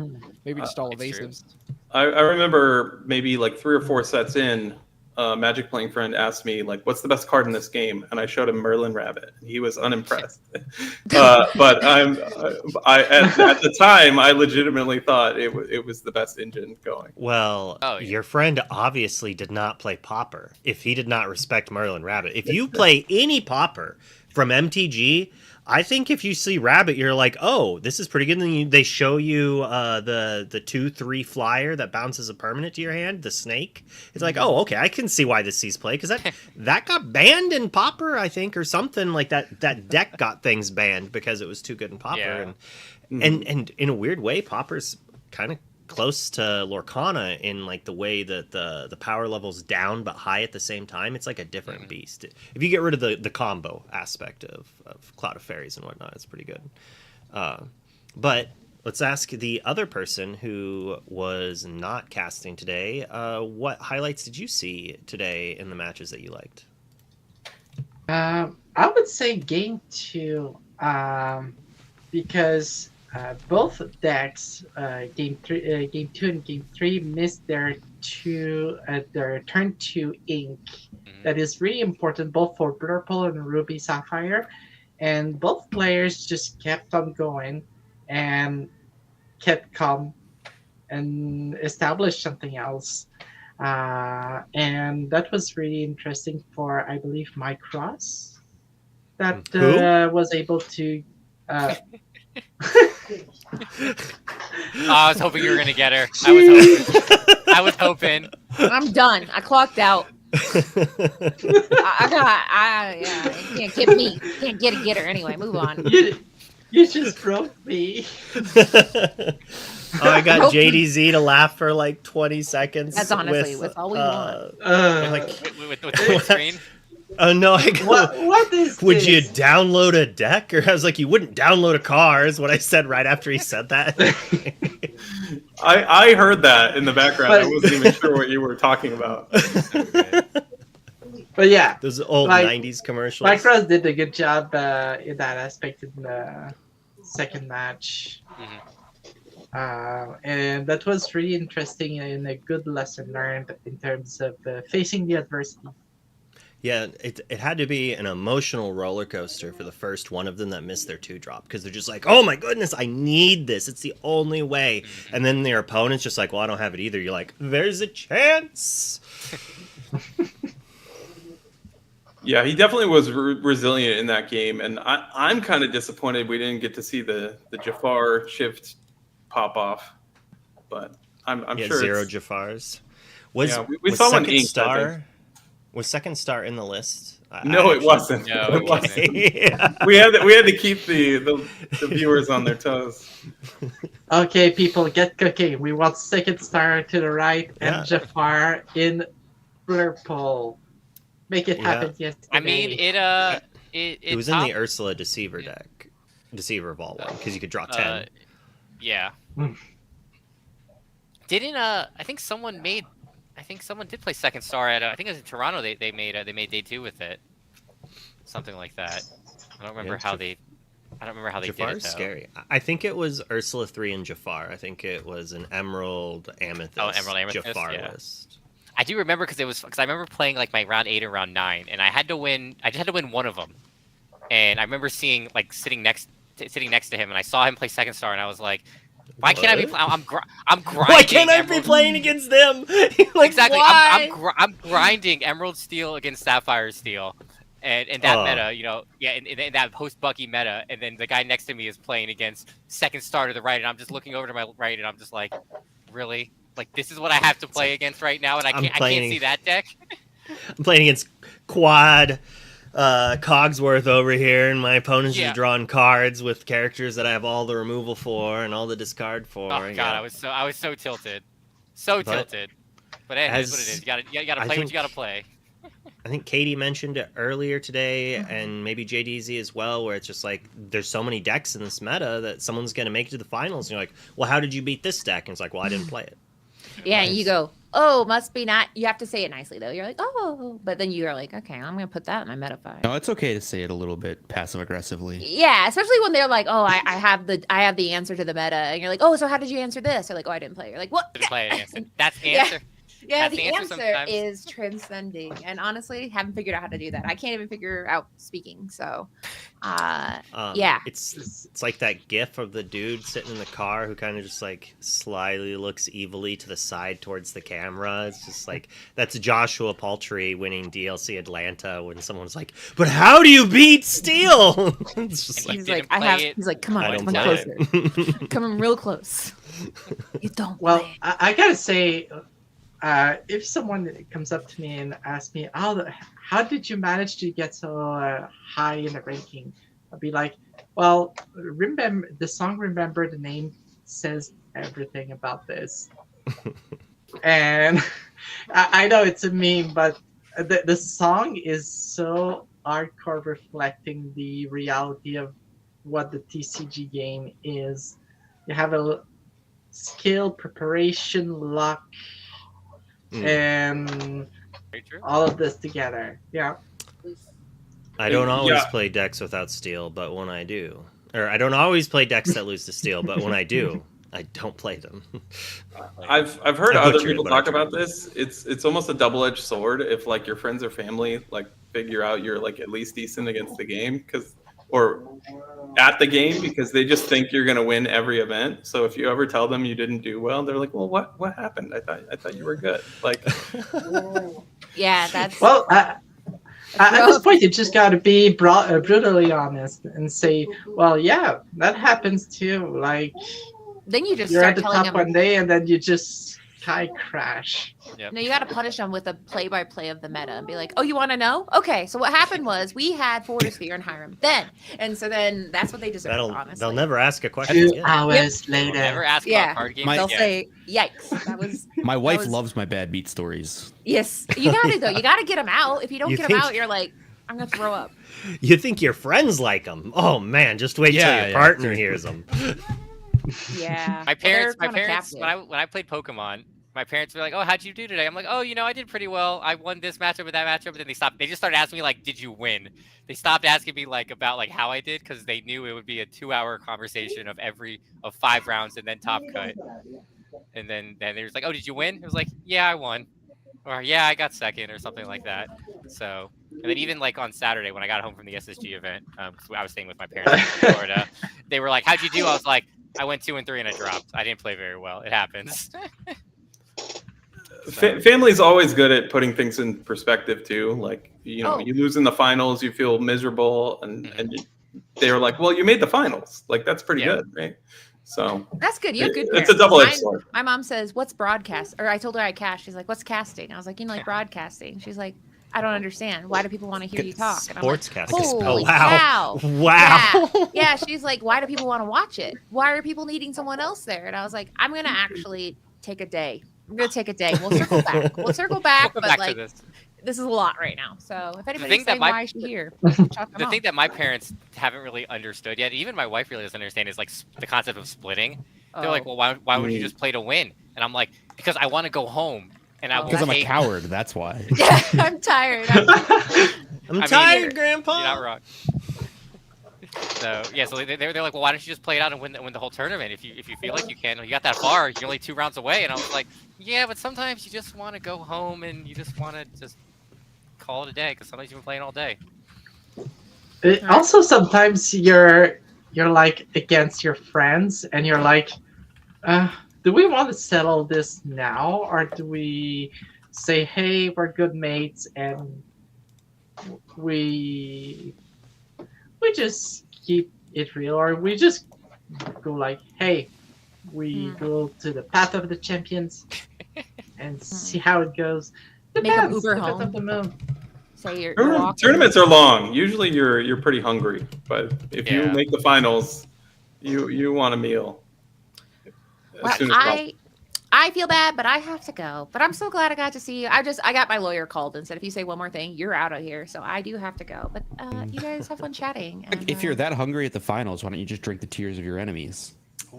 Usually That's what I like do. 80. Yeah, I never thought of that. I Not got- I red. gotta do that. It's you fired that off. It's important. Okay, bye.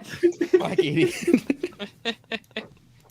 It sounds salty, but I'll try it next time. It's pretty good. Dream crushing is so mean, but I mean, I guess who would have thought something called dream crushing wasn't mean? But you know. Now, speaking of splitting, did you guys see I think it was a store in Florida that the top 4 split a mat and they cut it. Oh, I saw Team that. Rebirth. Do that. And they each got a Did they quarter cut of it it. for real? Yes, Yeah.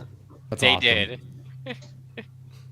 Wow. It looked really cool. Now they all have mouse pads. It's perfect. Exactly. Yeah, that's kind of my thing. I thought it was hilarious. A lot of people were mad about it because they're like, "There's only one mat, and you guys got it. Someone's gotta win it." And I thought it was hilarious. I laughed probably every time I scrolled through Twitter and saw it, and it kept getting referenced, and I laughed every single time. Yeah, it's good ones for the story, but I still feel hurt for the mat. I don't know why. Well, I Doesn't have guess feelings. I'm a known playmat prize hater, I guess. But As am I. I'm right there with you, Luke. I'm with you too. We were having a discussion earlier about play It's mats. really cool the first time or two you get one. If you've been a Yes. long time TCG player, you have a stack somewhere in your house, and Exactly. you don't really need any more. I started giving them to my parents, and they use them as like mouse pads and stuff. Or That's like what I just- used mine for. Yeah. Yep. Like Same. I started giving them away. what is the most disrespectful thing you've used a playmat that you've won as? I'm assuming mine will beat all of yours. I used it as like a fold to cover the front of a cat litter box. Oh yeah, that's mine. I think I've used mine as like a dinner placemat before. I've used it as like just like a napkin. Like I found one that As a I just, napkin? I just had it on like my desk. Like it was like from I don't know, it was like a Pokemon or like a Magic tournament, and I just had it on my desk. Just that's where I put it after I got it, and I was like, oh, I don't care about this, and just like my face with it or something. I was like eating at my desk or something like that. You're like, I need this off of my face, and I don't care about this. Let's do it. I don't know. So my LGS had like over-ordered some like evening tide playmats to the point where they were just giving a playmat out at the free F&M every week. So I had like 5 copies of the same playmat. I gave them away. Used them for everything, cut them up for mouse pads. They just take up space. I remember Eventide. I went to a Magic I'm Grand elderly. Prix that gave away. Everyone got a playmat on entry, and I don't remember the show, what it was called. It might be like Tigtone or something. It was something on like Cartoon Network or something to promote the show. I've never seen it in my life. I'm not even Whoa. sure if that's what it's called. Mhm. But I sold it to a dealer, and they're like, "We don't even want this. We'll give you $1." And I'm like, Oh. "Deal, take it, Oh, please."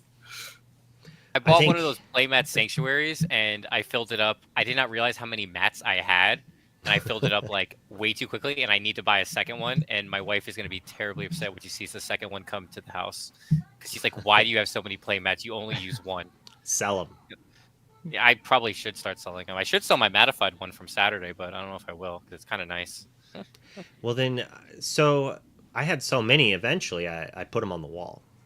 At a former place I lived at that I had a bunch of extra wall space. Yeah. And that's even nice, but you can't like. I initially just put it on the wall, put some pins in it, but it doesn't look great. And like, kind of. Yeah. That's bachelor pad decor if I've ever heard it. Yeah, I already had a I- kid and happily married at the time, but I do agree it didn't look fantastic, and it's why I didn't do it again. But if you get you can just get a frame for like $20 at Michael's or whatever Yeah. the non-canceled craft store is we use now. Yeah, the sanctuary is nice. Like I have it set up because I have like a lot of Lorcana bats. Like maybe just ones from like that I won, and then just some that I just liked, and I kind of just have it like spread out nice. And it says like I'll say Lorcana, you can tell like which one is which. But then like some of the other ones I have, it just doesn't. I don't know. There's just a couple. I don't know. I haven't decided what I want to do with it. I just have it hanging on my door. I can grab one when I want. Well, we don't have forever tonight, sadly, mostly because I have a very cool video I have to film later. So I'm going to push us along a little bit here, and my next topic I wanted to talk about was, well, I'm not going to answer this for reasons you'll probably be able to guess, but we'll go around. We'll start with Questing Queen. What do you hope they announce tomorrow in the announcement? And if you've seen the leaks, let's try not to just say everything you saw in the leak. What are you hoping for? Obviously, I want to. I just completely disregarded whatever. What are we talking about? Exactly. So for the announcement tomorrow, what do you want to see? I want to see something for the future of competitive Lorcana. I'm really curious to know what will happen to the set, if there will be a rotation, how it will be done. There's I've had discussions with people in my local area about how it will be managed in terms of what removal will be kept. Will they reprint, or will they use the special space of uh, for to include cards in the packs to, like they said, it's not a leak. I believe they talked about the iconic and epic cards, right? I don't think so. No. I think the only thing that they said was that Worlds is going to be a closed event. That is the official thing said so far, which I would like to say is like a huge good move on their part to say it. I'm not speaking on closed or open as much as to come out and be like, don't buy tickets. We know that like something's been spoiled, but we want to let you know the full truth. And that's a big issue with leaks as well, is like you don't know all of it, right? Like something could be seen as a leak and you just don't understand what it's fully is, right? So that could be a big issue there. So that was really awesome that they were able to within an hour or two of that incident happen. So you want more information about everything, I guess. Kind of a cop-out answer, but I'll let you have it. Well, I'm more interested about the impact in competitive play. That's my take. Okay. All right, Bannable. Oh, so many things. So Worlds info, obviously. I would love to get info on DLCs, future open events, preferably open events that do not have capped attendance. I don't know, or at least like make an honest effort insane to cap. Yeah. If they could get 5,000, 10,000 player caps, I get that that's hard to do, but just something where people can get into these events. I would love that. Online client, obviously, everyone's been clamoring for an online client. I would love an online client. Obviously, I don't think it's anywhere close to being done, but like I'd love to hear that they're working on it. That'd be cool. Competitive limited, I love limited. Unretire Bobby, I believe Bobby said that in the chat. I agree. Unretire Bobby. That's like the short list, but I could go for a while. All right. I mean, that's good. So we can't take everyone else's answers, right? So that's fair. All right, Rude. Rui Rose. I'm gonna run out of ways to say your name eventually. I know. You're doing good so far, though. So there are two things more than anything else that I want to see. One, we must get information on the next competitive season for DLCs. Luke, you get to go to Worlds. That's great. The majority of us don't. And the idea that it's almost June and we may have to wait till 2026, that's a scary thought. But if that's the case, then I need to hear that. If this week ends and we still don't know, okay, so when is the next season kick off again? I think that's a huge disappointment. And tying into that, it might be too much to ask for an apology, but I would at least like to hear an acknowledgement from Ravensburger that like, hey, we were really silent and in the dark, and we don't want to do that again. Going forward, it will be different, because I don't want this week to pass and then suddenly 4 months down the line, it's crickets, and we go through this whole cycle again of where's Ravensburger? When's the next news? So if they don't have to outright apologize, if that's too much, but at least hey, we know we weren't very communicative in the past. We want to change that going forward. Whether it's, and you can even set it up on a schedule once a month. Just have a little stream just to keep us up to date once every 5 weeks, whatever it is you think's appropriate. But don't just do okay, here's the dump of info, and then now we're going to ignore you again for several months. So please, Ravensburger, do that. More communication. All right. I mean, that's valid. Very understandable. All right, Shane. Shaner's Edict. What do you want? A lot of things that maybe have been mentioned so far. Online client, I don't expect it, but at least if they acknowledge it, that it's something they're working on, that would be fantastic. As most people are, I'm going to be a viewer for Worlds, and what I would love to know is the structure of the event. You know, I think with such a small number of players involved, there's a lot of creative ways you can run a tournament like that. There's things like group play and things of that nature that you could try out.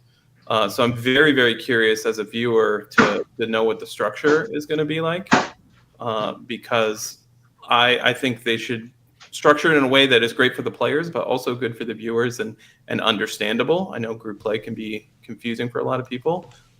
As far as I know, there hasn't been a Lorcana event run that way. So we'll have to wait and see. There's a lot of news coming, of course.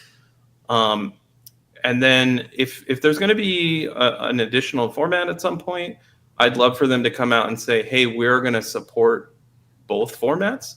Because I think that specifically has a lot of people scared, especially when they're coming from games that don't normally have rotation. I know a lot of us have Magic backgrounds where it doesn't sound like a big deal, but I don't want anybody panic selling their collection and thinking, oh, half of their collection is suddenly going to be worthless. I want them to tell people, hey, there's going to be tournaments for this other version of the game potentially. And then Bannable said limited. I know PPG, I was actually pleasantly surprised that they casually dropped that they might do a limited thing in the future. I would love to see the gameplay get a little more in-depth as far as design is concerned for limited. But nonetheless, I would love to play a large-scale Lorcana limited event, even if there's some variance involved or whatever. And last thing I'll say, I don't expect Worlds is going to have limited, but I would love Worlds in the future, maybe next year, to be multi-format, whether that's limited or if there's two constructed formats. Cube, please just really, just some way to really challenge the best in the world. Yep. So while the sets so far have not really been designed for limited, we were playing Cube in like set 4, I think. We played Cube Wonder between sets 1 and 2. Oh my! We were waiting for set 2 to come. You guys are really invested. We were queuing back then because we were so bored. We're like, do we really want to play our 1000th game of Ruby with this mirror? Yep, that set 2 meta was terrible. Well, we played Hero in my local meta for some time. Like it is like Magic Commander. Yeah. Quite funny. Oh yeah, heroic or whatever. Heroic, yeah. Yeah. You're being attacked by a child, or your child's being attacked by a mom. More like it. My brain turned off for a second there. Sisu, we haven't heard what you wanted to see yet. Similar to what Shane said, just if there's an additional format, is it going to be supported competitively, or is it going to be like, hey, LGS can play this if they want? Because I think it'd be really cool to have like multi-format DLCs as well too, or not even multi-format, but just like the option. Like maybe some people don't want to travel to X location because they don't want to play Eternal or whatever it's called, or like a full format, or maybe they only want to play like the rotation if there is one. So something along those lines. And then just similar to what the Questing Queen said, just like. Just give us a schedule, like just give us something, just give us news, like let us know when we have to plan our trips and like where we're going to plan our trips to in some form. Yeah, that makes sense. Yeah, I agree with that. Magic a few times did something weird at Vegas because I guess it has a big enough area as well. Yep. They did like a limited Grand Prix at the exact same time as a constructed. So imagine a limited DLC or whatever fun format that you want to come up with at the same time as like a main format DLC. And it's like, well, pick what you want to play. A lot of those formats are good. And to jump back to what Shane said earlier about people selling their collections.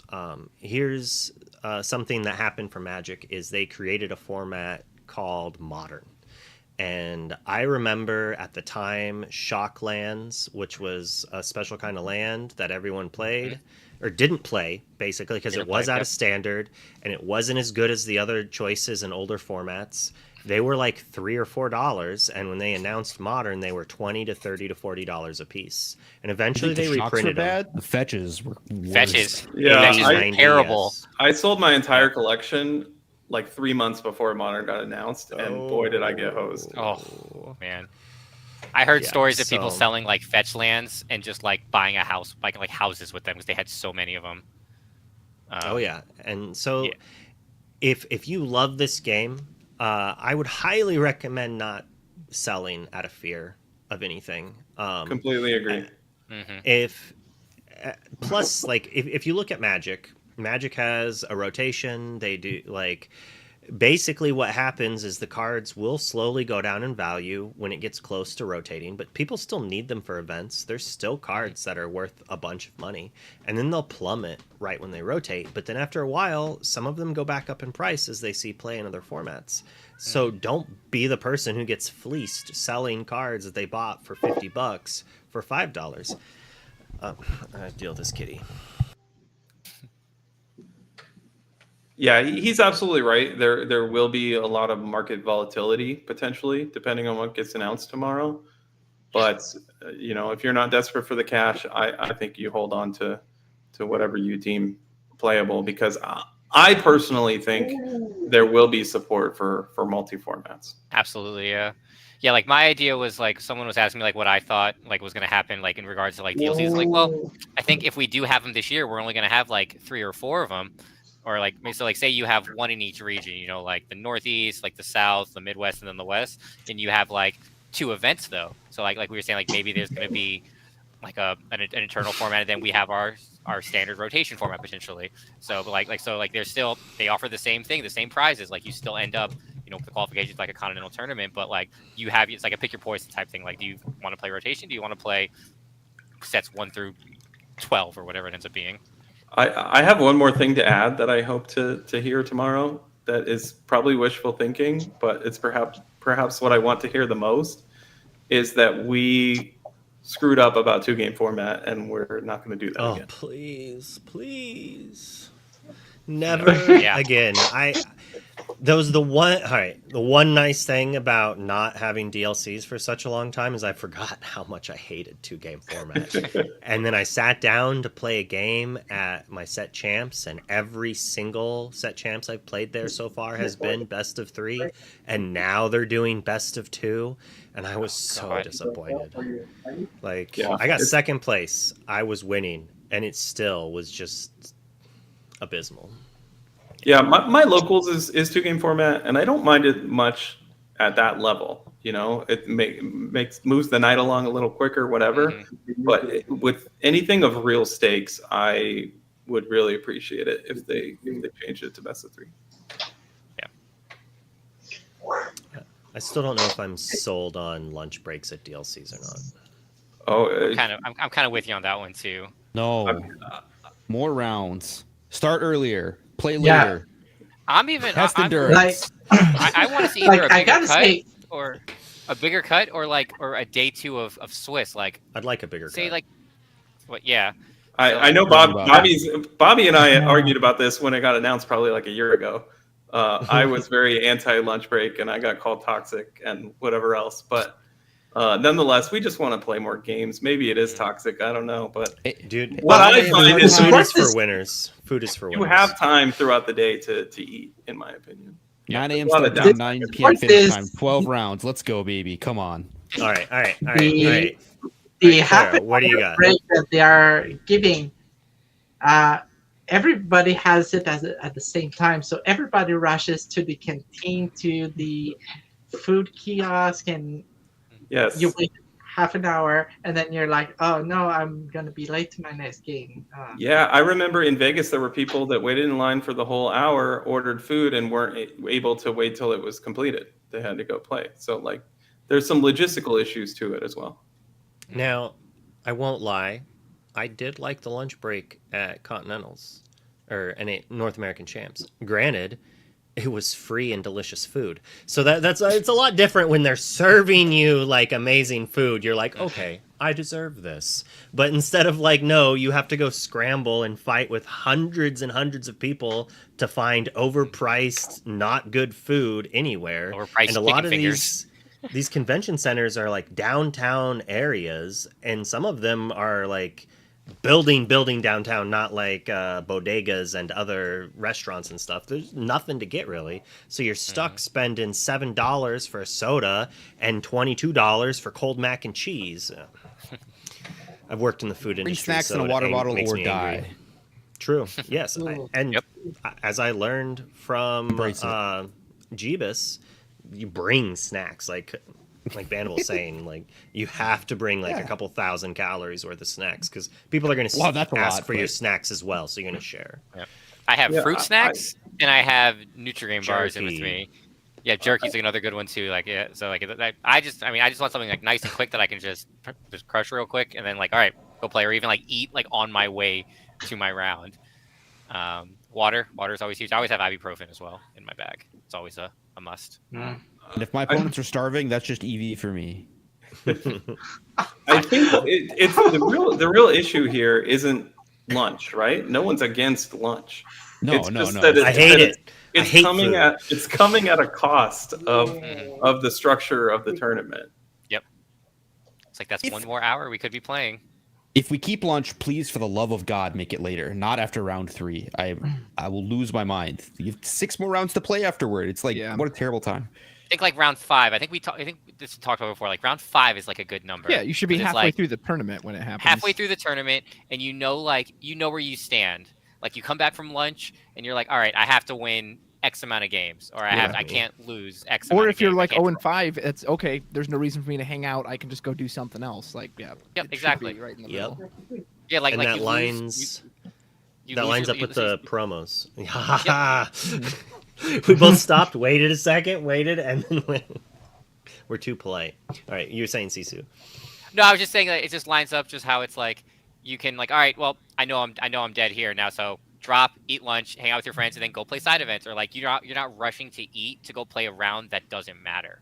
Whereas like when you do a lunch break after like round 3, you could be 1 and 2, and it's like, all right, I have to win my next 3 rounds to have a chance, or something along those lines.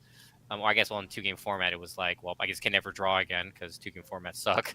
So for a while, DreamHack was hosting the regional championships for Magic, and there was always a booth with free monsters, and me and all my friends would always take advantage every round of that. So maybe the DLCs. There's been a lot of Uncrustable talk. Maybe we can get like a sponsorship deal and free Uncrustables at DLCs, and then we don't need a lunch break. You just grab an Uncrustable when you're hungry. Just one shot at like JDZ. Perfect. And see, I always find at that monster thing, I was like, well, it's free, whatever. I had so many. Eventually, I started giving it to like the employees working the doors. I'm like, you need this. Like, your boss is obviously not paying you enough because corporate greed. But here, have a monster on the house. Like, at MLG, they gave away free Dr. Peppers, and I remember drinking... Oh, that's so much better. Yes, it was definitely. But like at the time when you had like 30 Dr. Peppers because they were free in like a day, like I have a picture from like MLG Orlando one of the years I went, and like me and Hayes actually went with Hayes, and this was like 15 years ago, and there's a picture of just like the floor is just covered with Dr. Pepper and like Hot Pockets. It was just so bad. It's like a frat party house. There's just like towers of Dr. Pepper cans and exactly. Oh man, that was wild. One of the last dream hacks I went to, a friend of mine came up with a bunch of free Mike and Ikes, like the little boxes, but he had like hundreds of them from a booth. And like he sent everyone home with some. I just had Mike and Ike for like a week. Oh God, that's wild too. Yeah, but there is some issues with the way like the breaks work. So spiking on sugar and candy between rounds, that is going to have a negative impact on your brain power over the rounds, even though I still have to have my chai latte in the morning before the event because I'm needy like that. But like the crashes, and that's one of the things I don't like about the lunch, kind of going back to that, is I want to take a nap. If I'm going to be eating food, like, and then if I don't eat a heavy meal, it's like, well, I didn't even need this 40-minute break to grab a snack, right? Like, yeah, I don't know. That is true. One thing I will say, like, it was nice in at SCG in Columbus. They had like a little like Subway stand in like inside the booth that they were like replenishing for the most part. And they were all like pre-made, so you couldn't like get like a Subway sub like made. But it was just like just standard stuff, like Italian, ham, turkey, whatnot. And I thought that was fine. It wasn't like completely overpriced. And like I think I played one of the days I played, I was like, oh, I'm kind of just hungry. I was like, oh, I just went over, grabbed a Subway, just grabbed a sub, ate like half of it, played around, ate the other half, and I was good for the rest of the day. So just even something small like that isn't like you don't feel like complete death after eating, but it's just like, you're still like nourished too. But I do understand that we are seasoned TCG veterans. We play faster than the average player, most of us anyways. And like we're going to have more time between our rounds than other players do. So I could see how someone who takes that person who's making us wait 20 minutes after the clock every single round, they might not get lunch, but do they really deserve If you play slow or you play Ruby Sapphire, you don't deserve lunch. You heard it here first. Well, look, if you play Ruby Sapphire and you can't finish in time to eat, then that's on you. That is on you, 100%. Yep, you should have chosen I've played a lot of another Ruby deck. Sapphire. I'm still anti-lunch break, so gotta finish your games. It's me. I'm the problem. Yeah. Sometimes the Ruby Sapphire loses to aggro in 5 minutes. There's your lunch break. Yeah, that's a good window time. Like you got to find that aggro deck that beats you. You're like, oh, thank you, buddy.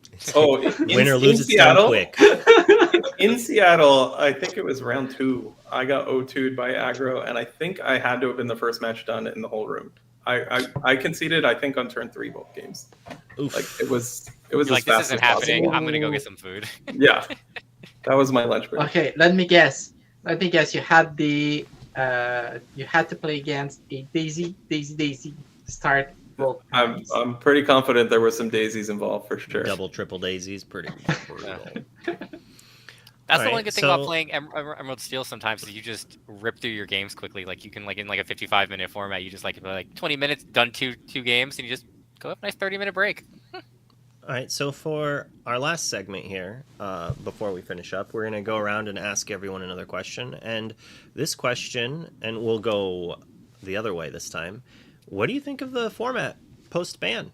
It's been a couple weeks. Things are kind of settling. People are figuring out like some of the trauma from losing your dirty rats is kind of worn off on some people. So what's your opinion on that, Sisu? I like it. I mean, I definitely hated the format prior, like the Sapphire Winter, I called it. I mean, again, even playing Emerald Steel into it, it wasn't even like it was favorable, but I mean, I felt like I held game into it. But like post that, like having just so many, we're seeing so many more decks like that are able to be played. Like I think at SSG, I played in 5 rounds. I played 4 different decks. I only played one deck the same twice. So that was just refreshing to see instead of just playing Sapphire for 4 straight rounds or for 5 of my 7 rounds, like I played at Safari Zone. So that was just super refreshing. And then just seeing like the different takes that people are having as well with each list, like we talked about with like the Ruby Amethyst list, you can play that multiple different ways. Even like Steel Song, you can play more aggro. You can play like Diggy Hole variant. You can play just traditional, just 25 songs. And I just think it's just really refreshing just to see so many different decks, so many different styles take off. I mean, even like something like Amethyst Sapphire, how they're now teching in like the Jafar, which is something, or an item variant with like Croquet Mallet and stuff like that. Like it's really nice to see like the innovation, and it's because of the death of the rat, basically. All right, I like that. Shane? Yeah, I think the format's really solid. I don't think it's solved by any means. I think it's a shame we're not really going to have like a high level DLC type tournament for this format. Worlds, of course, will have an additional set. So we'll have to see what people cook up there. I think seeing things like the lamp and me having to dig it out of my bulk rares, I think that's exciting. Like I keep those bulk rares around for a reason because you never really know. And seeing Tamatoa pick up 2 lamps today, like that's pretty cool. Like I think there's a lot of potential. You really have a chance in the majority, I wouldn't say all, but a high percentage of color combinations, I think, have a chance to win a set championships without any trouble. And I know all the blue steel players are, down on their deck, at least the blue steel wheel type players. But even that's having some success here every once in a while at these lower level tournaments. We, of course, we've seen the Kiwi deck, do well. I think that deck's a really hard deck to play. I think some people might just, push it to the side after trying it and not having success with it. I'm not speaking from experience or anything. I don't know anything about that. But regardless, I think you can really show up with whatever deck you think is quote unquote, your deck, and have success. And I think the better players can really bounce around and try new things. We saw Kendall play red purple. Of course, that's what he's known for. But just yesterday he was playing green yellow discard. Like, I think that's really cool that there are a lot of options. Yeah, I agree with that as well. Rude? Yeah, it's way better. I appreciate the diversity way more. I don't really feel like it's... I mean, there's been some innovation. I do like seeing the Jafar Blurple lists and the evasive version of Ruby Amethyst. It still kind of feels like a version of set 6 where like red blue's still really strong, but that's okay. I think that's probably one of my biggest regrets. Sounds wrong because I didn't make it, but regrets, for lack of a better word, that the dual inks were so disappointing this set. I can't believe they introduced this brand new mechanic, and you see what, 3 of them? Troubadour, which is basically Ursula, Diablo, and the Pete. Like, I just can't believe these dual inks were such a letdown. So nonetheless, it's way better than just facing Sapphire nonstop with all the free cards they would just, vomit onto the field. Because it made me want to stop playing. Like, there was a moment there before the ban, I was like, I think I might just quit going to locals. This isn't even fun anymore. Yeah, so, I mean, I think I agree with that, where a lot of people were getting tired of having to play against Flaversham all the time.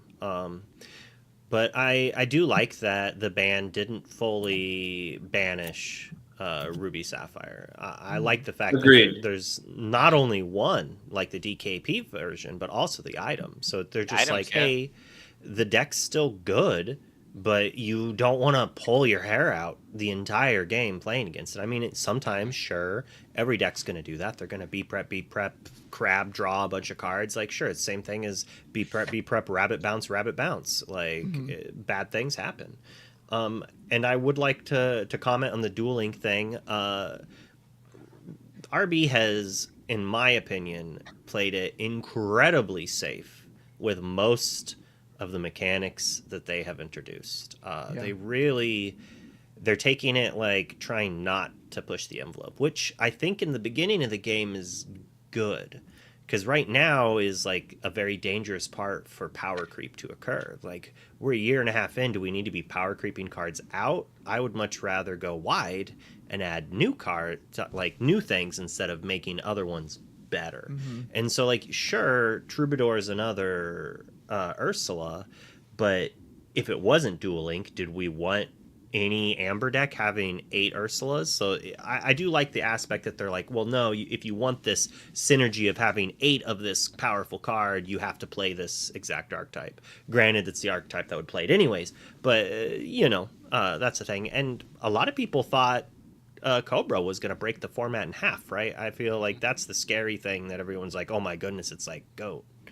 And it's like, well, you have to discard a card. It's got stuff on it. I played against Restoring the Crown yesterday. That took me by surprise. Ooh. I think that card isn't that bad. Did they win when they played it? It was basically a Be Prepared that gained them 10 lore. Yeah, that seems pretty good. Pretty good. Yeah, not bad. Solid. Pretty good. Solid play. But did you still win? I still won. Okay. I didn't want to shoot down Restoring the Crown. Ruby Sapphires. All right, Vanable, what do you think? Yeah, so the first thing I'll say is, as a competitive player, first and foremost, I actually really like Tier 0 formats, especially when the mirrors are very skill dependent, which I feel the Ruby Sapphire matchup was. I felt like no format... It's like set 1, set 2 Ruby Amethyst mirrors and Ruby Sapphire mirrors early in this format. Those formats, the best players win the most tournaments. I don't think it's particularly close. There's just less variance preventing the top players from winning. Now, with that said, I can accept that it's not a good format, and that most people, especially players who are not at the very, very top of the game, don't want that. People with pet decks don't want that. People who don't enjoy playing against that particular strategy don't want that. So it's clearly like the metagame right now is clearly much better. The bans were needed.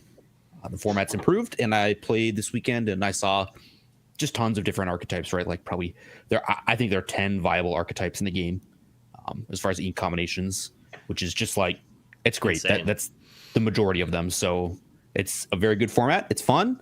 It is a little harder. Like if your only goal is to win, it's really hard to nail down the metagame. So it's difficult to bring the correct counter because so much of what the best deck is depends on what other people bring. And when that can't be anticipated, then there's a significant element of variance that gets added. But that's fine. It's fine. The format's good. I mean, the best players will still continue to. They will, but it's not the same. So, like in the Ruby Sapphire matchup, even against like competitive players, I was probably winning 80-ish% of my matches, like against like your average DLC player. You actually like most matchups that can't be done. You can't do that, which is why I loved it. Because like I play a mirror and then it's like I just know there's a good chance my opponent just cannot possibly beat me. We could play it 10 times over. They will never beat me. But that's obviously not great for them. But also people who don't want to play that matchup or people who don't like mirrors. There are people who just don't like playing mirrors in any game, in any matchup. So Sapphire or the Steel mirrors are like way less. There's way more variance oftentimes because of how important the early turns are compared to something like Ruby mirrors. But that's my old man yelling at clouds take on things. But now, do you though like the new format? Even though I it's enjoy a little it. more variance. Look, I did great this weekend. I won my first set champs, and then I split my second set champs with a different deck, and it's fun. I like playing Amethyst decks, so being able to play an Amethyst deck is fun. I feel like those mid-range matchups are some of the most fun games. I just like winning more than anything, so. Not wrong. I definitely feel you there. I'm definitely less confident in this format, regardless of what deck I'm playing, just because nothing is clearly the top deck. Yeah, which is fine. It's a good format. Yeah. I know my take is not normal. I mean, if I liked the tier 0 deck, I might agree with you more. But I just really did not care for playing it or playing against it. I mean, I guess playing it was okay. I had some of the cards. Playing Scrooge is really fun. Oh yeah, yes, I did like the item build was pretty fun. The Sisu version, but it's so oppressive. And while it is enjoyable for those select few, it will push people out of the game. And sure. We are the select few, right? And there's many more people who will copy our lists and then crush their locals with it and make people not want to play anymore. And that's just going to happen. Claire, what do you think so far about this format a couple weeks in? Okay, I gotta say that I had the opportunity at the beginning of the set to cover some big tournaments, the WCC and the CCS. And we had, like Sisu said, I believe, the Sapphire Winter. It was incredible seeing it firsthand. Sapphire everywhere, and then one deck not having Sapphire, but having red.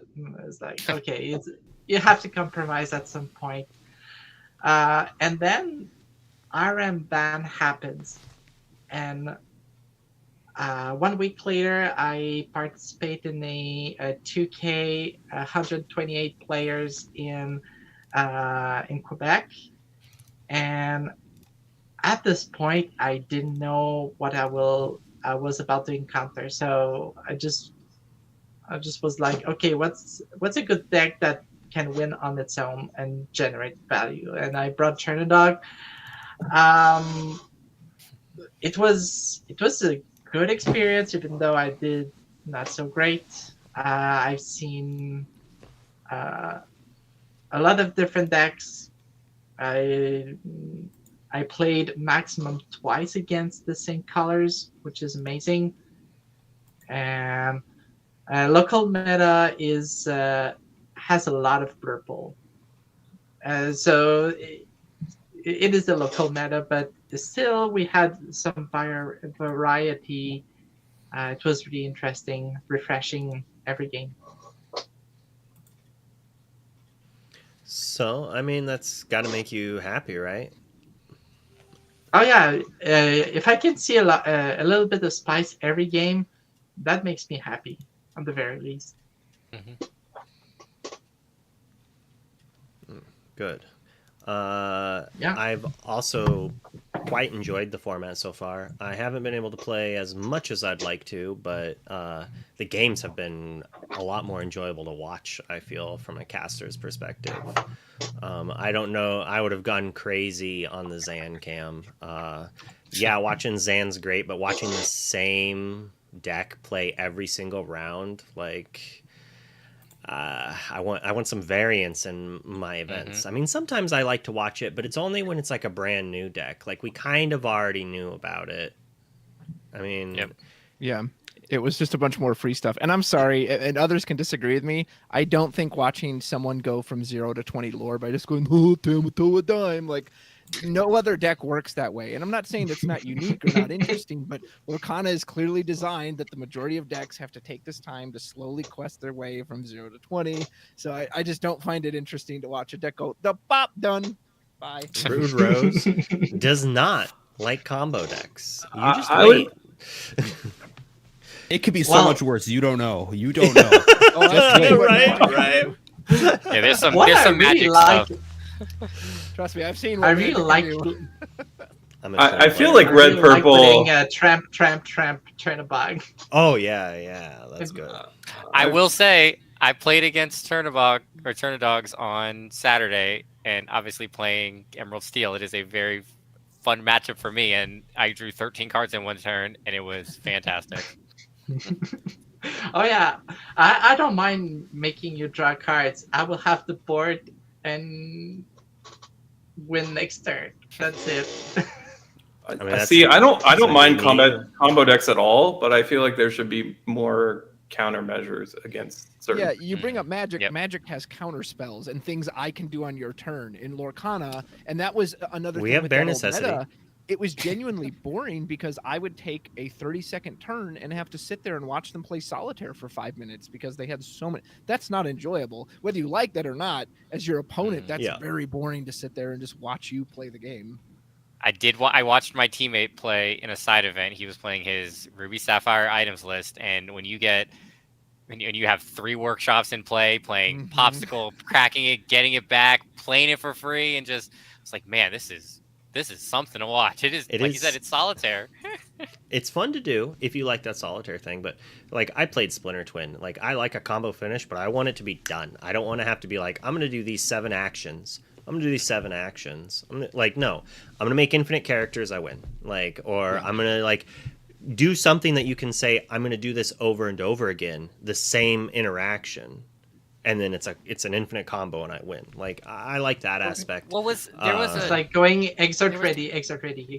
Yeah, but playing Crack Clan Ironworks, which that kind of combo deck I would never want in Lorcana. There was as I much don't fun as I remember. had I playing. don't remember what the card was called, but there was something that was like. I think it was an artifact. It was an artifact deck that was like pay 50 life, deal 50 damage, or something like that. And you would gain life. That was in the Ironworks deck. So if you played a card, you'd gain a life for every card played or something before. And then works very quickly gain life. Yep. Yeah, and then and the Flux Reservoir. But we do have to finish up here, so we're gonna go around and let you all say your shout outs and goodbyes. It is late and I am tired, and I have more stuff to do that I'm very happy about having to do. Anytime you want to speak, Sisu. Oh, I didn't realize it was me. Sorry. So shout outs to the ICL, of course. I'm always glad to hop on here and yap it up with you guys. Shout outs to my team, of course, Freedom Gaming. I know some of them are watching. Shout out to my Metafy guys in the Cove. I know some of them are watching as well. Congrats to Mike, one of my students. He got his first set championship in or he got his first promo from a set championship. But he's only been playing for a couple of months, so super proud of him in that. Shout out to my wife and my daughter, like always, even though I know they're not going to be watching, but still love them. Nice. Shane? Shout out to JDZ. It was a pleasure working with him. Really appreciate that. Shout out to Bobby if he's still in the chat. If there's lunches at DLCs in the future, I hope we can have lunch together. Shout out to Bobby. And just shout out to the crew here. Always a good time on the ICL. We love having you here. Rudy Boy Rose. Shout out to ICL and Luke, of course, for having me on. It is always a pleasure, and a shout out to everyone on the panel for getting to talk. And if you're a Lorcana fan, pay attention this week. Like, surely there will be plenty to talk about, especially after tomorrow and the days following. So keep an eye on that. Check me out on Rudros TCG on YouTube, and thanks a bunch. All right. Shout out Team Maelstrom. Shout out Heavy Play for the awesome supplies. Shout out Luke for summarizing what happens in the announcement tomorrow, because I'm not watching. Yeah, we'll leave it there. And Claire? yeah, I have a couple of shout outs to do. Thank you so much,